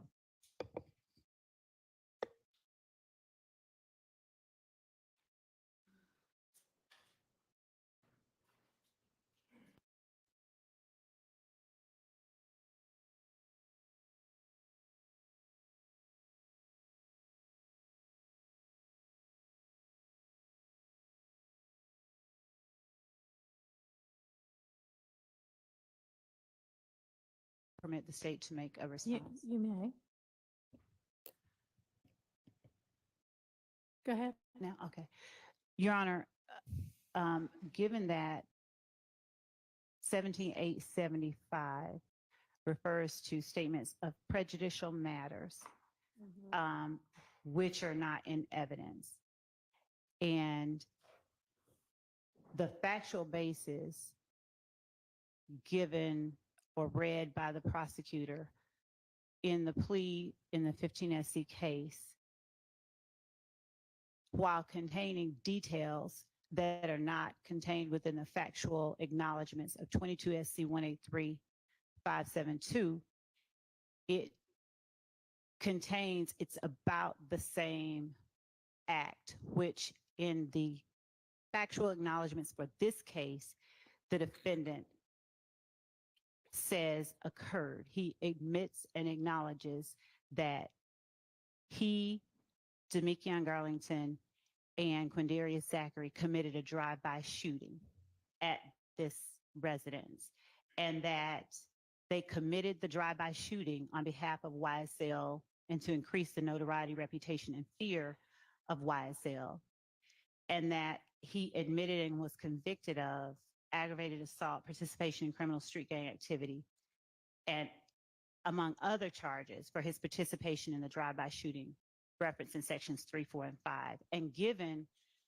that this evidence will be properly before the jury, our position is that these statements, the questions that I asked, which contains the factual basis, the assertion about the factual basis in the 15 SC case, would not be a prejudicial matter. Though the factual basis is not in evidence, the fact of the shooting is not a prejudicial matter, which mandates a rebuke. Okay. Well, the fact that a co-defendant who may not ultimately testify and who you do not believe will testify has pled guilty. I don't disagree that Okay. that should go, but that was So- not something that No, I know. I don't think that you intended to elicit that. But yes, I'm going to give a rebuke. Ms. Love, I mean, that's just what it is sometimes to be the prosecutor in a case.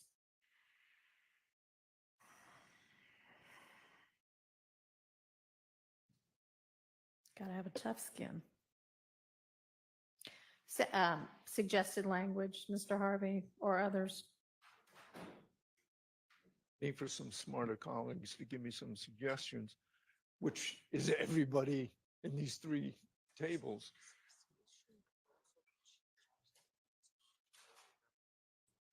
And Your Honor, I'm still reading under the annotations of that particular statute Yeah, regarding but you know, the rebuke we also language. presented this, by the way, as a guilty plea, not as an offered plea. And we read a factual basis from something that's not in evidence. It is so highly prejudicial that we all made a motion for mistrial. A rebuke is in order under 17875, and I think the court in front of the jury can say, and I hereby admonish the state for bringing up these matters that I have just told you to disregard, and the state should not do that again. Your Honor, what the annotations say is what the law forbids is the introduction into a case by way of argument of facts, not only not in the record, but that are calculated to prejudice the accused.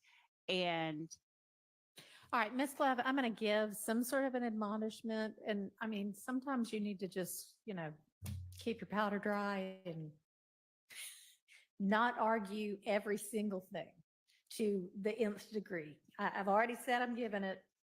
So, I mean, I can grant a mistrial if you'd prefer. oh no, we do not Okay, want a then mistrial. maybe stop arguing at this point. Yes, Your Honor. Okay.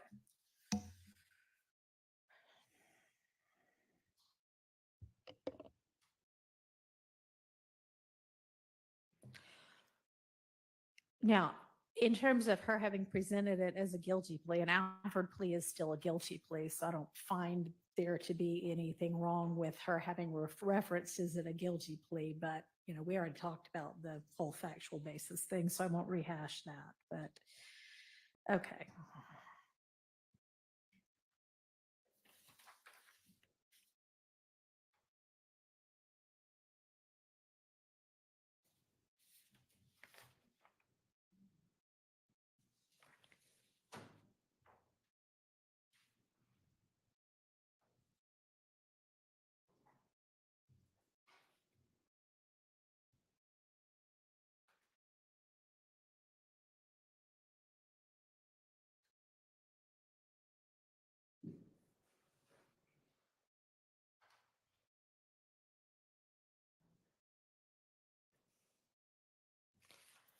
All right, and after I give the instructions, I'm going to ask y'all, I understand that the mistrial motions are preserved, but I am going to ask, since I haven't read out yet what I'm going to say, if y'all have any suggestions that you think would further elucidate, clarify, cure anything, I'm going to ask you for that. And if you have them, I would like for you to let me know that, and we can come up to the bench and consider any other further curative instructions, okay? All right. All right, let's get the jury back out. And I mean, I don't know that we need the witness in here for that, but Will the court prior to go ahead. Will the court prior to bringing in the jury, would the court be willing to read the What I'm going to rebuke? say, well, I don't know what the rebuke?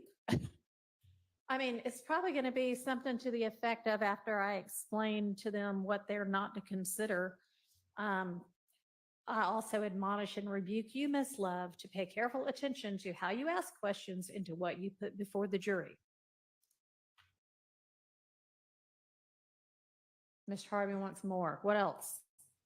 I'll consider it. Um, You should be banned from asking any more questions ever for the rest of the. Well, For the rest okay, of my life. reasonably speaking though. That may be going a little bit too far. But that's already been asked for, by the way.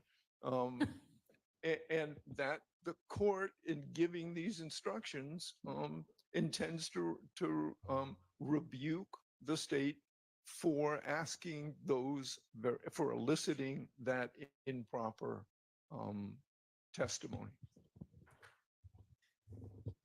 So, Your Honor, it wasn't improper testimony. It Okay. was the question.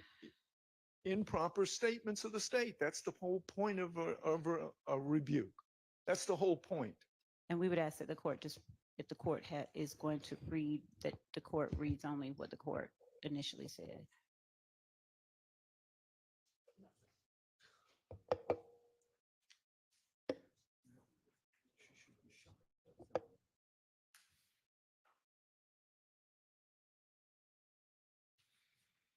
I will say you should not have put that factual rendition before the jury as anything this witness admitted to.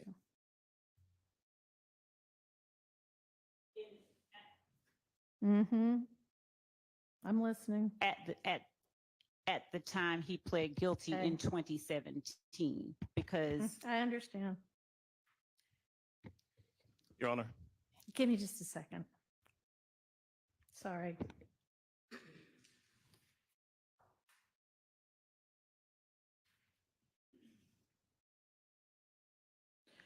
Yes. let me request that the court consider including in its admonition the following language if the court deems it to be appropriate. Somewhere in there, the presentation of that evidence that I've described was improper and was not in keeping with the law and the prosecutor's ethical obligations. Accordingly, the state is admonished for their behavior and is instructed to refrain from asking or presenting any improper questions or evidence moving forward. All right. I'll do a little bit of it, but not all of it. What was that last sentence? I like the first sentence. I'm sure you do. Instructed to refrain from what? Refrain from asking any improper questions or presenting improper evidence. All right. Well, they're not presenting evidence, so. And All must, right. and should conduct themselves within their ethical obligations All and right. legality. Thank you. I'm not going to do that. All right, I got some more. Got some more? All right. I think this is going to be enough. All right. Let's get the jury out.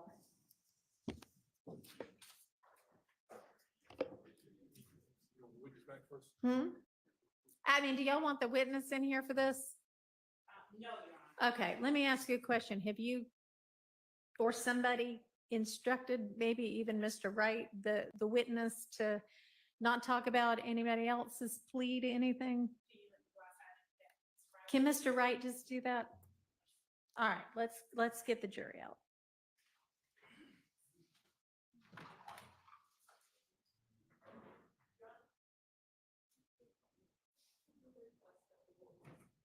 Be in here?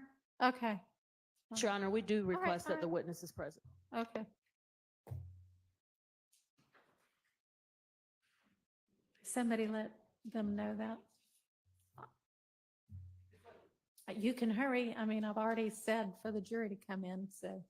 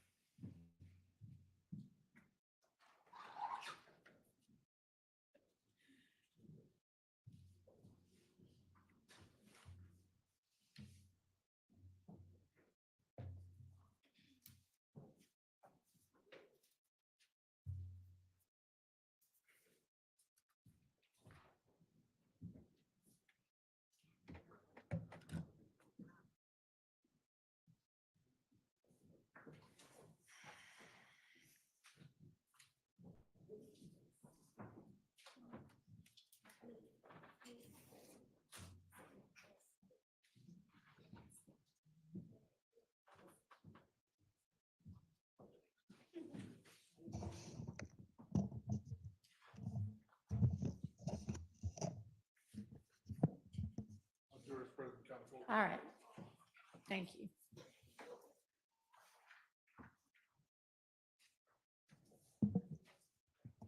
All right, ladies and gentlemen, I've got some further instructions for you with regard to some of what you just heard.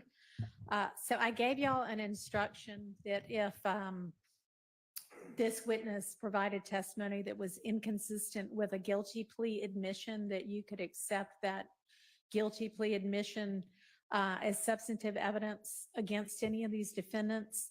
But then what we heard was that this witness pled guilty in 2017 to that being a part of that 2015 drive-by shooting.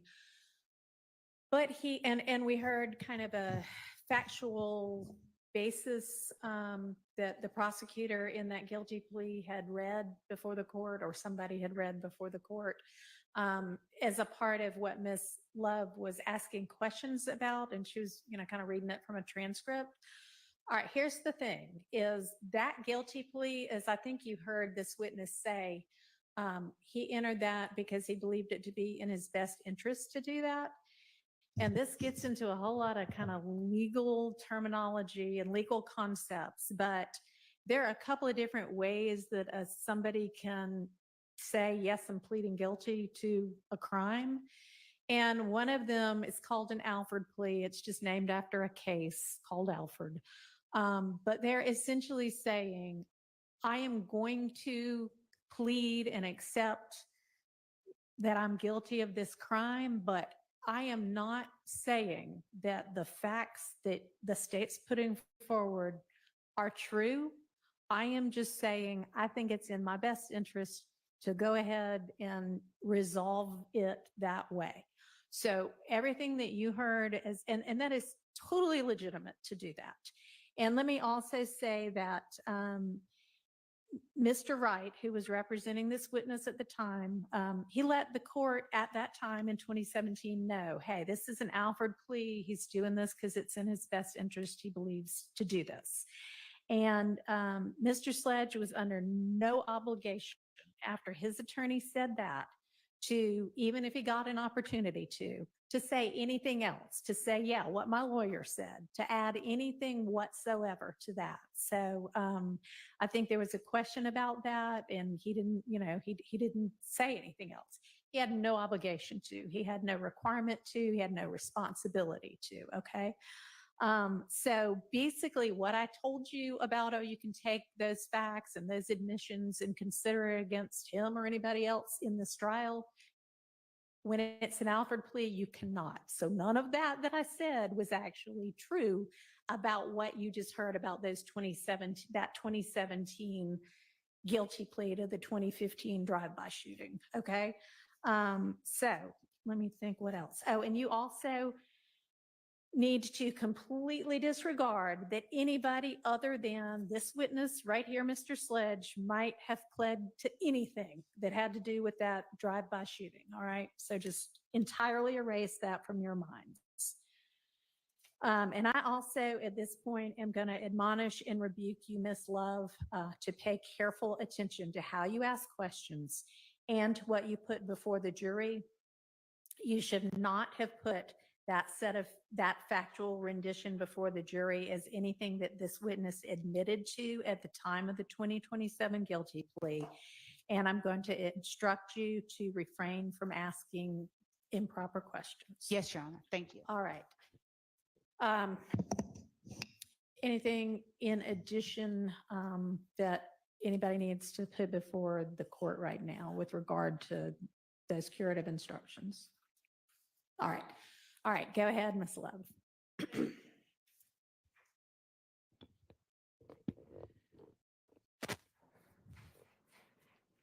Mr. Sledge.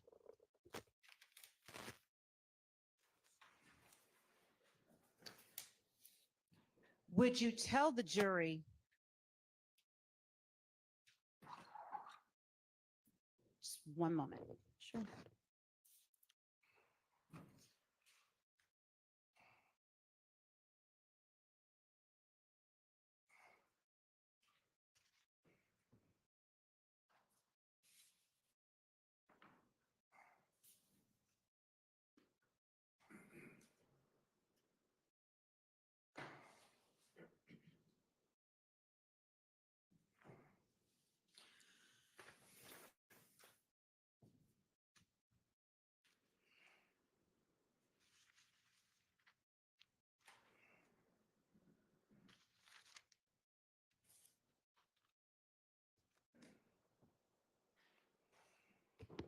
whether you are familiar with a person by the name of Antonio Sumlin, who goes by the name Obama.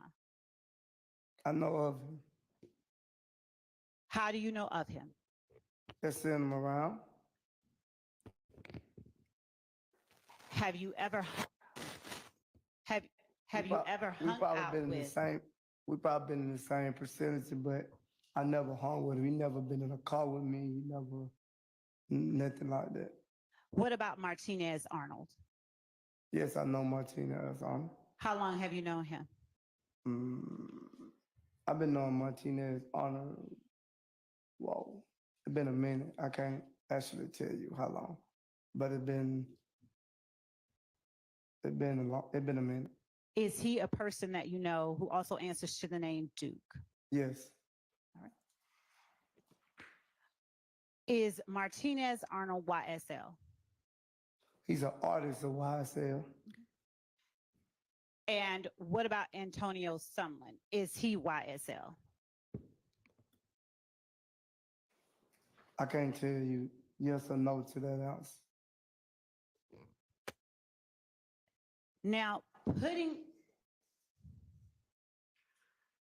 aside matters in 2017, as they relate to December 28th, 2022,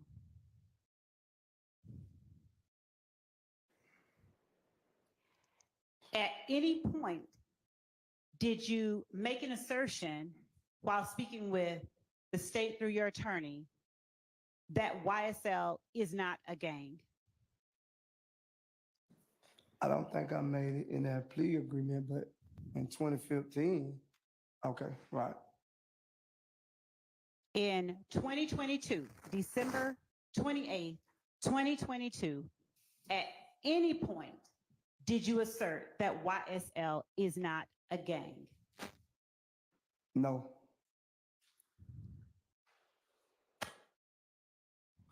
At any point, did you assert that YSL members, that you are unaware of 3 or more YSL members who have committed crimes intended to increase the notoriety, street credibility, and reputation of YSL? At any point, did you make that assertion? I don't remember.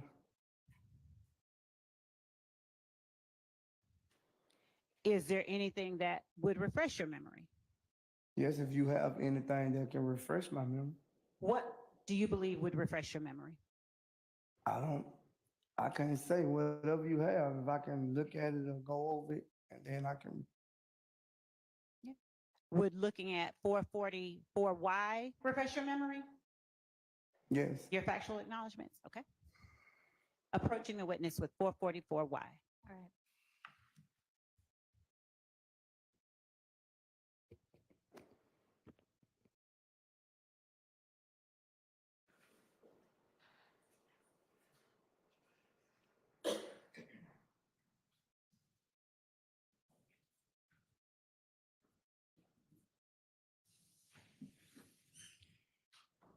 Have you had a chance to review it?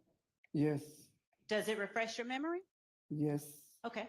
So at any point, did you assert that YSL is not made up of 3 or more members or associates who have committed crimes to increase the reputation of YSL? I misunderstood that question because from our understanding, y'all say 3 or more people that commit a crime is a gang. Why do you keep tying the state's understanding to your answers? Because that's my understanding. You can't, that's my understanding. When I was arrested, that's what Gator and Dennis, not the state, I'm sorry, Detective Gator and Dennis provided us with, which they probably misled us. And so when you say that's what they provided us with, what does whatever it is that you're speaking of have to do with your acknowledgement that YSL is made up of 3 or more people who've committed crimes for YSL? What does one thing have to do with the other? I don't know, Ms. Lord. I don't know. Is there any part of section 1 under your factual acknowledgments that you did not understand? Yes, because I thought just 3 or more people that committed a crime, y'all would consider it as a gang.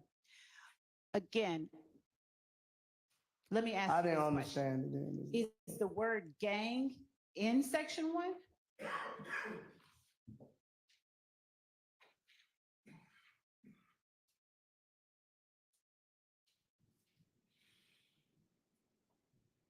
Yeah, but it said identify. I'm sorry, what are you Colors, saying? it said, when you identify, it's identify, when you identify gang members, you identify with colors and hand signals. So that's why I took it as a gang. So my question to you is not at this point about you taking something as a gang. It's specifically related to YSL being made up of 3 or more people who've committed crimes for YSL. Is that what you acknowledged in count 1? Yes, I initiate, yes. Okay. So how does what Gaither or Dennis may or may not have said to you, what does that have to do with whether or not you know about 3 or more people who've committed crimes for YSL?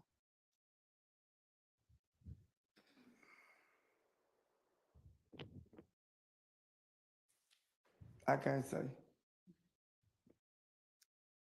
You also said you've been a member of YSL since 2012. Your memory was refreshed. Yes, because as it went on, it started as a neighborhood gang, but It as started, wait. I'm a sorry. neighborhood gang, What are you saying? Spell what you're saying. GANG, Okay.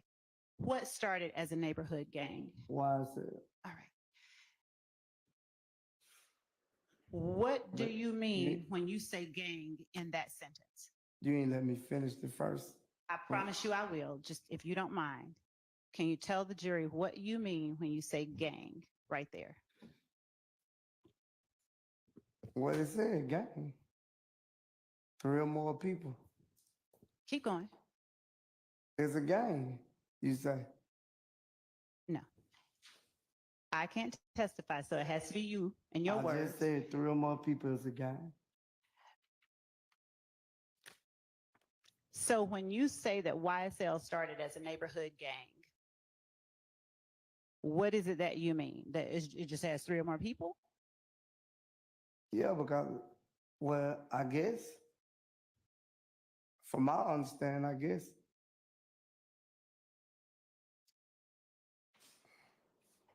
So tell the jury what you understand a gang to be, apart from Gaither, Dennis, or anyone from the state.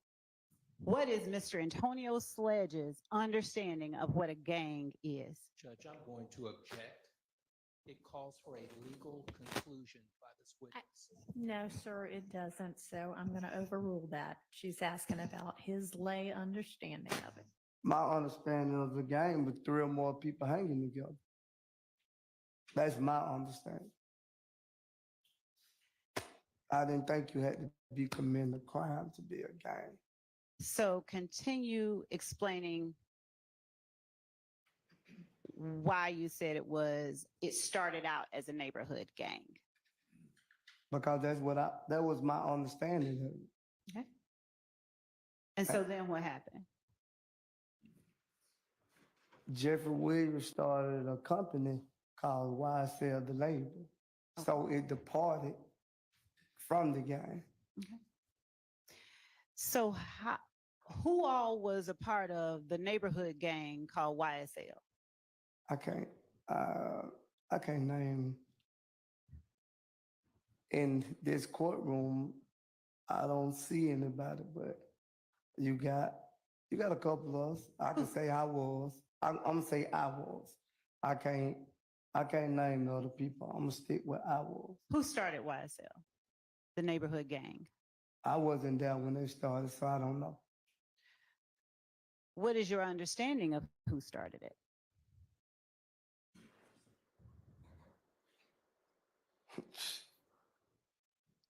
Mondo said he started. He ain't on this case. Why do you mention that Mondo isn't on this case? I'm just saying. You said who started YSL the game? Okay. You.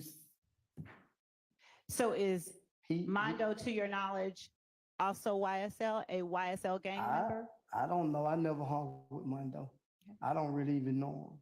So who did you hang with as part of YSL, the neighborhood gang?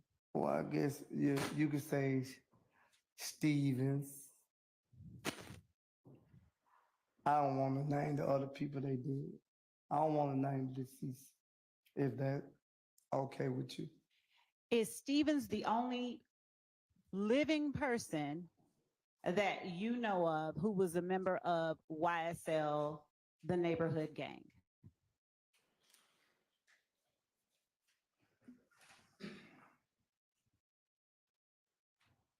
That I know personally? That you know of who was a member of YSL, the neighborhood gang?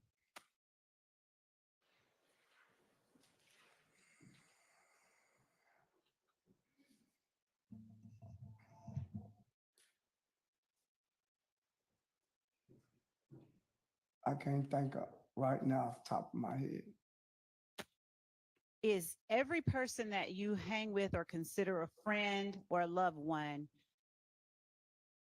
a member of a gang? Had they been a member of a gang? Is everybody that you hang with a member of the gang YSL? I wouldn't say that. What makes some people a member of the gang YSL and some people not, in your mind?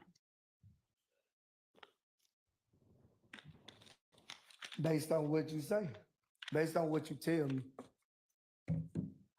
If you told me you were YSL the gang, then that's my understanding. If you tell me you were part of YSL the label, that's my understanding. Okay. That don't mean it have to be true. You just, Is it your testimony that the only requirement to be considered a gang in your mind is that 3 or more people hang out together? No, because I thought to be in a gang, you have to be whatever they call it, jumped in, beat in, whatever you want to call it. Okay. So that's why I was asking you earlier. Tell the jury what Mr. Sledge's understanding of a gang is. Outside of anything you've heard from the state, tell the jury what your understanding of what a gang is. I just told you, Ms. Lord. All right. You said earlier, did you, that it just means that 3 people are hanging together? I said that's part of three or more people hanging together. And some other way they said you have to be jumped in the gang. That's why I never consider YSL as a gang, because you don't have to get jumped in YSL to be YSL. A lot of people just say they YSL and run with it. And then I don't think for YSL, there's so many different people that probably claim gangs. You got Crips, you got Blood, you got GD, you even got what we call them civilians that say they YSL. So all that can't even go together as being a gang. Okay. So given what can't go together as being a gang, just tell the jury what you think, what has to be present for a group to be considered a gang in your mind. Objection asked and answered. Sustained.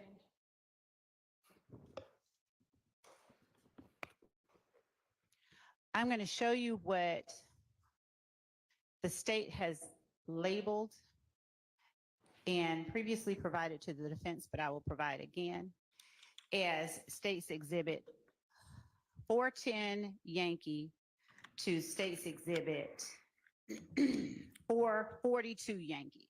And I will provide to the defense another copy. They have it already? Okay. Would you take a look at the photographs that are labeled 410 Yankee to 4.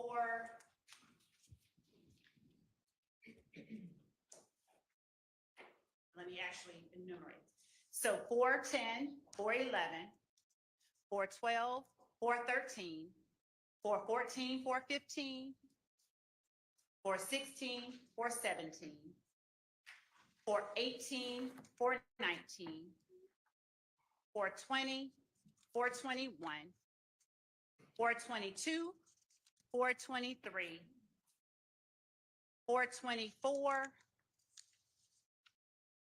426, 427, 428, 429, 430, 430.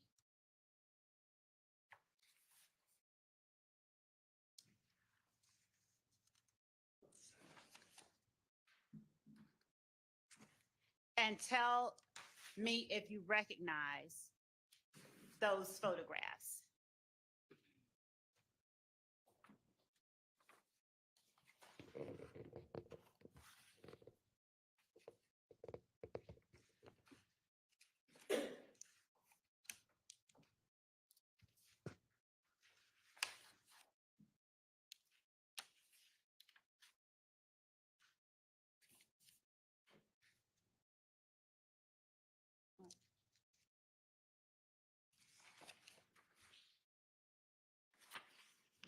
And Your Honor, I did not yet say 425, so I'm not tendered 425.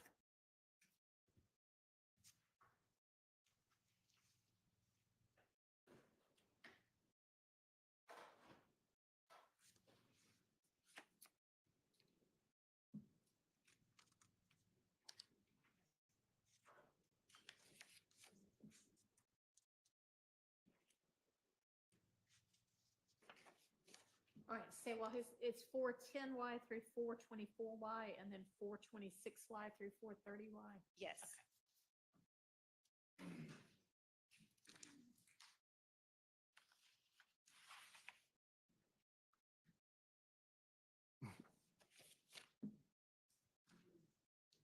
I can't see 427.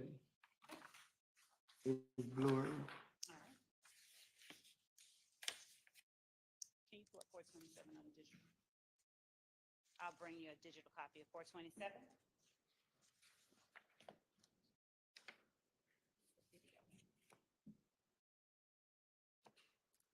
So for now, Your Honor, we won't All right. consider 427 until I present that at a different time.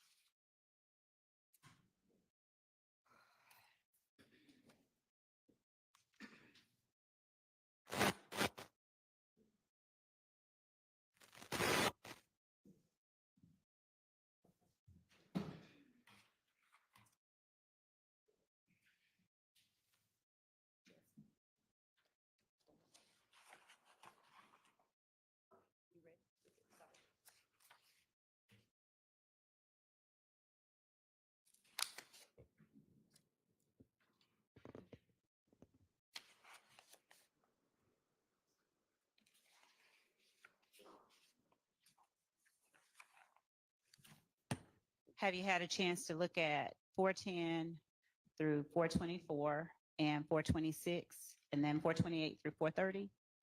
Yes. Yankee? Yes. Do you recognize those photographs? I see them now, so yeah.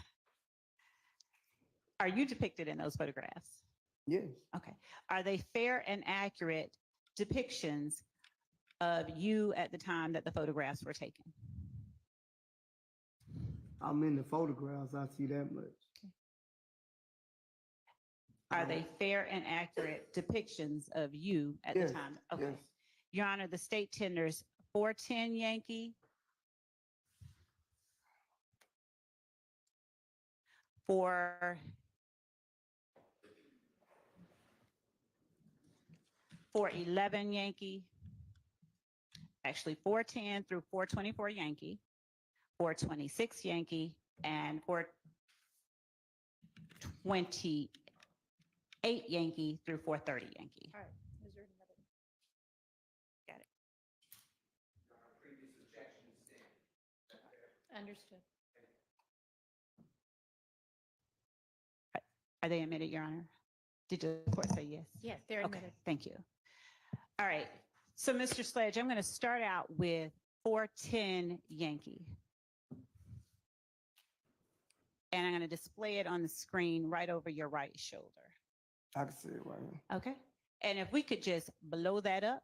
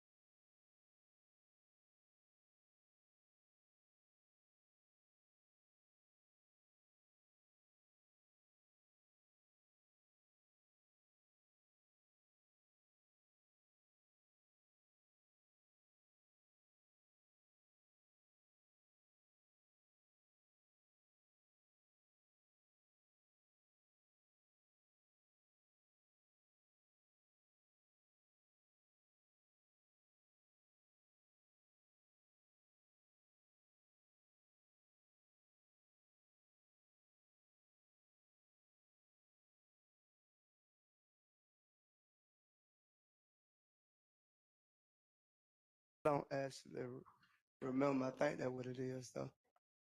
Go ahead. Stevenson, All right. me. All right. I think that's Jeffrey, Uh-huh. Shannon, Okay. Mr. Kendrick, Uh-huh. Mr. Arnold. Okay. I can't see who that is. All right. I don't know. I don't know who that is. You can't even see his face. Can you tell who the person is in the white hoodie to the far left of the screen? I don't really know him. What about the one to the far right of the screen? I don't really know him either. Okay. Now, thank you. You can have a seat. Thank you so much.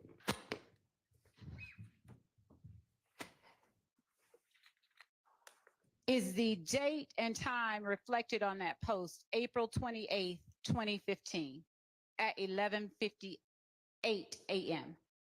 I don't see the time, but I see the, oh, yes. Yes, that's the time of the day. All right. Now, do you have any reason why you posted this particular picture with that particular caption on April 28th, 2015? I don't have any reason. The person who's over YSL, the label, right there in the picture, All right. he have a YSL shirt on. The person that's over YSL, the label, has a YSL shirt on? No, I said that Mr. Jeffrey, who owns, well, who's over YSL, the label, is right there in the picture. Is it your testimony, or you said earlier rather, that Mondo said he started YSL, the gang? I never said the label. I said the gang.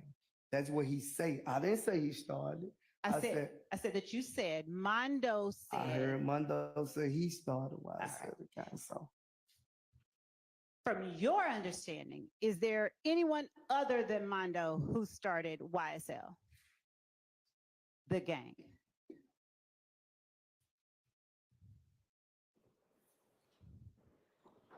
what I don't want to say because it's hearsay. I just want to know your understanding of the gang you were a member of in 2012.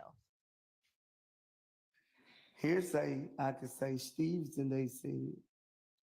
So when you, how did you become a member of YSL? I just started saying I was YSL. Like I told you, anybody can say that. Okay. Do you know a young man named Walter Murphy who answers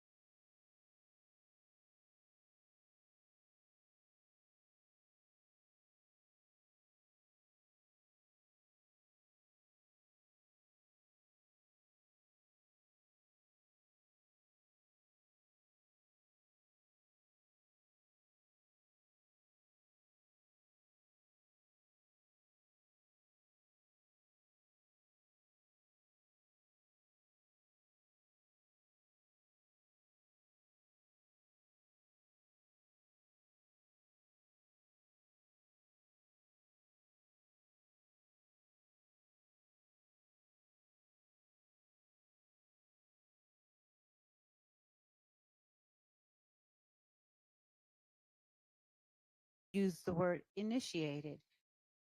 Initiated? Yes, sir. I don't know. I don't even really, I just was saying something.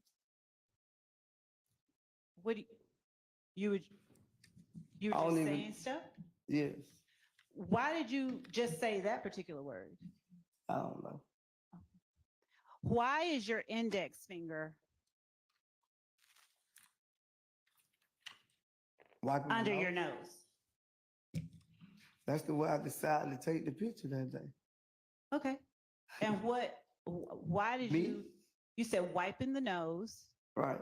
What does that mean? Wiping nose. There's no other way you could put that.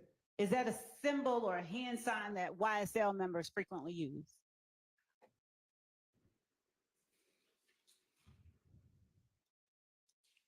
I guess. Okay. Those two green hearts, why did you choose to post green hearts next to the 100s after you said YSL, FUXK, the rest love? I guess because I wanted to use the green hearts on the snakes on this post at that time. Are green hearts emojis that YSL members typically use to represent themselves I don't or think to show love for YSL? to show love, but I don't think YSL the only people that use the green emojis. That's fair. That's not what I'm asking. I'm asking, are those hearts, specifically green hearts, emojis that YSL members frequently use to either show love or to identify themselves? To show love. Okay. Do you know why the hearts are green that YSL members typically use? No. Is green a color that is associated with YSL? Maybe. Maybe? Yes. How long has it been associated with YSL? Since you were a member in 2012? I don't know. I don't think, because I don't even think the green emoji was on the phone in 2012. What about the two emojis next to the green hearts? What are they? They snakes look like. Okay. You posted it, right? Right. So what But did you I'm post? I'm telling you, they look like green snakes right there. Why did you post two green snakes next to the two green hearts after YSL, FUXK, the rest love? I like the emojis, Miss Love. Are green snakes emojis that YSL members typically use when communicating with one another and making postings about themselves? I wouldn't say, because I seen LeBron James use the green snake emoji, Kobe Bryant. I don't seen a lot of people use the green emoji. Understood. I am talking about YSL members. I guess. Okay.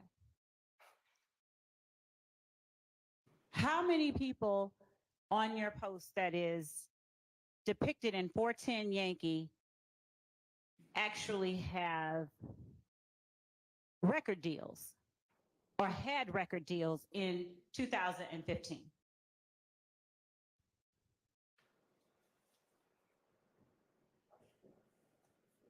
I couldn't answer that question for you, because I don't know if they had a deal, but I know they was rapping.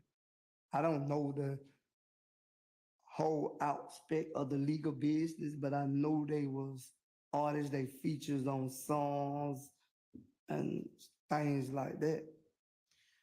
And do you know whether any of these persons that are depicted in 410 Yankee have actually been signed with a music label called YSL?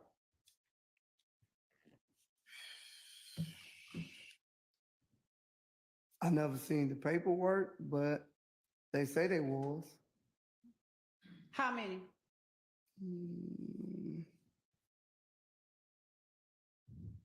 Jeffrey Williams, Kendrick, and Mr. Honor. Were you at a club in this photograph depicted in 410 Yankee? I don't It looked like a club, looked like a strip club. Okay. If I want to say, if I'm not mistaken, I think we were celebrating Mama Duck's birthday that day, if I'm not mistaken. Who is Mama Duck?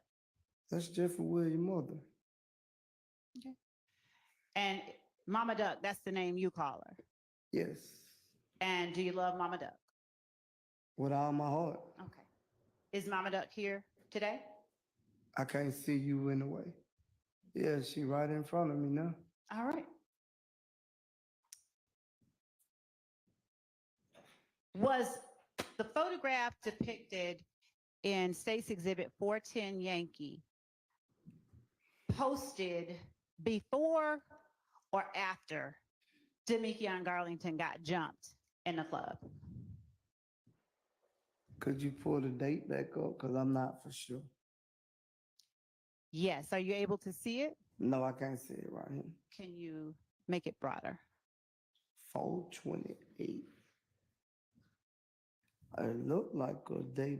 Well, this picture actually was posted the next day. It wasn't even posted the night. It probably wasn't even posted. It probably was took before, and then I just posted it on the 28th. Okay. April.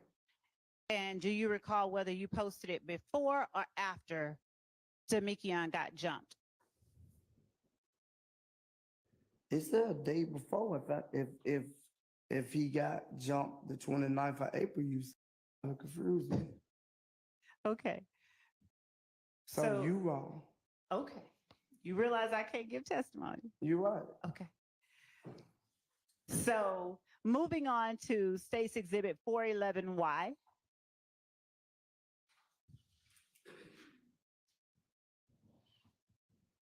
You gonna keep showing me the picture with this green snake on it? What? Are these your postings?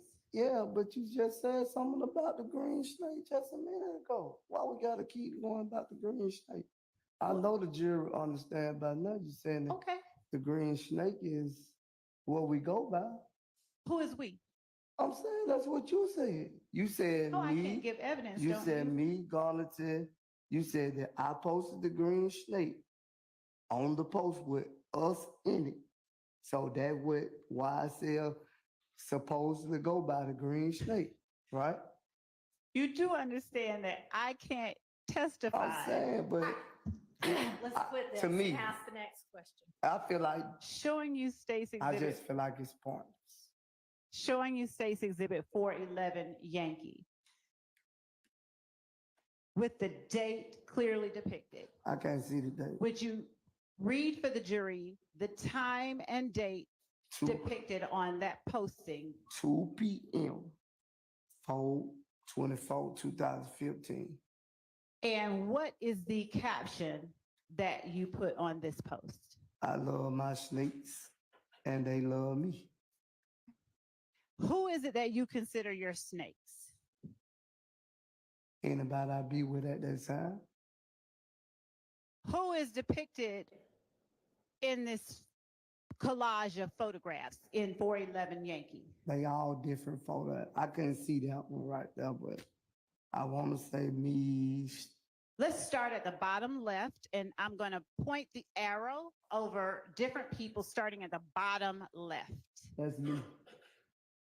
Okay. Who is the person that the icon is over now? That look like Shannon. And to his immediate left, who is that? Oh, I can't The see next that one. photo. You ain't on. That's Demekion Garlington. Who is Shannon in the picture with? Me. Okay. And who is Demekion Garlington in the picture with? Me. And up above Demekion and you, who is depicted in that I photograph? can't see his face. Can you It's zoom in a little blurry. bit? No, it's blurry. So at this point, you don't remember who's in that I photograph? can't see his face really. It's blurry. Are you able to see who is in the photograph to the left of that picture? If we blow it up some. I don't see no face. I'm just looking at clothing from the last video. And then I can identify like that. But I can't see their face. When you say clothing from the last video, was either of these pictures taken at the same time that the picture was taken in 410 Yankee? No, all these pictures was taken at different times. Okay. I put them on a collage together. Are the green snakes, when you say, I love my snakes and they green heart me, are you referring to your fellow YSL members with the green snakes? I guess, Miss Love. Why do you guess? Do you not know? Yes, Miss Love. Showing you State's Exhibit 412 Yankee with the date depicted, if we could zoom in on it. Let's start out with the time and date that 412 Yankee was posted. Would you read that into the record, please? I can't see the time, but it said I got my little brother with me. Love them niggas to death. 100, 2 green snakes. Can you see the time now? No, you gotta go up. Up. Not, yeah. All right. 1:12 p.m., 4/20/2015. Okay. And what little brothers is it that you have with you? I think that's Shannon and is that Shannon? I think that's not Shannon. I think that's I can't see the face. I know that's Zachary. All right. Now you also have 2 green hearts. I'm sorry, snakes. Are those 2 green snakes at the end of that? Yes. And are these people in this photograph with you also considered your snakes? Yes. Or- All right.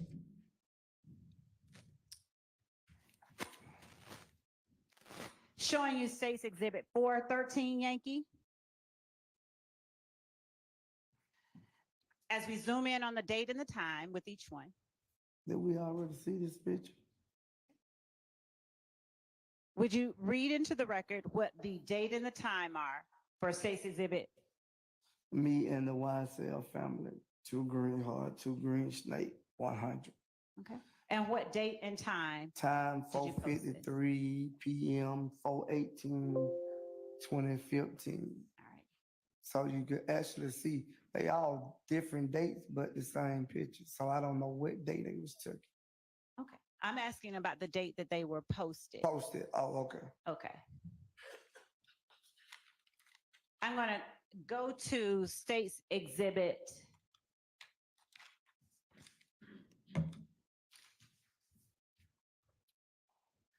416 Yankee.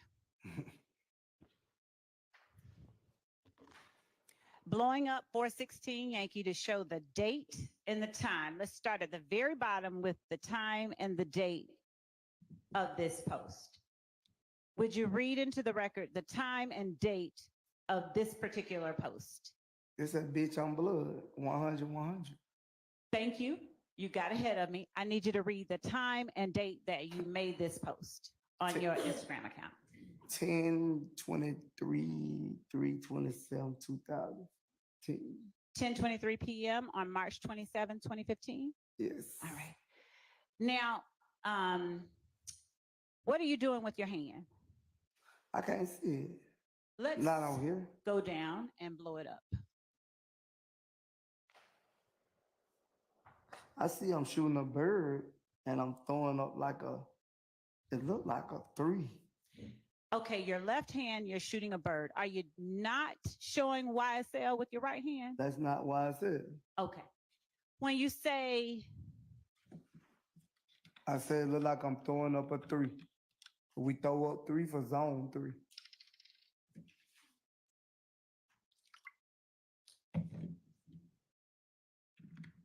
how do you spell, you said that says bitch on blood. How do you spell bitch in 416 Yankee? I took the S out the C.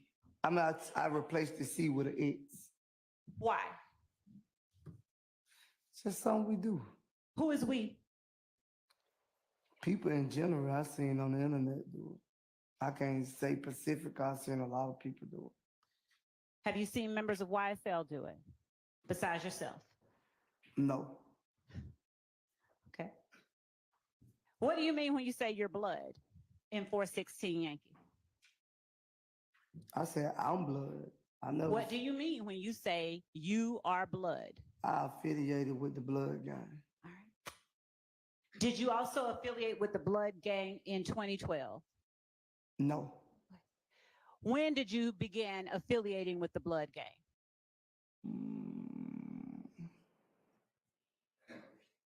Probably like, I want to say 13, 14.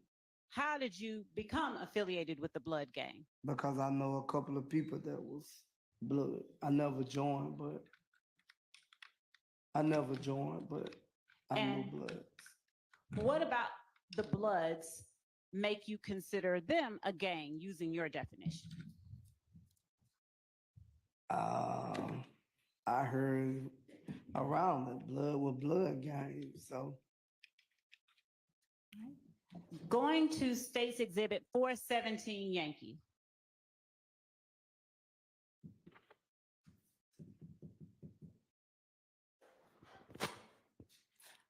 What date did you make the post depicted in 417 Yankee? 3/23/2015. Who, showing the photograph, the pictures, tell the jury who is depicted in 417 Yankee. Me, Shannon, and Stevenson. But I should have been saying on that post, me and my blood brothers, because I look at them like my blood brothers, my little brothers. Going from left, no, stay on the picture. Going from left to right, the person on Shannon's right, who is that person on the far right with the black and white? That's me. What are you doing with your hands? I'm throwing up 2 guns. What does that mean? I don't really know. I used to carry 2 guns every day before you guys made me a convicted felon. I couldn't tote guns anymore. Why are you holding up that particular hand sign to depict 2 guns? Then I just said in the last thing that I was probably affiliated with the Bloods. And so what does the 2 guns have to do with the Bloods? I don't know. I seen a couple of Bloods just throw it up. I don't know. Sometimes they say Pistol Pete or something like that. And who is Pistol Pete? I don't know. I don't know who Pistol Pete is. I never met him. Well, why'd you bring his name up? I'm saying because that's what the 2 guns sometimes mean. I'm saying I don't know who he is, though. I don't know him personally. I don't know him. I never met him. Have you heard of him? I said I heard of him, but I don't know him. What have you heard that he represents since you're throwing up the sign? I heard he represents the blood gang. Which blood gang? I'm not. I think SMMSA. What does SMM stand for? I think Set Money Murder. Okay. And Sex, money, murder. And the person to your immediate left with the red or dark red hood, hat? He throwing up the 3. Okay. Who is that? Is that Shannon? Yes. All right. The same Shannon in the courtroom today? Yes. All right. And the person to Shannon's left with the red sweatshirt on, who is that? That's Steve's that shooting 2 birds. Okay. Now let's get to what you made a post about. What do you say in your post? I already said that. Would you read it out loud? I'm sorry. Me and my brothers don't play. Nah, Wait. for real. I'm sorry. Do you Me and see- my bloods don't play. Nah, for real. 100 with the 2 green snakes. And do you have an emoji or I just said for the word with the word that starts the word bloods? A B. Okay. And is it a red square with a white B in the middle? For the record. Right, a B. A red square B, right. What do you mean you and your bloods don't play? No, for real, for real. 100 green snakes. It was just supposed to make. Why did you make that particular post? No reason at all. Who in this photograph were you talking about or referring to as your bloods who don't play? Me and my blood brothers don't play. Okay. Are you related to Shannon or to No, Mr. I just, Stevens? no, I'm not related to them. I just look at them like they is my little blood brothers. And when you say blood brothers, what is it that you mean today? My blood brothers, not no gang blood brothers, my blood brothers. And the two snakes, We just, is that meant to represent we street YSL? talk like that, Ms. Law. You street talk like what? Like just call each other our blood brothers. We don't have to, you don't have to be from the same mother. That's just the way we, as street language, like slang talk. Now, all of the people that you previously told the jury that you know of who are members of YSL, did you meet all of them in the Cleveland Avenue area? In this picture, are you Uh, saying all the ones that I identified that I know? Yes, all of the ones that you've identified as YSL today that you know. Did you meet all of them in the Cleveland Avenue area? No, Where else did you meet I some of the don't people? recall, but I didn't meet all of them in the Cleveland Avenue area. Did you meet Shannon in the Cleveland Avenue area? No, Okay. Did you meet Yak in the Cleveland Avenue area? no. What about Jeffrey Williams? Yes, I met Jeffrey Williams in the Cleveland Avenue area. And did you meet Quindarius Zachary in the Cleveland Avenue area? No, I met Condera Zachary in Captain Home when he was a child. Okay. Demekion Garlington. Captain Home. How often did you hang out in the Cleveland Avenue area between 2009 and 2022? I can't basically say. Cause I used to be a little everywhere, so I can't say that I'll be here, I'll be there. I done been a lot of places in Atlanta hanging. Are you the only member of YSL that you have seen replace a letter C with an X? I don't know, Miss. I'm not sure that it has. Yes. I don't think so. Okay. Mr. Sledge is saying it is. And so was the answer, yes, you're the only one? Yes, I say I haven't seen anyone else use that emoji. Going to State's Exhibit 415, and we're talking specifically replacing C's with X. Is this picture depicted in 415 Yankee one that you posted on your Instagram account? Now I see it, but I never paid attention to it, Miss Love. Okay, so that I And recognize. that don't, it say 30 deep. I'm talking about replacing C's with X's. Do you, Yeah. when you said now I see it, what were you referring to? I see that he got, I don't know the word, but he got the, Can you zoom in, please? you can't see around, I just see the ITXH. Is there a BI in front of that? Is there a B in front of that? Yeah, that look like, ITXH? that look like a B, yes, that look like a B. And you've never seen, you didn't notice that before? No, Okay. Moving on to State's Exhibit 418 Yankee. Let's blow up the time and date first. Can you read into the record the time and date that you posted, that picture depicted in 418 Yankee? you said the date first, time and date, Time and date, yes, sir. 9:43 p.m., What date? 3/22/2015, And what is the posting? in Houston with my slime, with Now, my snakes, I meant, I'm sorry, just to be accurate, would you say exactly what you wrote in the posting? snakes. I said we in Houston with shit, snakes. These, I don't even understand. I don't even know what I would write. Did you write, we in Houston with this shit? With the shit, snakes. Okay. And what did you mean when you wrote that post? We in Houston. With what shit? Just with the shit. Kicking our shit. And what did that consist of? We chilling. Okay. Who all is in that picture? I can't see. Can you blow it up? No, she had to go down. Okay. Oh, I can't tell. Do you remember when that picture was taken? No, I don't really actually know. Do you remember being in Houston on that date? I don't remember exactly what day we was in Houston, so. Do you recognize anybody in that picture? Yeah. I see me.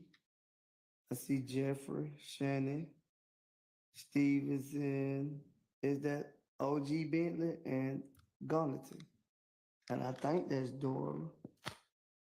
Is OG Bentley also named Kelvin Treadwell? I don't know his real name.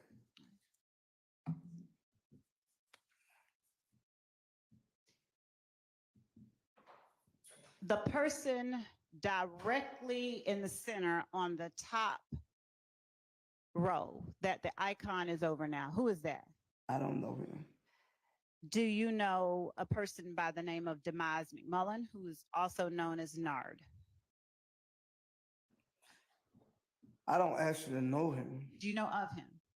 I don't heard his name, but I don't actually know him. Have you ever hung out with him? I don't recall.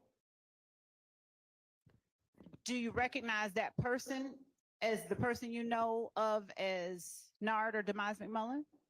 I just told you I don't heard of him, but I don't know his real name, whatever you just said. Is that person the person that you know of as Nard?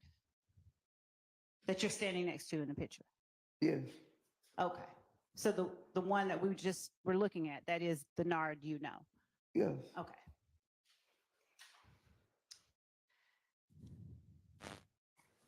I am going to show you 420 Yankee, starting with the date, and ask you to read first the time and date of the posting depicted in 420 Yankee. We still screaming, fuck the Crime Stoppers. I'm sorry, could you say that again? We still screaming, fuck the Crime Stoppers. See, as I use the C right now, then it's the C out. What do you have next to that caption? What is that, a Kathy with the police with two guns? Where are the two guns pointed? It's gonna be pointed towards the police head anyway, because that's just how the emoji gonna Why come didn't you out. put the police emoji on the other side of the two guns? So it ain't pointed at the police head. I don't know, Ms. Love, just posting. Okay. It's no specific reason for that. That green cactus, is that a cactus? What is that? Yeah, I don't even know what it means. That's what I'm telling you. Oh, It's a cactus. It's a tree. Okay. And what date and time was that posted? I can't see. Oh, 9:53 p.m., 2/28, 2/2015. And who is in that posting? And Zachary. Pictures? Me and Zachary. And he's shooting a bird, I'm shooting a bird.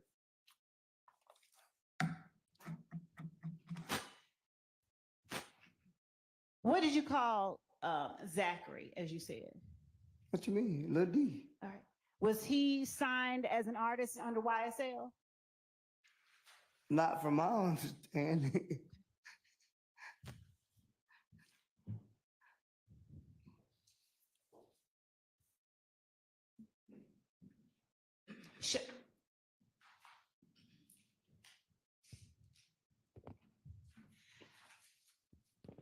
Why did you tag somebody in that picture? I tagged D. That was his name. YSL D. YSL Lil D. It didn't say, yeah, YSL Lil D. And Do you know why his tag is YSL Lil D when he wasn't under the label? I don't know. I went back to this. Anybody in the world could say they was YSL. I've been answered that question. Anybody in the world. You can come out tomorrow and say, oh, I'm YSL. You YSL. Why did you say we still screaming F the Crime Stoppers? Hey, Why you want to F the Crime Stoppers? that's me. That's what I say. Why do And you I want to F still have said today. I don't, it's a post. What do you have against Crime Stoppers? I think I don't have nothing against Crime Stoppers. Then why you I wanna- think they full of BS. How so? Cause they just is. The police BS to me.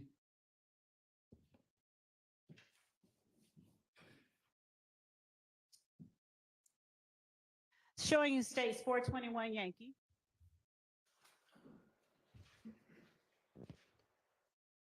Blowing up the date and time. Let's start at the very bottom.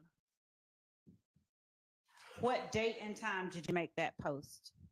It say 5 o'clock PM, 2/26, 2015. All right. And what is the post that you made? Could you read it That's a exactly as it's song. written? It's Okay. a song. I never switch up on my brew. I'm not a dub. And do you use a red square with the white B in the middle for brew? It just look better than using the regular B. Why didn't you use a C? I don't know. I initiated. You what? I initiated the C. I swapped the C out for the B. The B looked better. Is there an emoji with a C in it? Do they have an emoji with a C? I don't know. What is a dub? D-U-B-B. I don't know. That's just, I don't know. I don't actually know. I have no knowledge what a dog really is. What did you mean when you posted it? I just posted it. It was for a social media post. That's all. Whose song is it? I think Jeffrey have a song like that, if I'm not mistaken. Who did you tag in this post? I tagged Little D and Thugger Thugger, who was in the picture with me. And is Thugger Thugger defendant Jeffrey Williams? Yes, ma'am. Okay. Could you scroll down? Yeah. All right. And are those people the ones that you say are your brew? That's what the post say, yes. That's what I said, Ms. Lowe. And do you have any reason to be saying when you say switch up, what do you take switch up to mean? What did you intend that it convey when you made that post? I will never stop loving my brothers. Thank you.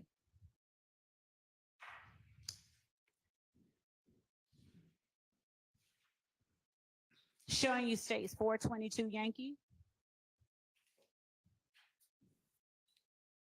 Starting with the time and date at the very bottom, if you could scroll it up and blow up the time and date. Mr. Sledge, would you please read the time and date at the very bottom first?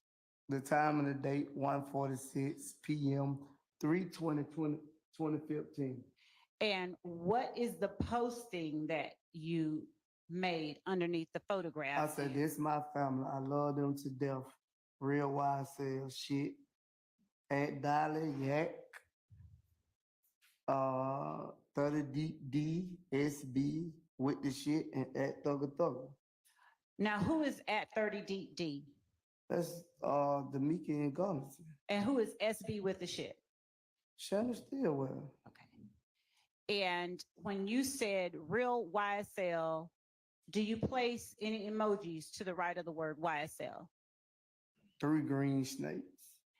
Is Demikion Garlington signed as an artist under YSL? No, Is Dolly White signed as an artist under YSL? I'm not for sure. Okay. But I'm for sure she'll rep her brother label. So To be clear, at Dolly White, is that defendant Williams' sister? yes. Showing you states 423 Yankee. Objection, Your Honor. Wait a minute, don't show it. Under 403, waste of time, cumulative.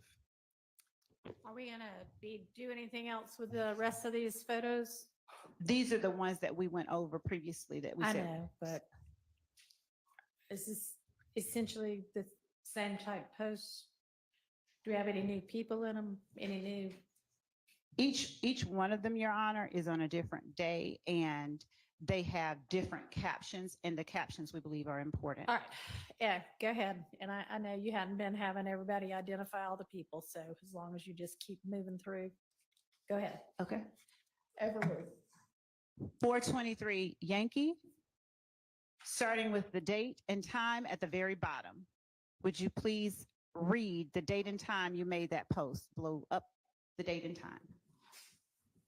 We told you why I said. No, when the date and The time. date and time is 3:28 PM, 1/5/2015. And what is the post that you made? We told you why I said will never fall. And what do you have to the right of those words? 2 green snakes. And two, what are those exclamation points on the? either Yeah, side? on each side. Okay.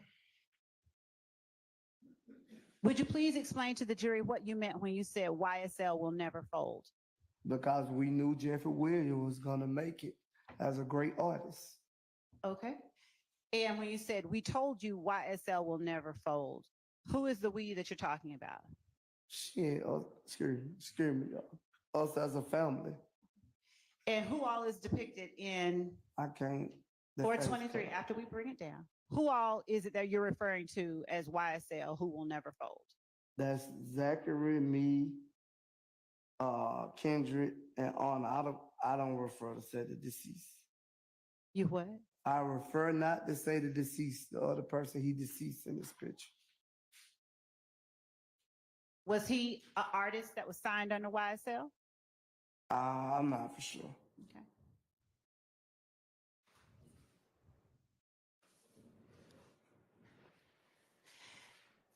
Would you explain to the jury what the dugout is?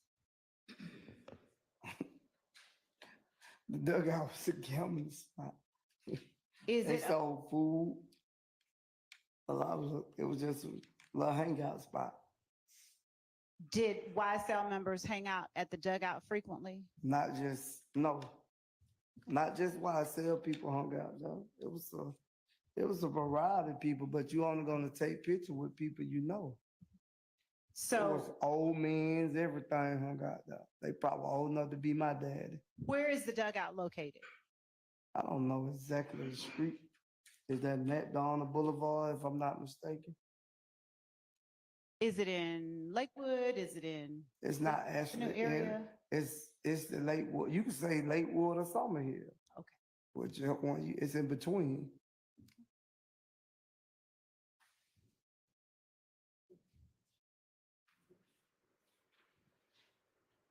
And showing you State's Exhibit 426 Yankee.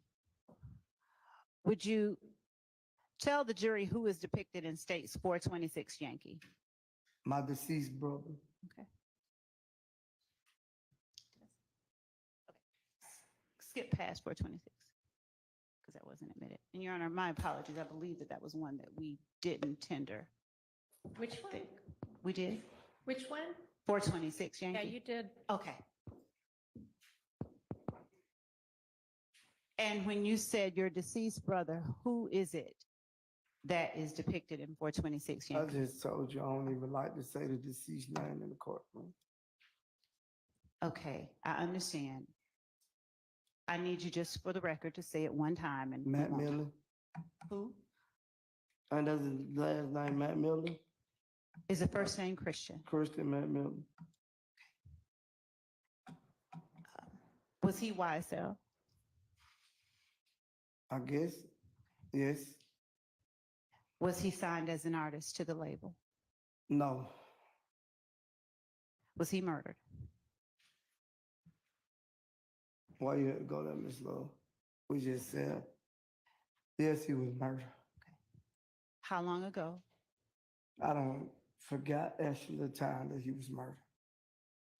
Y'all, I could take a break. We're almost finished. We got, Okay. what, 3 more photos or so, and then we'll be done for the day. Yes. Okay. Showing you State's Exhibit 428 Yankee.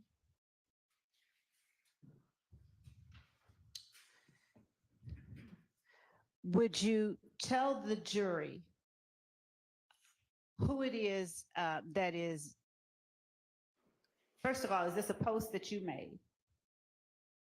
I don't know. They say money too, so I don't know. Was that you? I never noticed me having an Instagram now. Okay. So I can't. Are you known by any names other than Antonio Sledge? I know by a couple of names. Are you called Took? I'm not the only two. Are you called Mook Took? Yes, you know that. And what is it that is stated underneath the photograph of you and Mr. Zachary? I can't identify. It's not shown. Can you scroll up and make it bigger? She probably just can pull it up. Yeah. All right. Free little D like right now. All right. And what's the last word? Fuck. I And can't how see the is words. it? Fuck 12. Who is 12? The police. All right. That's who lock you up, don't Okay. And that's an emoji of a police car and a policeman. Right. Right. Showing you States 429.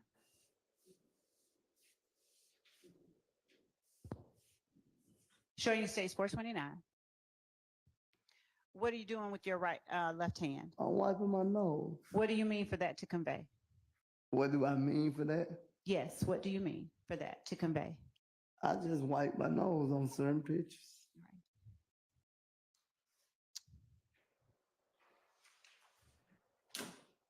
Your Honor, at this time, I believe is a good stopping point. If the All right. court's okay. You've gotten through all of the photos The ones that I'm going to that publish. that have been admitted this Yeah. afternoon. Okay. Yes, I haven't published all of them, but those are the All ones right. that I was going to publish. Okay. We're going to break for the day. Mr. Sledge, we're going to need you back here at 9 a.m. in the morning. Yes, ma'am. All right.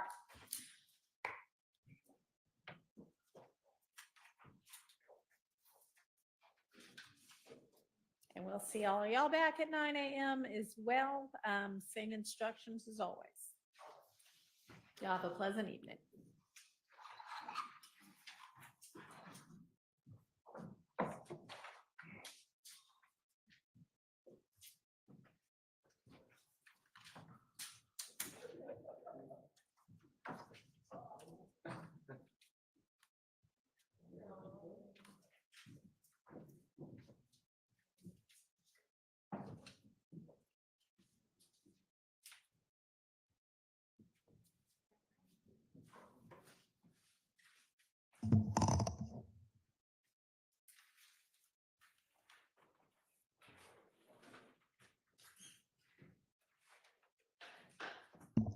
Okay, is there anything anybody needs to put on the record before we all break for the evening? The state. Okay. Thank you. Overstep my bounds here, but I would like to inquire how long the state is anticipating. Well, see how I knew that was not going to be 3 hours. It was going to be all day and we're not finished yet. How much longer do you anticipate? Judge, it may go into lunch tomorrow. It may, hold on just one second. Okay. You know, I guess if you assume you have a cooperative witness and then you don't really have a cooperative witness, it takes a lot longer. Or it could just be that lawyers are really bad at estimating time.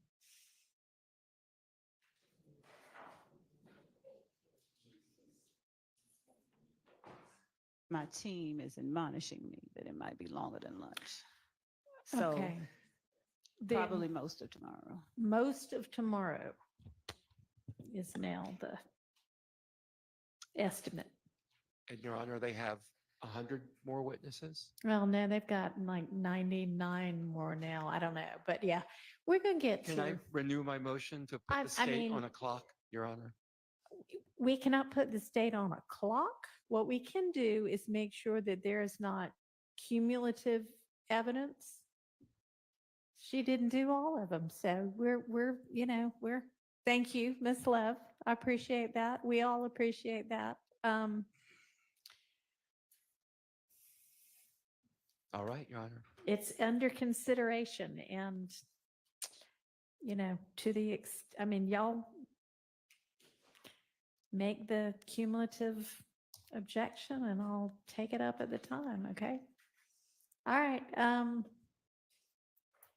And I do think that when we get to our next non-jury days, I do want us, now that we have all of the, rest of everybody's evidence, after we get through that, I think we want to take a look at what's everybody going to be testifying to and see if there are some people that might be cumulative or might be something, a witness or so that the state feels like maybe they don't actually need, even though it would be nice. So. Like we do have like record custodians that if defense is willing to stipulate to the records, we can eliminate those witnesses. Those are ones that are at the top of my mind, and there are quite a few of them. We have 7. So there's an idea for y'all to consider. Maybe there's more possibilities besides those 7 records custodians. I feel confident. But yeah, that is definitely something that we need to further consider. All right, anything else? All right. Yes.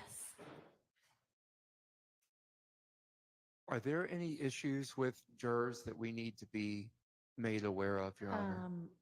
No, not that I know of. Are there some that you know of? I'm not sure. Let me look into it and I'll get back to you in the morning. Your Honor. Okay.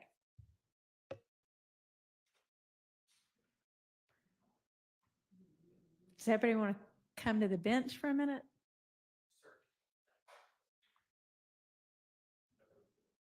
Well, not everybody, but somebody. Okay.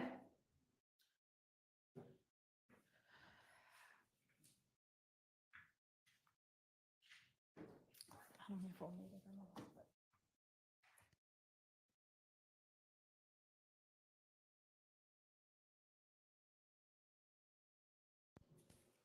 Let me talk to the co-defendants counsel. And if there's something I need to raise, I'll bring it up in the morning, Your Honor. Okay. Well, if y'all know of a potential issue with the juror, I'm then not going to the go up to the court with just a rumor at court this might point. need to know that too, but Okay. okay. Thank you. All right. We don't know. He's going to look into it further. Yes, because I'm sure that rumors run rampant. So, okay. We'll all see each other at 8:45.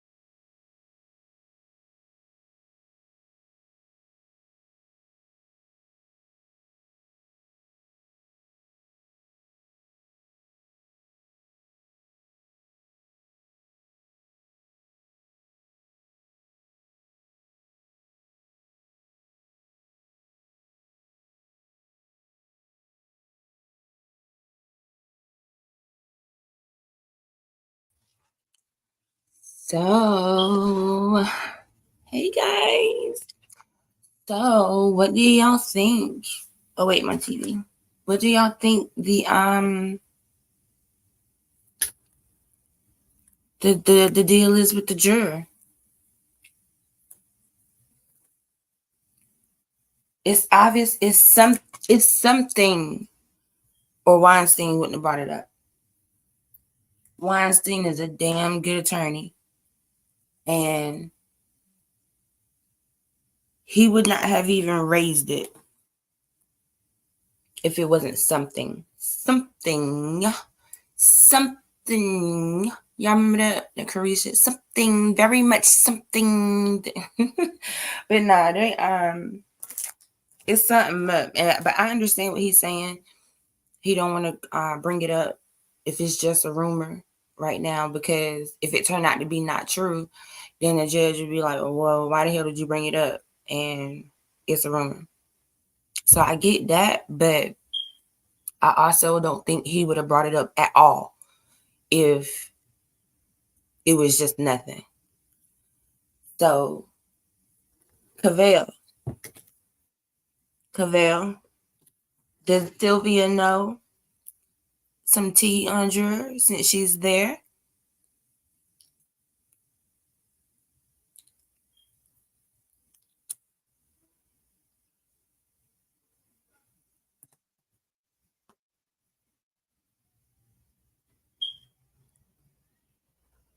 Yeah, Weinstein be twittering his ass off. But them defense attorneys are plugged in, y'all. They plugged in. And if they not plugged in, they got a paralegal that's plugged in. You know what I'm saying? Like, Atlanta, one of those cities that's small and big at the same time. Like, it's a big city, but it's small. Them defense attorneys is plugged in. So they might know something. I mean, hell, it might be something as simple as a juror that he knows that is sick of this shit.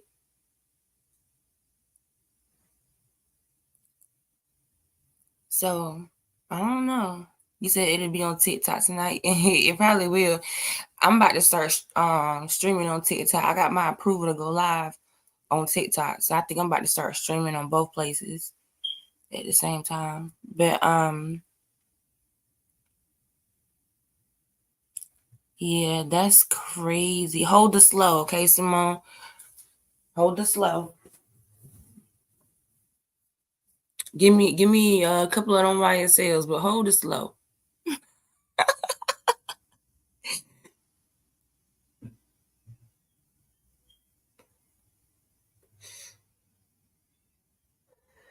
It could be a relative, maybe. I can't see how. Okay, so these jurors, they're supposed to be jurors of your peers, right? So essentially, and they have to reside in Fulton County. All right, so we all got family. Most people have some kind of family that live in or around them. Like around, like in the same city. I can't see how those jurors don't have their cousins calling them.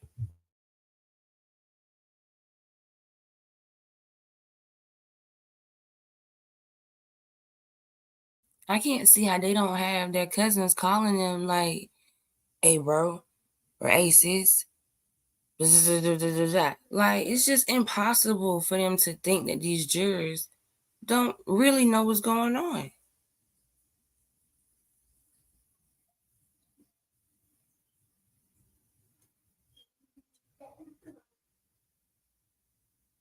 We gotta get our shirts to the party after they release.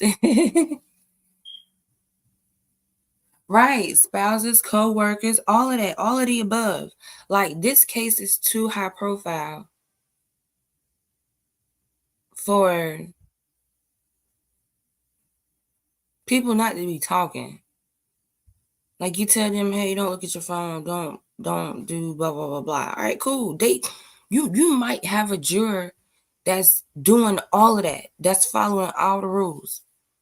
You might have a juror that is following all the rules like they supposed to, and they still get told some stuff.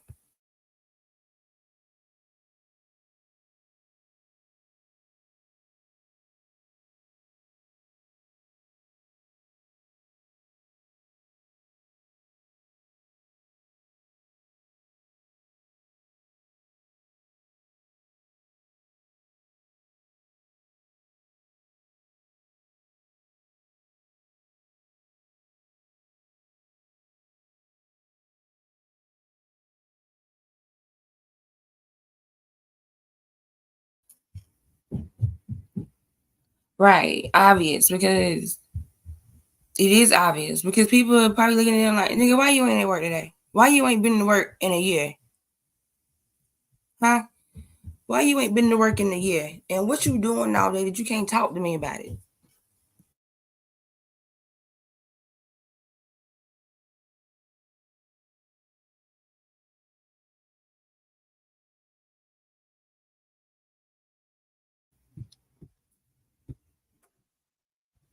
Right. And then, the people that it's just, I mean, we don't even have to. They said Sylvia got kicked out of the courtroom today. What? Is it drama in the YouTube streets? It's always drama in the YouTube streets. But I feel like they've been trying to do that though. Like, they've been trying to do that. The prosecution been trying to do that. I feel like they've been trying to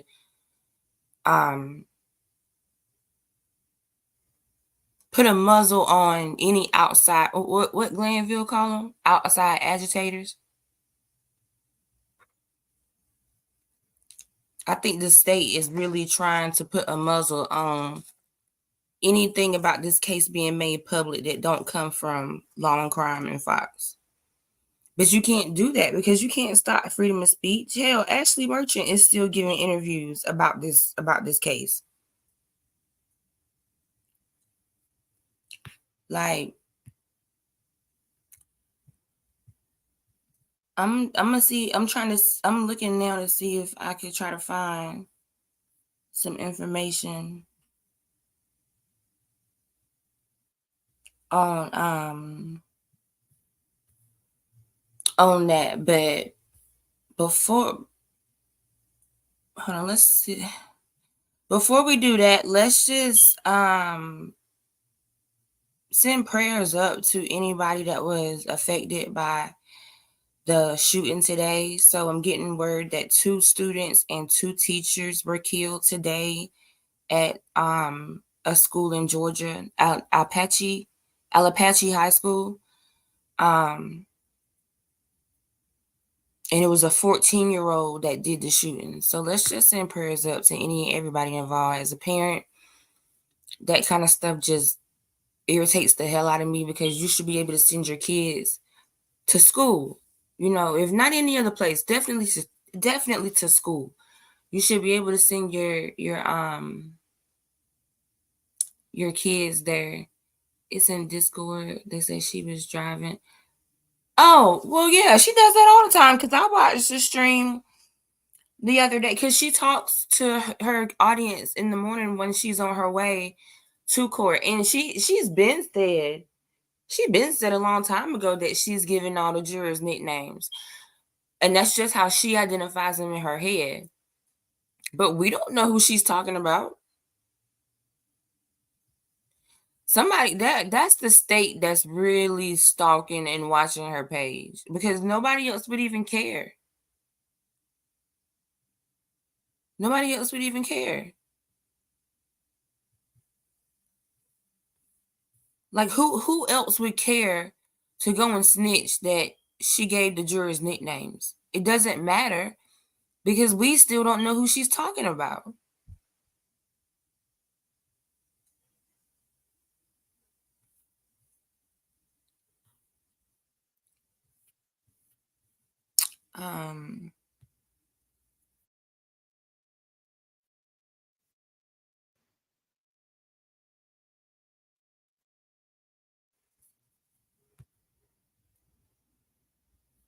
I'm just trying to find a page that has the T.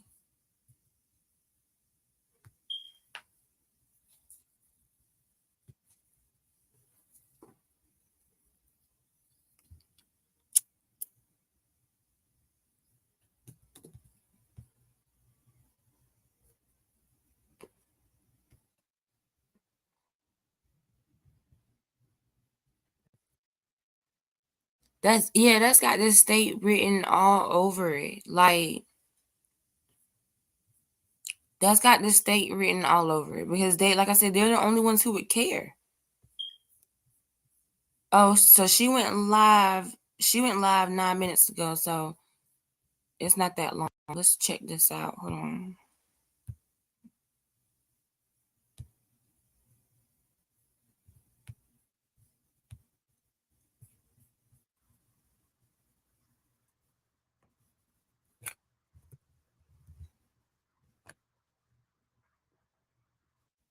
Okay.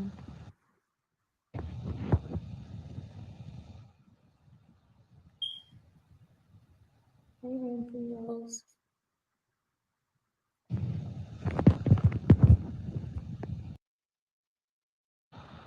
Hey, Pamela. Asking God, what's the next step? Am I okay? Yes, I will be okay, y'all. I'll be okay. It's just a trial. It's the ceiling. I got it up in the ceiling fan.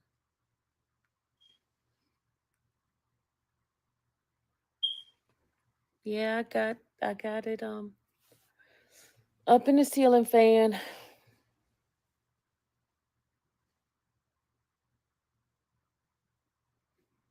Am I okay? I'll be okay, y'all. Hey peeps, the white screen looks cool. It looks like it is a cartoon. It is a cartoon, Pam. If y'all notice my live stream and then I'll give you guys some details of what happened.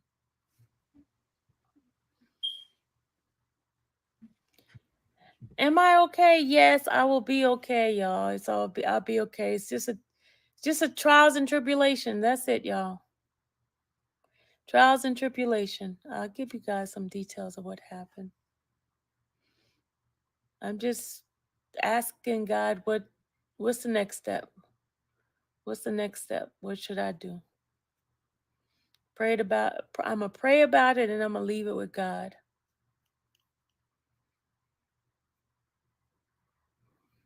I'm gonna leave it with God.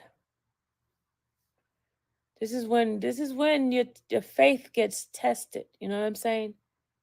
This is when your faith gets tested.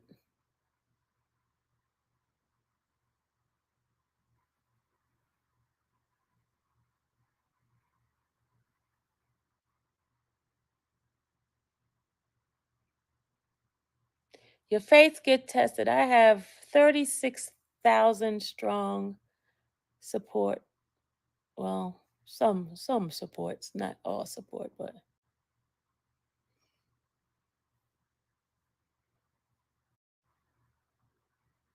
obviously you know already. Because you came in and said exactly what it was. You said exactly what it was. Yeah, they did. Yep, they did.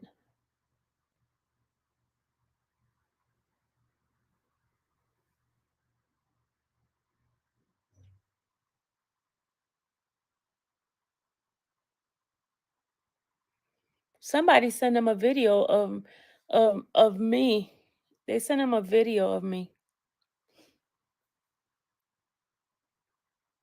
They sent him a video of me, and according to the deputy, it was supposed a juror sent it. Yeah,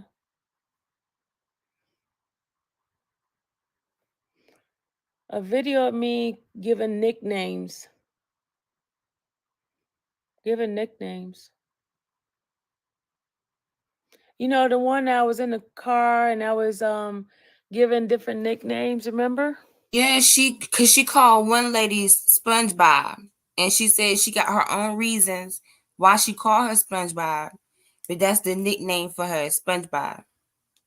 But she gave all the jurors nicknames. Yeah, I can. So it wasn't like a singled out kind of thing. But what is the jurors doing watching? How? Hold on, let me pause. Sylvia right quick. 'Cause Sylvia, that's one thing about Sylvia. She be trying to tell a story and she be too busy looking at the comments, and it take a long time to get the story out. But that's the mistrial. That's the mistrial all day. Because if a juror is the one that sent the video, that's the case. The case is over with. Because the juror should, number one, should not have had access to that video. No, it really don't matter how they got it. Somebody could have sent it to them. They didn't have to look at it. They knew if somebody sent it to them, you could look at the title and tell that it was YSL. I'm sure if somebody sent it to them, they gave them a description of why they were sending it to them. So they didn't have to look at it if it was sent to them. So the juror should have never looked at it or had access to it. So the fact that they did, that case is over. But if they removed Sylvia from the trial on the basis of the fact that there's a video of her giving jurors nicknames that a juror apparently saw and sent to the court, why did Paige let court continue? Court's not supposed to continue. You're supposed to make the defense aware, because it sounds like she didn't even tell the defense. It's like it's the secret between Paige, the juror, and the deputies. But something like that going on with the juror, you're supposed to let everybody know. So she should have told the defense, hey, this is what's going on. We had a video sent, blah, blah, blah, blah, blah. I mean, she should have told both the state and the defense, but the defense surely should have known. If she would have told the defense what was going on, Weinstein wouldn't have had to make that comment in open court. You really think that's something Weinstein wanted to say in open court? And I know why he did it in open court. Everything is done in open court for the record, to make a record of it, so that the court reporter can put it down. He could have easily asked if he could approach the bench to ask her something, but he did. He put it on the record for a reason, which was very smart. But that just alerts the world, the Georgia Supreme Court, the Georgia Bar Association, and anybody else that the defense was not notified that there was, in fact, an issue with the juror. Now, they're going to try to spin it and say the issue wasn't with the juror, the issue was with Sylvia. But if the juror is the one who gave the video, the juror is the problem. And the fact that that juror is still on the jury is a problem. Because how do we know that that's the only video that they watched? How do we know this is the only time that they have, no, they're compromised. And how do we know that they're not going back and talking to the other jurors about what they seen, what videos they saw, and because I can't expect a human being to watch this one single video and nothing else. No, if I see this one video, I'm gonna go look to see what the rest of the video is about. And then now it's in your algorithm. So everybody else is going to be all the stuff that come up on your page is going to be about YSL as well. I'm sorry, Simone, I wasn't on the screen. Come back if you can. I put the link again.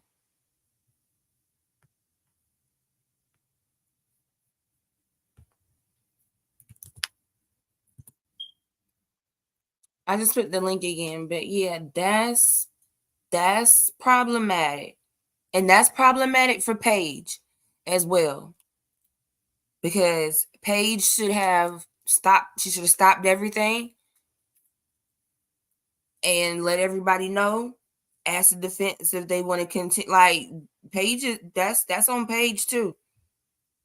Because that person, that juror should be dismissed.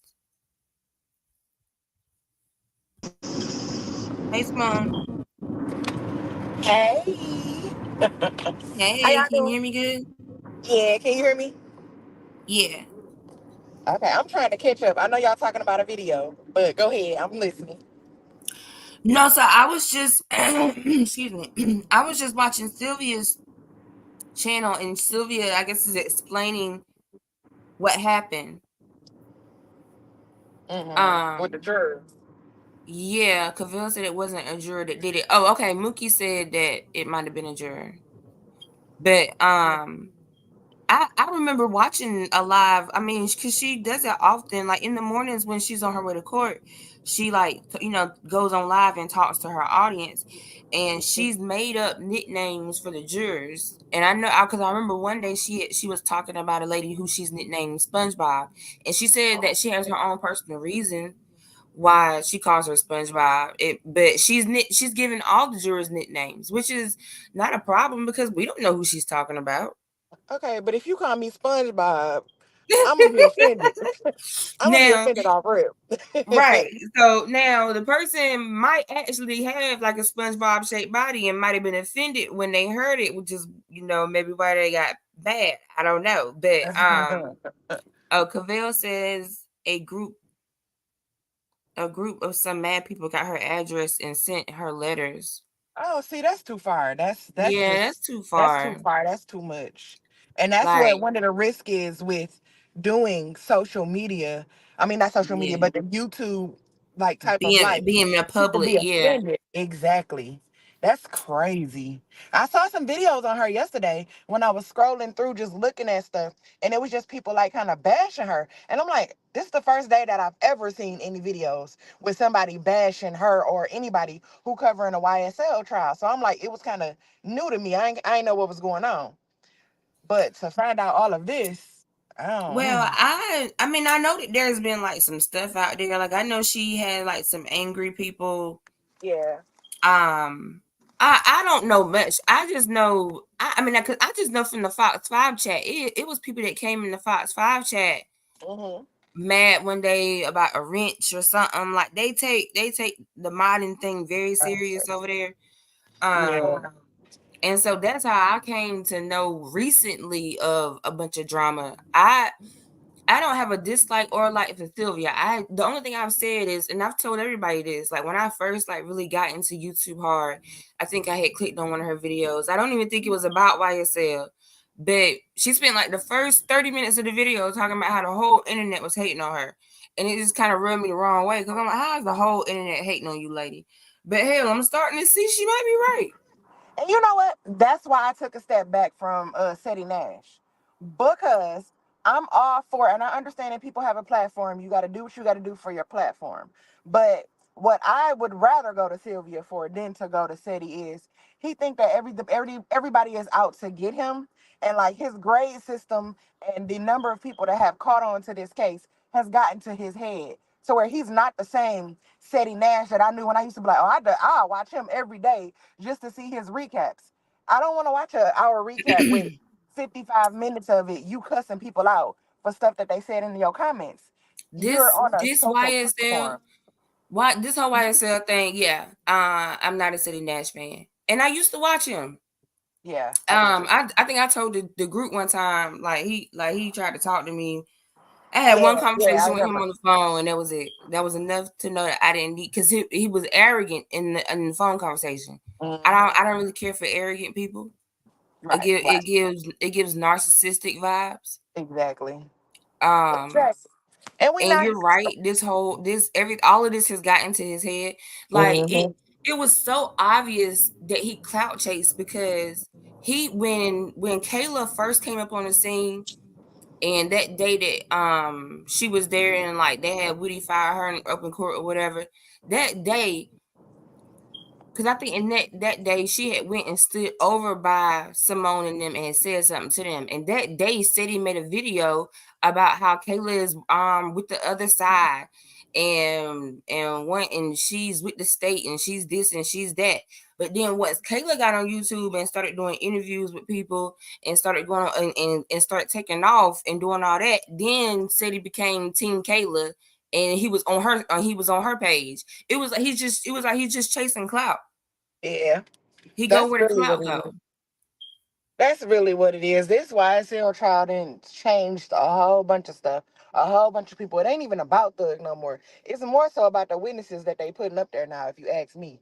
Like, it's changing everything around everybody. Like, we don't have to get all emotional. At the end of the day, we all for fair justice and all that stuff like that. But I'm not about to get butthurt about what nobody say or what nobody do in their spare time, because when 5 o'clock hit or they say we dismissed for the day, that's it for the day.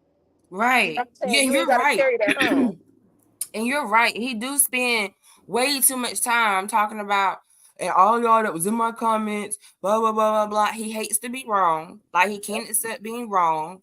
He doesn't like it. He wants you to leave a comment, but he doesn't like it when your opinion is different from his.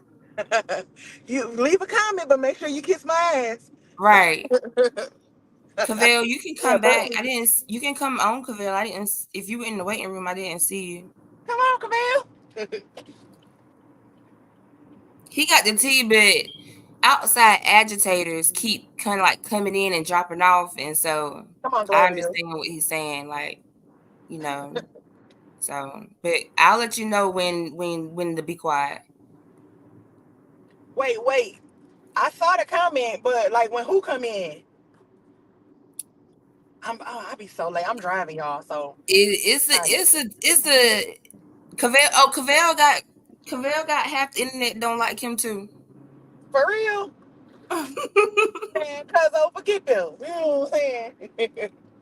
We don't care nothing about what they talking about. But he know. The Okay, here watchers. you go. Yeah, here you go. Hey, Cavell.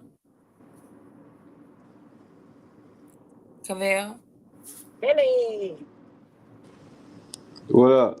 what's going on? Nothing much. I'll let you know when you need to be quiet. Need to add one that quick. Who? Look, who I we just got to seen. squad up on? I understand. They gonna lurk in the bushes. Oh man, them damn bushes. Yeah, they gonna through the bushes. But But nah, real yeah, quick, tell us what happened. they been trying to stop her though. It's more. It ain't the jurors did that. It's a group of people that's getting together and they just forming a little team to get her out the way. Mm. So at first it was demonetization. Well, they been making threats. They been making threats for like months. They wasn't making it nowhere. Then they started forming a team together, I guess. I don't know what happened. And now they done got her address and they just send her letters and stuff. Oh God. And pretty much speaking on the things that was being said right now, that she's giving nicknames. But how long has she been having nicknames for these jurors? The whole length of this trial. I was about to say we've been in trial for like 9-10 months. The whole length of this trial. So it's not about no nicknames. If a video was sent there, that somebody went back and watched the videos and clipped it of her talking about the nicknames, and then they making this little collage or anything against her, and they trying to send to people. But the thing about that, Weinstein know about that. He knows about the nicknames. He's been on Sylvia channel talking, doing an interview, mentioning nicknames, laughing at nicknames. So Weinstein is not in the dark about that. He knows about that. And Sylvia told him one day when they were while they was on break, when they was going through those motions, she saw a juror in the courthouse. Mm. And they told her that she had to mention that. She had to tell that to somebody. And she told it to one of the defense attorneys. I remember that. That was the day that they were supposed to come back, but then they end up not coming back. And she said the juror was in the courthouse No, still. they weren't supposed to be back then. They weren't supposed to be back yet. Yeah, and then Not she yet. said she told somebody, and they told her that as long as they weren't anywhere near the courtroom. Yeah. And then there was another incident where, because they supposed to wear the badges at all times when when they on the jury. They all was lounging around in the break room in the courthouse without their badges on. Oh And wow. it just so happened that Sylvia be noticing things and she be around, and other people be around, and it has to be mentioned. And then like they told her, if you see anything, it has to be mentioned to somebody, to a court deputy or anything, anybody. It has to be mentioned. So they know what's going on. They just want her out the way because she is too exclusive. Mm-hmm. Now, She is too when exclusive. we say they, are we talking about the state or are we talking about her haters? Well, I can say it's 80% her haters and YouTube people and 20% state. And I say Wow. that because the state is probably was, alley hooped into this by the haters. You see what I'm saying? They mailing things to the state. And now the state had this because there was a time where Love was she was cool with Sylvia, hugging her and everything. They were cool. But that time came when Sylvia had was posting pictures of The Love's defense. face that time Oh. and how she was looking of moments that wasn't trial, you know. And love, she saw that. I mean, they watch her channel. They watched her channel. Wow. And Love saw, and she made a thumbnail on the live stream that day. That ugly face of Miss Love, and she made it a thumbnail. And I knew then that was going to drive Love probably to somewhere else where they've been. And after that, that next day, when they went to go back to court, she mugged Sylvia, stopped hugging her, and everything. And Sylvia reported, and letting people know that. Mm. And it's So, like, uh, no, I was just gonna say that I thought that she got on Love's radar when Love saw she was cool with Kayla. nah, And also when, Sylvia took Woody to church or went with Woody to church or whatever. I thought those two incidents is what nah, made her a target in Love eyes. nah, because Love was still talking to Sylvia and hugging her after that. It's when she posted them pictures of her and was recording her and was showing it on that live stream. It was when Love stopped affiliating herself with Sylvia, stopped talking to her. Mm. Wow. It's getting to a point where it could potentially be dangerous. Like that's something that don't nobody pay attention to. If you got my address, some people in their mind, this is their case. This is something that's personal for them. When you start giving out people personal business because you mad or because you think that they for the state or for the process, for the defense, like that's a whole nother level right there. Like I wouldn't even want to do none of this, especially if I was Sylvia. She's everywhere now. And she has Yes, information that a lot of people don't have.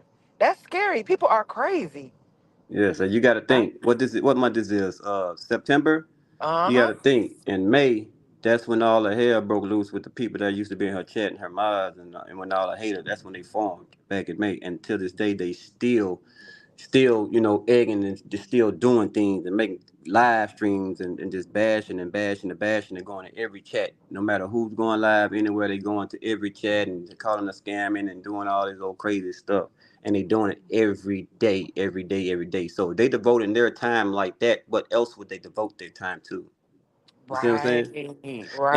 And the way those letters was written and the terminology that was used and the things Oh, that they were saying that she was doing is a lot of the things that they say. in the chats. Yes. Oh. But she got haters everywhere though. Mm-hmm. So also the guy that she had been beefing with, the one that like her, the one Dennis, what his name, whatever he is, Dennis Byron, he makes all his content talking about her also. Oh Everything he do, God. he's just talking about her. And that day when the letters came, he came in the courthouse that day, and he came in and he sat by her, deliberately went and sat by her, and supposedly kicked over her internet box. That what she was reporting to us, saying that's what he did.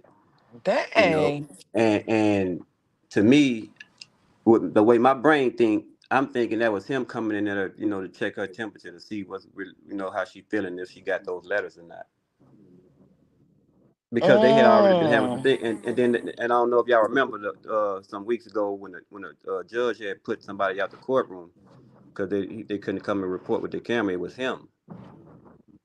She had put him out, Oh my God. and he wasn't able to come back in, and so he has Mm-hmm. been, and he been that been some fire been building to his hatred also. So it's a bunch Mm. of people that just have this hatred.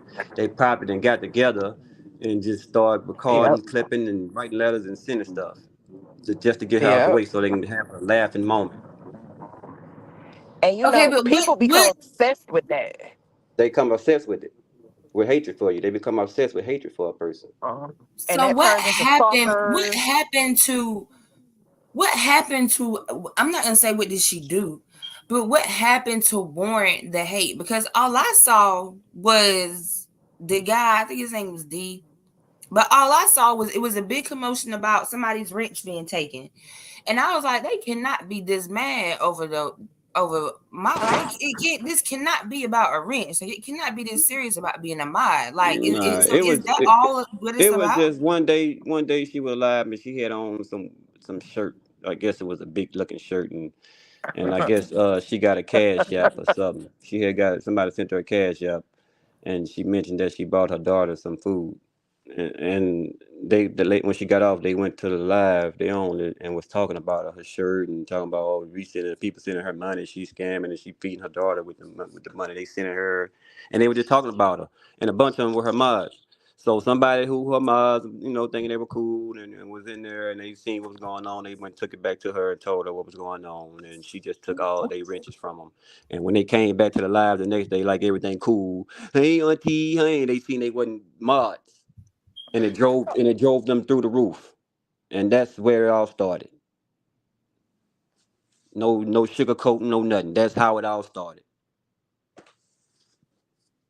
Wow, that's crazy. Childish. Because I was just thinking like this cannot be from just that. Like, it has to be something deeper.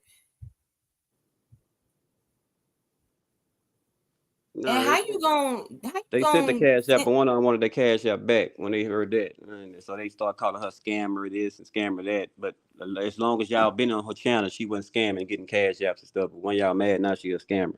well, It's how you gonna crazy send somebody a cash app and then tell them how to use it? how to use the money. I don't understand that. Uh, and they just been hell bent mad, and they just been trying to ruin her and ruin her and ruin her for months. And anybody that she feel they close to her and cool with her. That's crazy. Yeah, but So did they kick her out saying she can't come back ever? no, I didn't say she can't come back. She was still in there at first, but they just stepped out.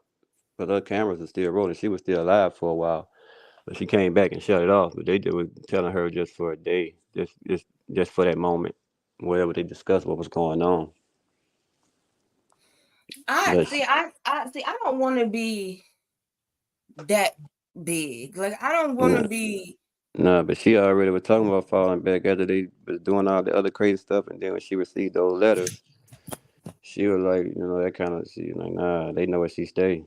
And then Yeah. what's crazy, they did that meet and greet some weeks ago, and one of the dudes that rode them haters, he was at the meet and greet. You know, Why? he just like to be around. He just like to be around. You know, Mookie, come up. I got a question to ask you. I meant to ask you a couple weeks ago, but I forgot. yeah, but they on some, That's who knows who sent the video in, but that YouTube competition is something serious. yeah, it is. I listened to her. I think it was the same morning when I heard her when she, like I said, she talks to her audience on the way in. I think it was the same morning she was telling a story about how she was when she was covering the R. Kelly trial, Yeah. and there was some other blogger or something that I guess that was mad that she was getting all the whatever and tried to block her, stop her from covering the R. Kelly trial. Like but it's kind of like how you get the same, like how does it keep happening?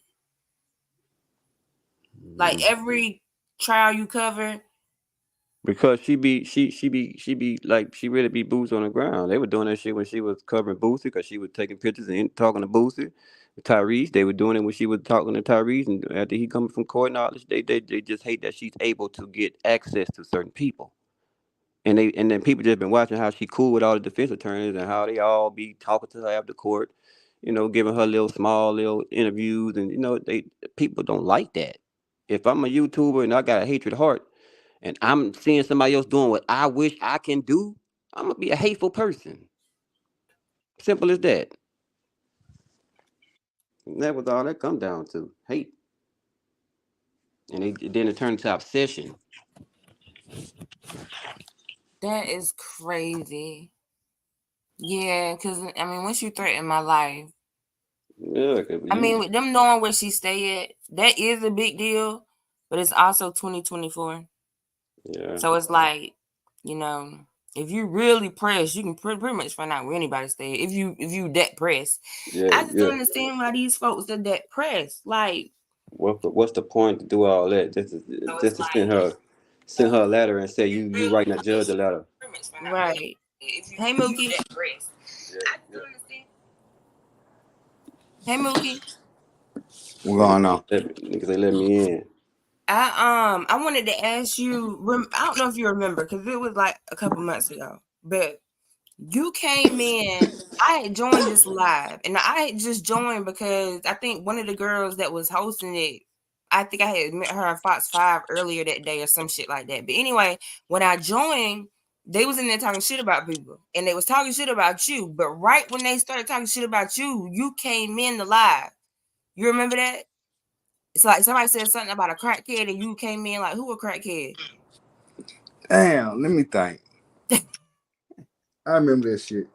I think her name was like, it's not with a K or DK or KD. KD. That who it was. There who and you came in like right as soon as they were talking shit. I think Mel might have been in there too.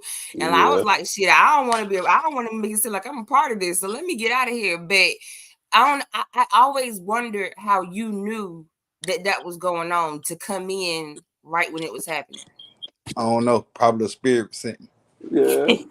Yeah, that's true though. Cause I was like, damn, did it go? Was it? And then because then they started wondering. Cause I think once you said what you had to say and you left, they started wondering like how Oh you knew no, over you there. know what?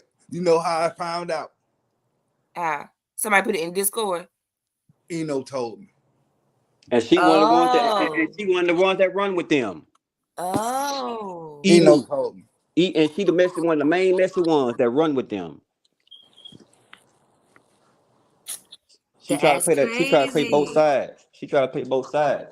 They're the one that came in there in the room talking about some, oh, what y'all over here lying and bitching about. Yeah. Yeah. Yeah. And when the nigga checked her ass, she left. She softened up. Emu. The man face ass. How you in a live talking shit about somebody and then gonna tell them about the live? And then they're the thing though. They don't give a fuck about none of that. I don't care None of about that. none of that. I know what they trying to find out. They the one got to sit in there and looking at. I ain't got to look at the court no more and still know what's going on. Mm-hmm. They hate people that's in tune with info that they can't get. That know something that they don't know. That's crazy. I always wondered that. I was like, damn, how you know that they was talking shit about him? And that's what I was thinking. Yeah, and they know Somebody Mookie. must have put it on They Discord. know Mookie gonna talk shit and gonna boot a motherfucker. Boy, fuck them. I got a little dirt on them anyway. I need to brush them off. So is KD part of the crew? Yes. What did Sylvia do to her? She was with them. She was with them. She was a mod too. Oh. She took all their wrenches. Yeah. Oh, she went through that motherfucker. You give me your wrench. You give me your wrench. You give me your wrench. Took all of them. and a few of them followed. Mel was never. She was never a mod. Her and Nurse Shells was never a mod. But man, I don't know, man. Some of them But folks. ever since that day, Mel don't be fucking with me. That's why I went because I had seen her in Fox chat after that, and like I would say hey to her, and she wouldn't say nothing back to me. So I started speaking to her altogether. I ain't gonna kiss nobody ass. Yeah, But I she just speaks distinctly sometime. remember. I might go and fall. She'll speak sometime, but shit, I ain't thinking nothing about it. Shit, you speak, you don't, you don't. I don't know you. Because they know you ain't finna flock with that message shit that you got going on and join their circle and come on they live and be trying to bash. Man, I ain't no motherfucking YouTuber, Cavell. They know that. They know that. That's what I'm saying. They know that. So that's why they play you to the left like that. Because they know you ain't finna come join that bullshit. That's why they come at me like that because I ain't joining that bullshit. I've been, Mel, I didn't get on her at the whole Labor Day weekend with that bullshit. Coming at me with some, talking about some princess profile. They think I'm a profile princess going back and forth in the chats with them. I'm like, man, what the fuck? I ain't got time for that. You said shit. Y'all invest y'all time in YouTube worrying about people personal life. I ain't got no time for that shit to be going create no damn troll account. They come and Boy, argue with no motherfucking nigga in no chat. if they go eat some pork, it ain't gonna make my stomach hurt because I don't eat it. Like, god damn, they been tripping. They been tripping. Talking about I'm playing dumb all kind of shit. Man, you got me fucked up, man. I'm playing dumb for what? Yeah, she ain't been, I ain't really talked to her since then. So that when she came in my room that time, I think one of y'all was like, "Oh, you know Mel V, she was in Fight Share." I'm like, yeah, I know who she is. But I know she been like, yeah, I know she is all right, but ever since that day shit was off, because when they was trying to figure out how Mookie knew, I guess they was looking to see who was in the chat that could have went and told them about it Shit, or whatever. yeah, the mole was in their ex parte In group. a circle. That's the same thing I've been telling them motherfuckers. You need to check your circle while you keep on telling me something about my camp. Like, what the fuck? You tripping. You tripping hard. That's crazy that they take this shit that serious. And then that's why I say that circle might have had something to do with it, because she was telling me some bullshit while we going back and forth. No respect. She trying to find out this and that the other. Like they gonna do something, you know what I'm saying? And then Man, that them ain't what folks she here. talking about. They got too much time on their hands. Too much. I'm about like laugh now. I'm trying to see, shit, do these folk really have a job? Do they have a job doing this shit? But they claim they well off. Gonna tell me all them over there doing way better than anybody else. What the fuck? Oh, Yeah. okay. That's what But y'all who think, huh? cares? I said who All cares? right then. I said who cares about somebody's personal life? Nobody's on here worrying about nobody's I personal life. bet you ain't nobody. I bet you ain't nobody over there able to check. I bet you ain't nobody over there able to pay their bills at the beginning of the month and not check their account. Can't damn one of them. Cause they on YouTube all day. Worrying about the next motherfucker. What the My next thing is, if you got a problem with Sylvia and anybody or anybody, then if you like, what's the old saying? If you can't beat them, join them. So make your own shit and be better than Sylvia if you think you can. But Man, these niggas in Atlanta don't like the coattail. They don't want to ride no coattail. They But it want ain't to. They want niggas. to. They want to move. They want to move the big fish out the way for they can be the big fish. It ain't the niggas in Atlanta. These motherfuckers all around. They just internet buddies and beefing with motherfuckers on the internet. well, so Talking about that them folk making my lighter go out.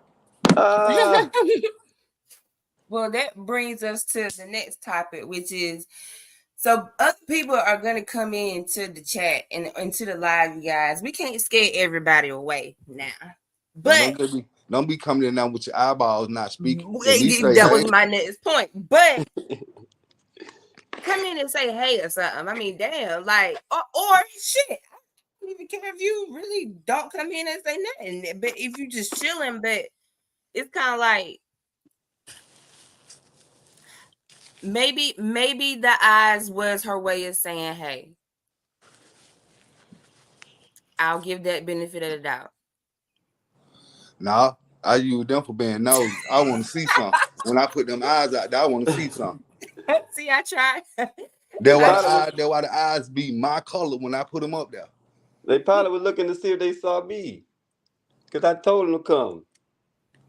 That's why I said next time just give a little intro or something. Like, or maybe Well, they should like, have or came look, in let's there. They know, should have hey, I'm came in there and sending said, people over there. Cavell, where you at? Hey, or like, yeah, just let us know, hey y'all, I'm sending people over or something like that. I don't know. It's just the I for whatever reason, the eyes just kind of rubbed everybody the wrong way. And I that's when I had left to get my son, so I had pulled it up in the car and I was like, hold on, what I missed in 5 minutes? What's going on? That's just because everybody. That's just because everybody be on blast, ready to go. If that mentality wasn't in mind play, it wouldn't be thinking like that. But I understand that though. I understand it though after they came in that last time with that bullshit. So yeah, y'all was right to a certain extent. you know, after they I came in the also think last it was time. her response too. I ain't saying Because that wrong though. I Nah, think it was her response because I think Simone was like, I think I'm trying to see what we looking at or something like that.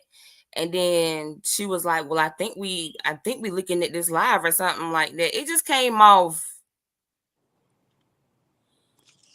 smart assy, I guess. And maybe because we don't know her, that could have just been her personality or whatever. I thought she was asking, was it live or not? That's what No. I thought. That's why I put yeah, lie. Yeah, she was asking, was it Oh, live? she was? Yeah.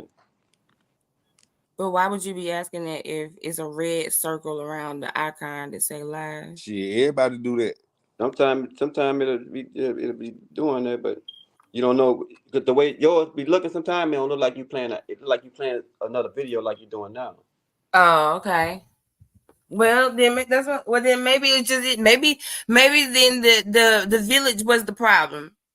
Then see, Danny read it the same way I did, but I should have screenshotted it. But it ain't that deep. But yeah. So I guess we just need to be more open to people coming in. You guys, let's not scare everybody away. Maybe that then and I guess grow the village. Fuck it. When they come in, I'm just say raw. I mean, I'm but just most of the people that bullshit. coming in that I do invite, they know of us. So it ain't no big coincidence or no big surprise or who they are.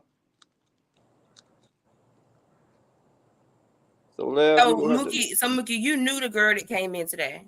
Yeah, I knew. So Lav, you just gonna have to accept the fact that people gonna start coming, Lav. I know you only want to be a 6. Who that is? 6 of us? 7. Who that is? Somebody Nah, else. she just don't want no purple heart floating around. Ah, Oh, I don't care. Like I think I had to ask somebody because somebody had put purple But see, one did the time thing last though. week. Did the thing though. I was like, Them what girl? purple heart, the one they be putting on purple heart, she got the same passion in this shit that Laugh got. They be on the same thing talking. But yep. they just be putting their opinion out. Yeah. That's all. They want to out opinionate each other. It sound like. But They see, try to even out lab. Okay, opinionate. so even lab. So maybe I'm gonna be quiet because I see the number going up. But I'm just gonna say that maybe it's a difference in the way women perceive things and the way women perceive things because all the women are saying that they read it. They read that comment the same way I read it. And y'all are saying y'all took it another way. So maybe it's a male versus female thing. But I ain't here to compete. yeah, so we'll just leave it at that. And Not at whoever all. just dropped in, hello, welcome to the chat. We're just doing a live recap of what happened today. Y'all You're can welcome fall to out the join bushes if in. y'all want to. What you say? They can fall out the bushes if they want to. We be chilling over here. Kick y'all feet up, wiggle your toes, go to the den, have a drink or something. Chill out. So But you where gotta everybody bring your own cigar to the party. For real. hell, you gotta bring your own everything around Danny. Shit. I don't smoke everybody's cigar. I don't know what everybody smoke. I'm just playing with you, Danny. But what y'all think though about today? Like, I believe they asked for a mistrial 3 times today. And then for the judge to sit there and say, "Do you want me to give a mistrial?" That's what's slapping everybody's face, if you ask me. Because Oh, you now know you it's just won't warranting a say nothing. mistrial. You know it's a mistrial, and you gonna ask her, do she want one? Never heard it. Right, when she was like, or I could just give a mistrial. Okay, so wait, that's an option? I never heard. Do you want to get a mistrial? Oh no, I don't. I never heard it. Never heard it in my life. Judge asked a motherfucking When she DA. said that in my head, I was like, that Uh, might come back up during appeal. The that fact that it you made that will. comment, It will. For the judge to make that comment, she just admitted that there's a mistrial. that this is a mistrialable offense. Because why else would you just throw that out there? She's like, or I could give a mistrial. Like, So what if Love would have said yes? She would have gonna get for right. this trial?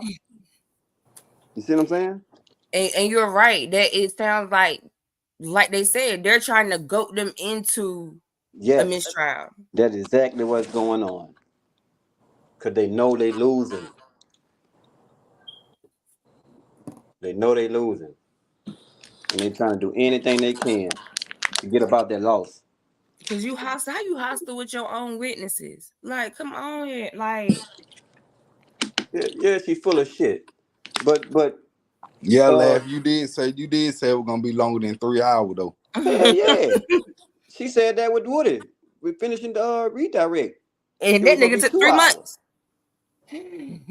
They be lying and the judge allow But it. see, But she rushed the I think she be saying it'll take that long cause she be thinking they gonna come up dancing and say what she think they gonna say. She know they not gonna do that because they are this been their strategy. All the nigga witnesses that would please and shit. We gonna get them up there on the stand. We want them to say they don't recall. We just gonna push these videos and then we gonna impeach they big head asses and make them look stupid. So we gonna when the defense come across, it's gonna be hard for them to sit there and ask anything because we already made them out to be some dumb liars. And when we come back and redirect, we're gonna try to clean up what we try to do and ask these other questions and slick slide some other stuff in here. That's all they doing. Well, yeah, I agree. They be knowing that they not gonna get the testimony that they want They because know it. they be already arguing what evidence they're gonna use for impeachment before they even know if they have to be impeached or not. Exactly. The strategy. That tells the strategy. And then when they not getting what they want through the impeachment, can we make them a hostile witness so they can lead the questions? But that's because they know them plea deals was bullshit. And see, Bullshit. they gave it, they waited, they let them boys sit in jail all year and they waited until Christmas time, December, to throw out them plea deals. Now, not only do I want to go home, now you know I want to go home for the holidays. So, because I can't for the life of me understand why a street nigga would take a plea deal for 15 years probation. I don't understand that shit. Like that's just that's setting that you setting me up for failure because I can't promise you that I'm gonna keep my nose clean for 15 years. Like I just can't do that. But and they know that. So it's like either for them with them plea deals, it's gonna be either way, I'm gonna get you. I'm gonna get you now, or I'm gonna get you when you fuck up. And now But she's trying to get them to make them purge yourself. right, they trying to make them perjure themselves so that they can add a perjury charge onto the violation of the probation. Yep. At the end of the day, they'll come out serving some of the same amount of time as if they was even convicted for the RICO or whatever. Like that, And then that they take it, I huh? think that's a part of their strategy too with that perjury. That's why they take so long with their witnesses like that. So they try to cross them up and make them commit perjury, then have days come in between the testimonies and try to spook them out and tell them about how they perjuring and all that. That's why they be ready to go talk to them and run out and get them all the time. It's not easy for you to whisper in their ear and tell them you go perjure yourself. You committing perjury. It's not easy. It's not hard to whisper that. And this, to me, I think it's just another way to lock these boys up because do you really need these guys? If you got all these gang experts, you got all this other evidence and all these other people telling on them like you claim. Why do you really need these guys that you know are gonna try to protect the gang or the But I group? like some of his answers though. I like the way he was answering some questions today though. Why would you need 99 more witnesses? Right. If your case was solid. 99? And how many of them was actually people that was involved in the game? Out of all them witnesses. And hell, some of the 99 is people that didn't already come before. Like, Yeah. why we need to hear from this 911 lady again? Sniffles. Yep, that's her name. Like, why do we need She to gonna hear come from her again? again? She gotta come back? Yeah, she's I coming think back. so. Yeah. She coming back. Oh my God. I think it might be for the cold other in murder. here. The drinks murder, I think. I'm not sure, but yeah, they said she was coming back. Yeah, and Woody. Why didn't they just release Woody permanently? What you need to call Woody back for? Depending on how they go with the rest of these people. That's why. If that's why she was trying to ask him questions and who they know to bring Woody back. Try to ask him some extra shit. Depending on Y'all, how if they ask Woody to come back in there, he gonna lose his damn mind. depending on how Zachary and Sledge finna how they testify. And it's like I said, that's just setting everything up for failure. Cause you know these boys ain't gonna say what you. They know that. You know these boys ain't gonna get up there and say what you want them to say. And then she probably did that too because she feel played that short, let the cat out the bag that they let the charges go on Woody. Yeah, destroyed their case. Yeah. So that's why she try to make him think that he's still bound by something. You know, don't go doing too much because you bound by coming back. But them calls that still presented from the Fayette County Jail where Woody is saying, like, I didn't understand that. Woody is saying on that call, then, hey, I lied on Thug. But then Hilton in her question would be like, why is now the first time we're hearing you say this? It's not. He said it already, but those are the calls that she tried to say that still manipulated the file or whatever. But that's why she had filed that motion where she wanted, what's it called, reciprocal discovery. Yeah, she wanted that. That the defense was obligated to turn over whatever evidence that they're gonna present. They're not obligated to do that, but she don't know what they got. She don't know what they got that's gonna disprove her theory, and she want to know. And that's why she was trying to get with Glanville, and he shut her down. She ain't filed no motion with him because she knew that it wasn't gonna get nowhere. No way at all. Yeah, but at the same time, she didn't have to file a motion with Glanville because he was already on her side. But he had already shut it down because she tried to think Your Honor. Yeah. Oh yeah. Most that's the second time she And tried he that. shut her down in open court. See, she tried to go a different way with Giggles. Yeah. And Giggles shut her down too. She was like, "You don't have no right to that." You don't have, and they both like.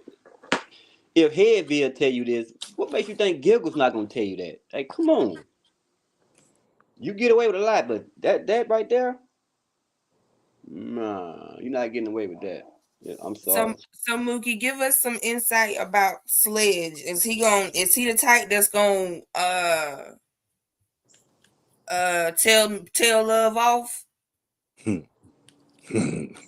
just give you a Woody laugh. Sledge loaded right now. Sledge full of a perk and a gummy. He up there loaded. Who that? Sledge, he up on that stand loaded right now. Oh no, that nigga don't get high. Niggas look talking, that nigga say, I'm trying to tell you. That's how Shawty talk though.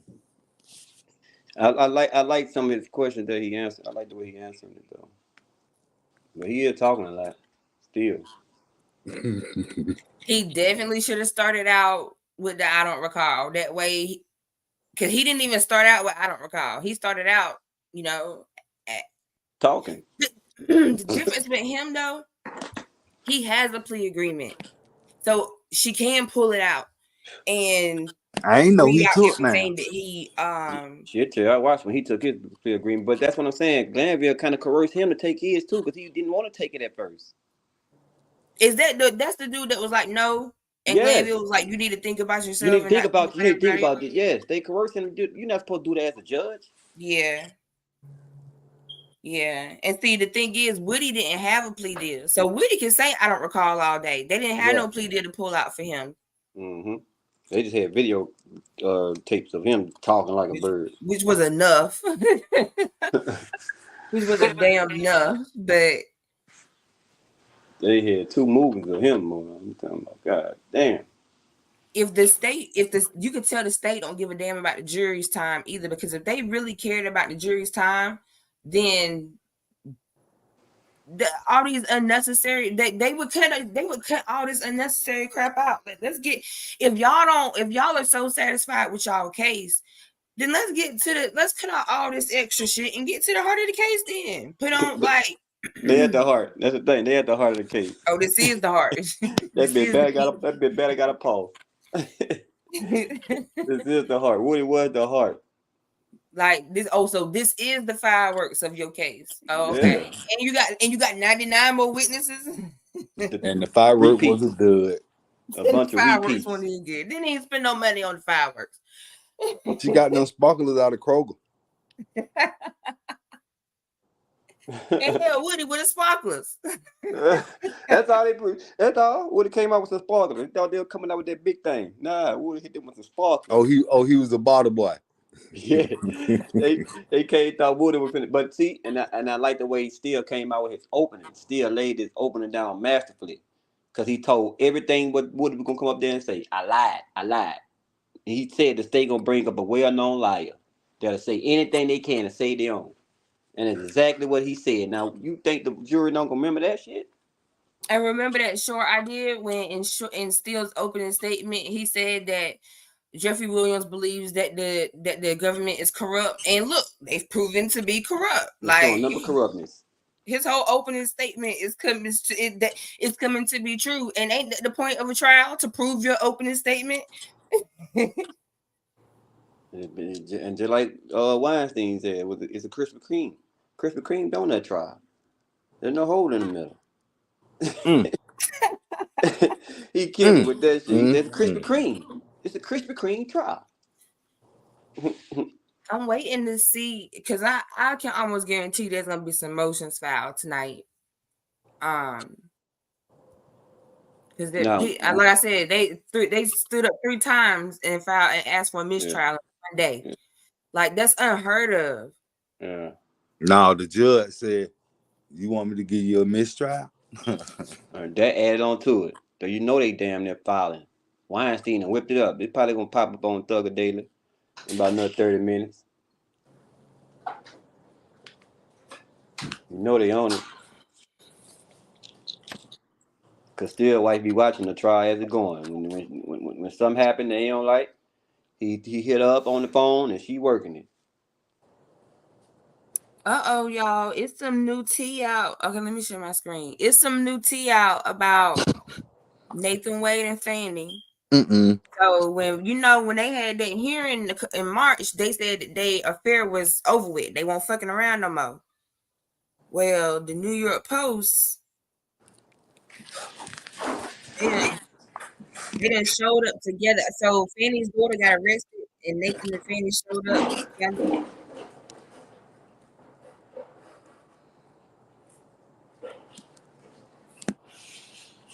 I wonder what she got arrested.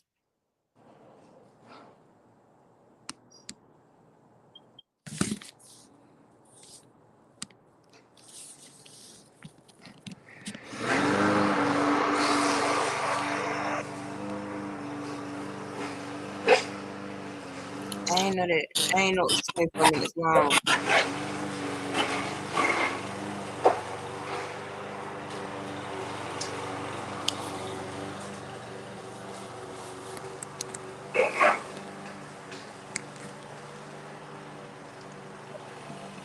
Yeah, that's some fire shit there, man. I'll tell you the truth.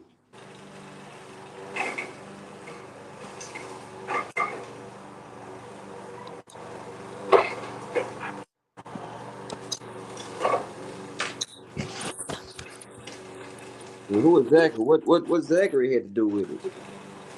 What I don't know nothing about Zachary. Brother, he was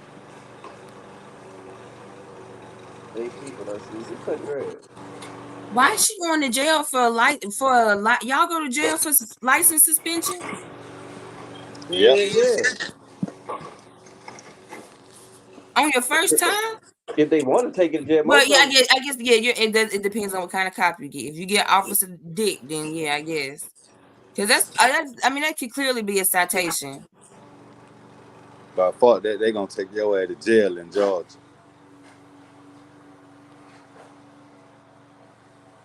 This body cam say 8/24/24, which was a couple weeks ago. And Nathan and Fannie showed up to this traffic stop together. They told the world they stopped fucking around a long time ago. And this is messy because you of all people know that this is on body cam. Like, Fannie, like, what in the world? Like, they finna eat her up in the news about this. They finna eat her up about this because that means that you lied on the stand. Under oath. Under oath, the district attorney. That's crazy. That is crazy. And I also saw a video that Fanny is real cool with what's the sheriff Mookie Labat, Pat Labat. Pat, yeah. Yeah, she real cool with him too, which is another reason why they have it their way when it comes to Fulton County Jail.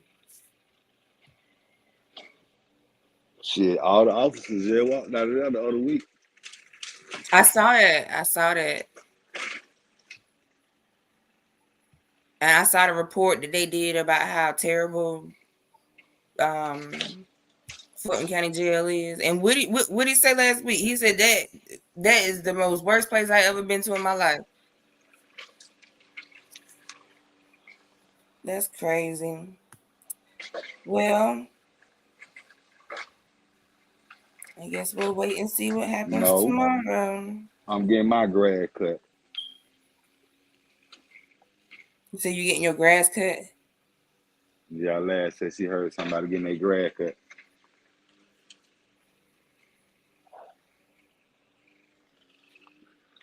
Who said that? It's in the chat. No, who said I can? Oh, that's my Sylvia Tab talk. I was like, who the fuck is that? Okay. Well, anybody else want to come up? I guess we'll just see what happens tomorrow about this juror situation. Yeah, we'll probably. But Well, Cavell, you said you for sure it won't no juror that sent the video. I mean, I don't. In the Discord, they say goddamn the juror watched the video and goddamn said something. One day they were saying a juror daughter was in the chat too. Oh. That wasn't her daughter. That was her on her daughter's phone. Yeah. Yeah, but they've been out to get her though. And it's sad. They out to get her. Yeah, it just really got like I didn't even think that it would be like just regular people, regular haters. Like my mind instantly went to the state. Like the state is trying to put a muzzle on anybody that can get them. If you're not Fox or Law and Crime, they trying to put a muzzle on anybody that can get them outside information about what's going on in there. Yeah, in there. Yeah. About the crooked shit that's going on in there. Well, all right then, y'all. I guess that we done for the day. Unless y'all got something else y'all want to talk about.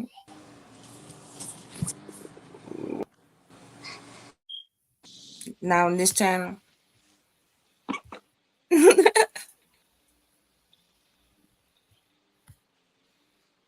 I'm gonna get on my Veronica channel. You can talk about whatever you want to talk about. I'm say y'all better start a video channel on the Discord. Yeah, see, I ain't been on the Discord in a long time. I'm just not sure that everybody in that Discord is passing the vibe check. But I ain't been up there in a while, so maybe I need to go. I'm talking about you can go in, but you invite who you want to the video thing. I just start my own Discord group. Yeah. I don't really know how to work it like that. I'm learning though.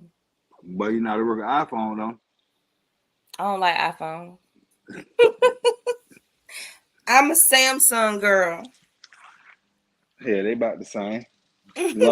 long as you ain't got no flip phone. It is a flip phone, but it's a Samsung flip phone. It's a smartphone flip phone. That girl got one of them diehard motherfuckers. But yeah, I am gonna start on my other phone. I am gonna start over there, just kind of, and then that'll be to just talk about anything and everything channel. Yeah, on the Friday. on a Friday. Fuck it Fridays. Yeah, fucking Friday. Get that, everybody get everything in them. Oh, and everybody You get got all the everything in. ideas. You got all the ideas. But Huh? yeah, all right then, y'all. I guess I'll just see and talk to y'all tomorrow. That's a bet. That's a bet. How to bet? All right, y'all be safe. All Bye, right, y'all. Danny. Bye. See y'all later.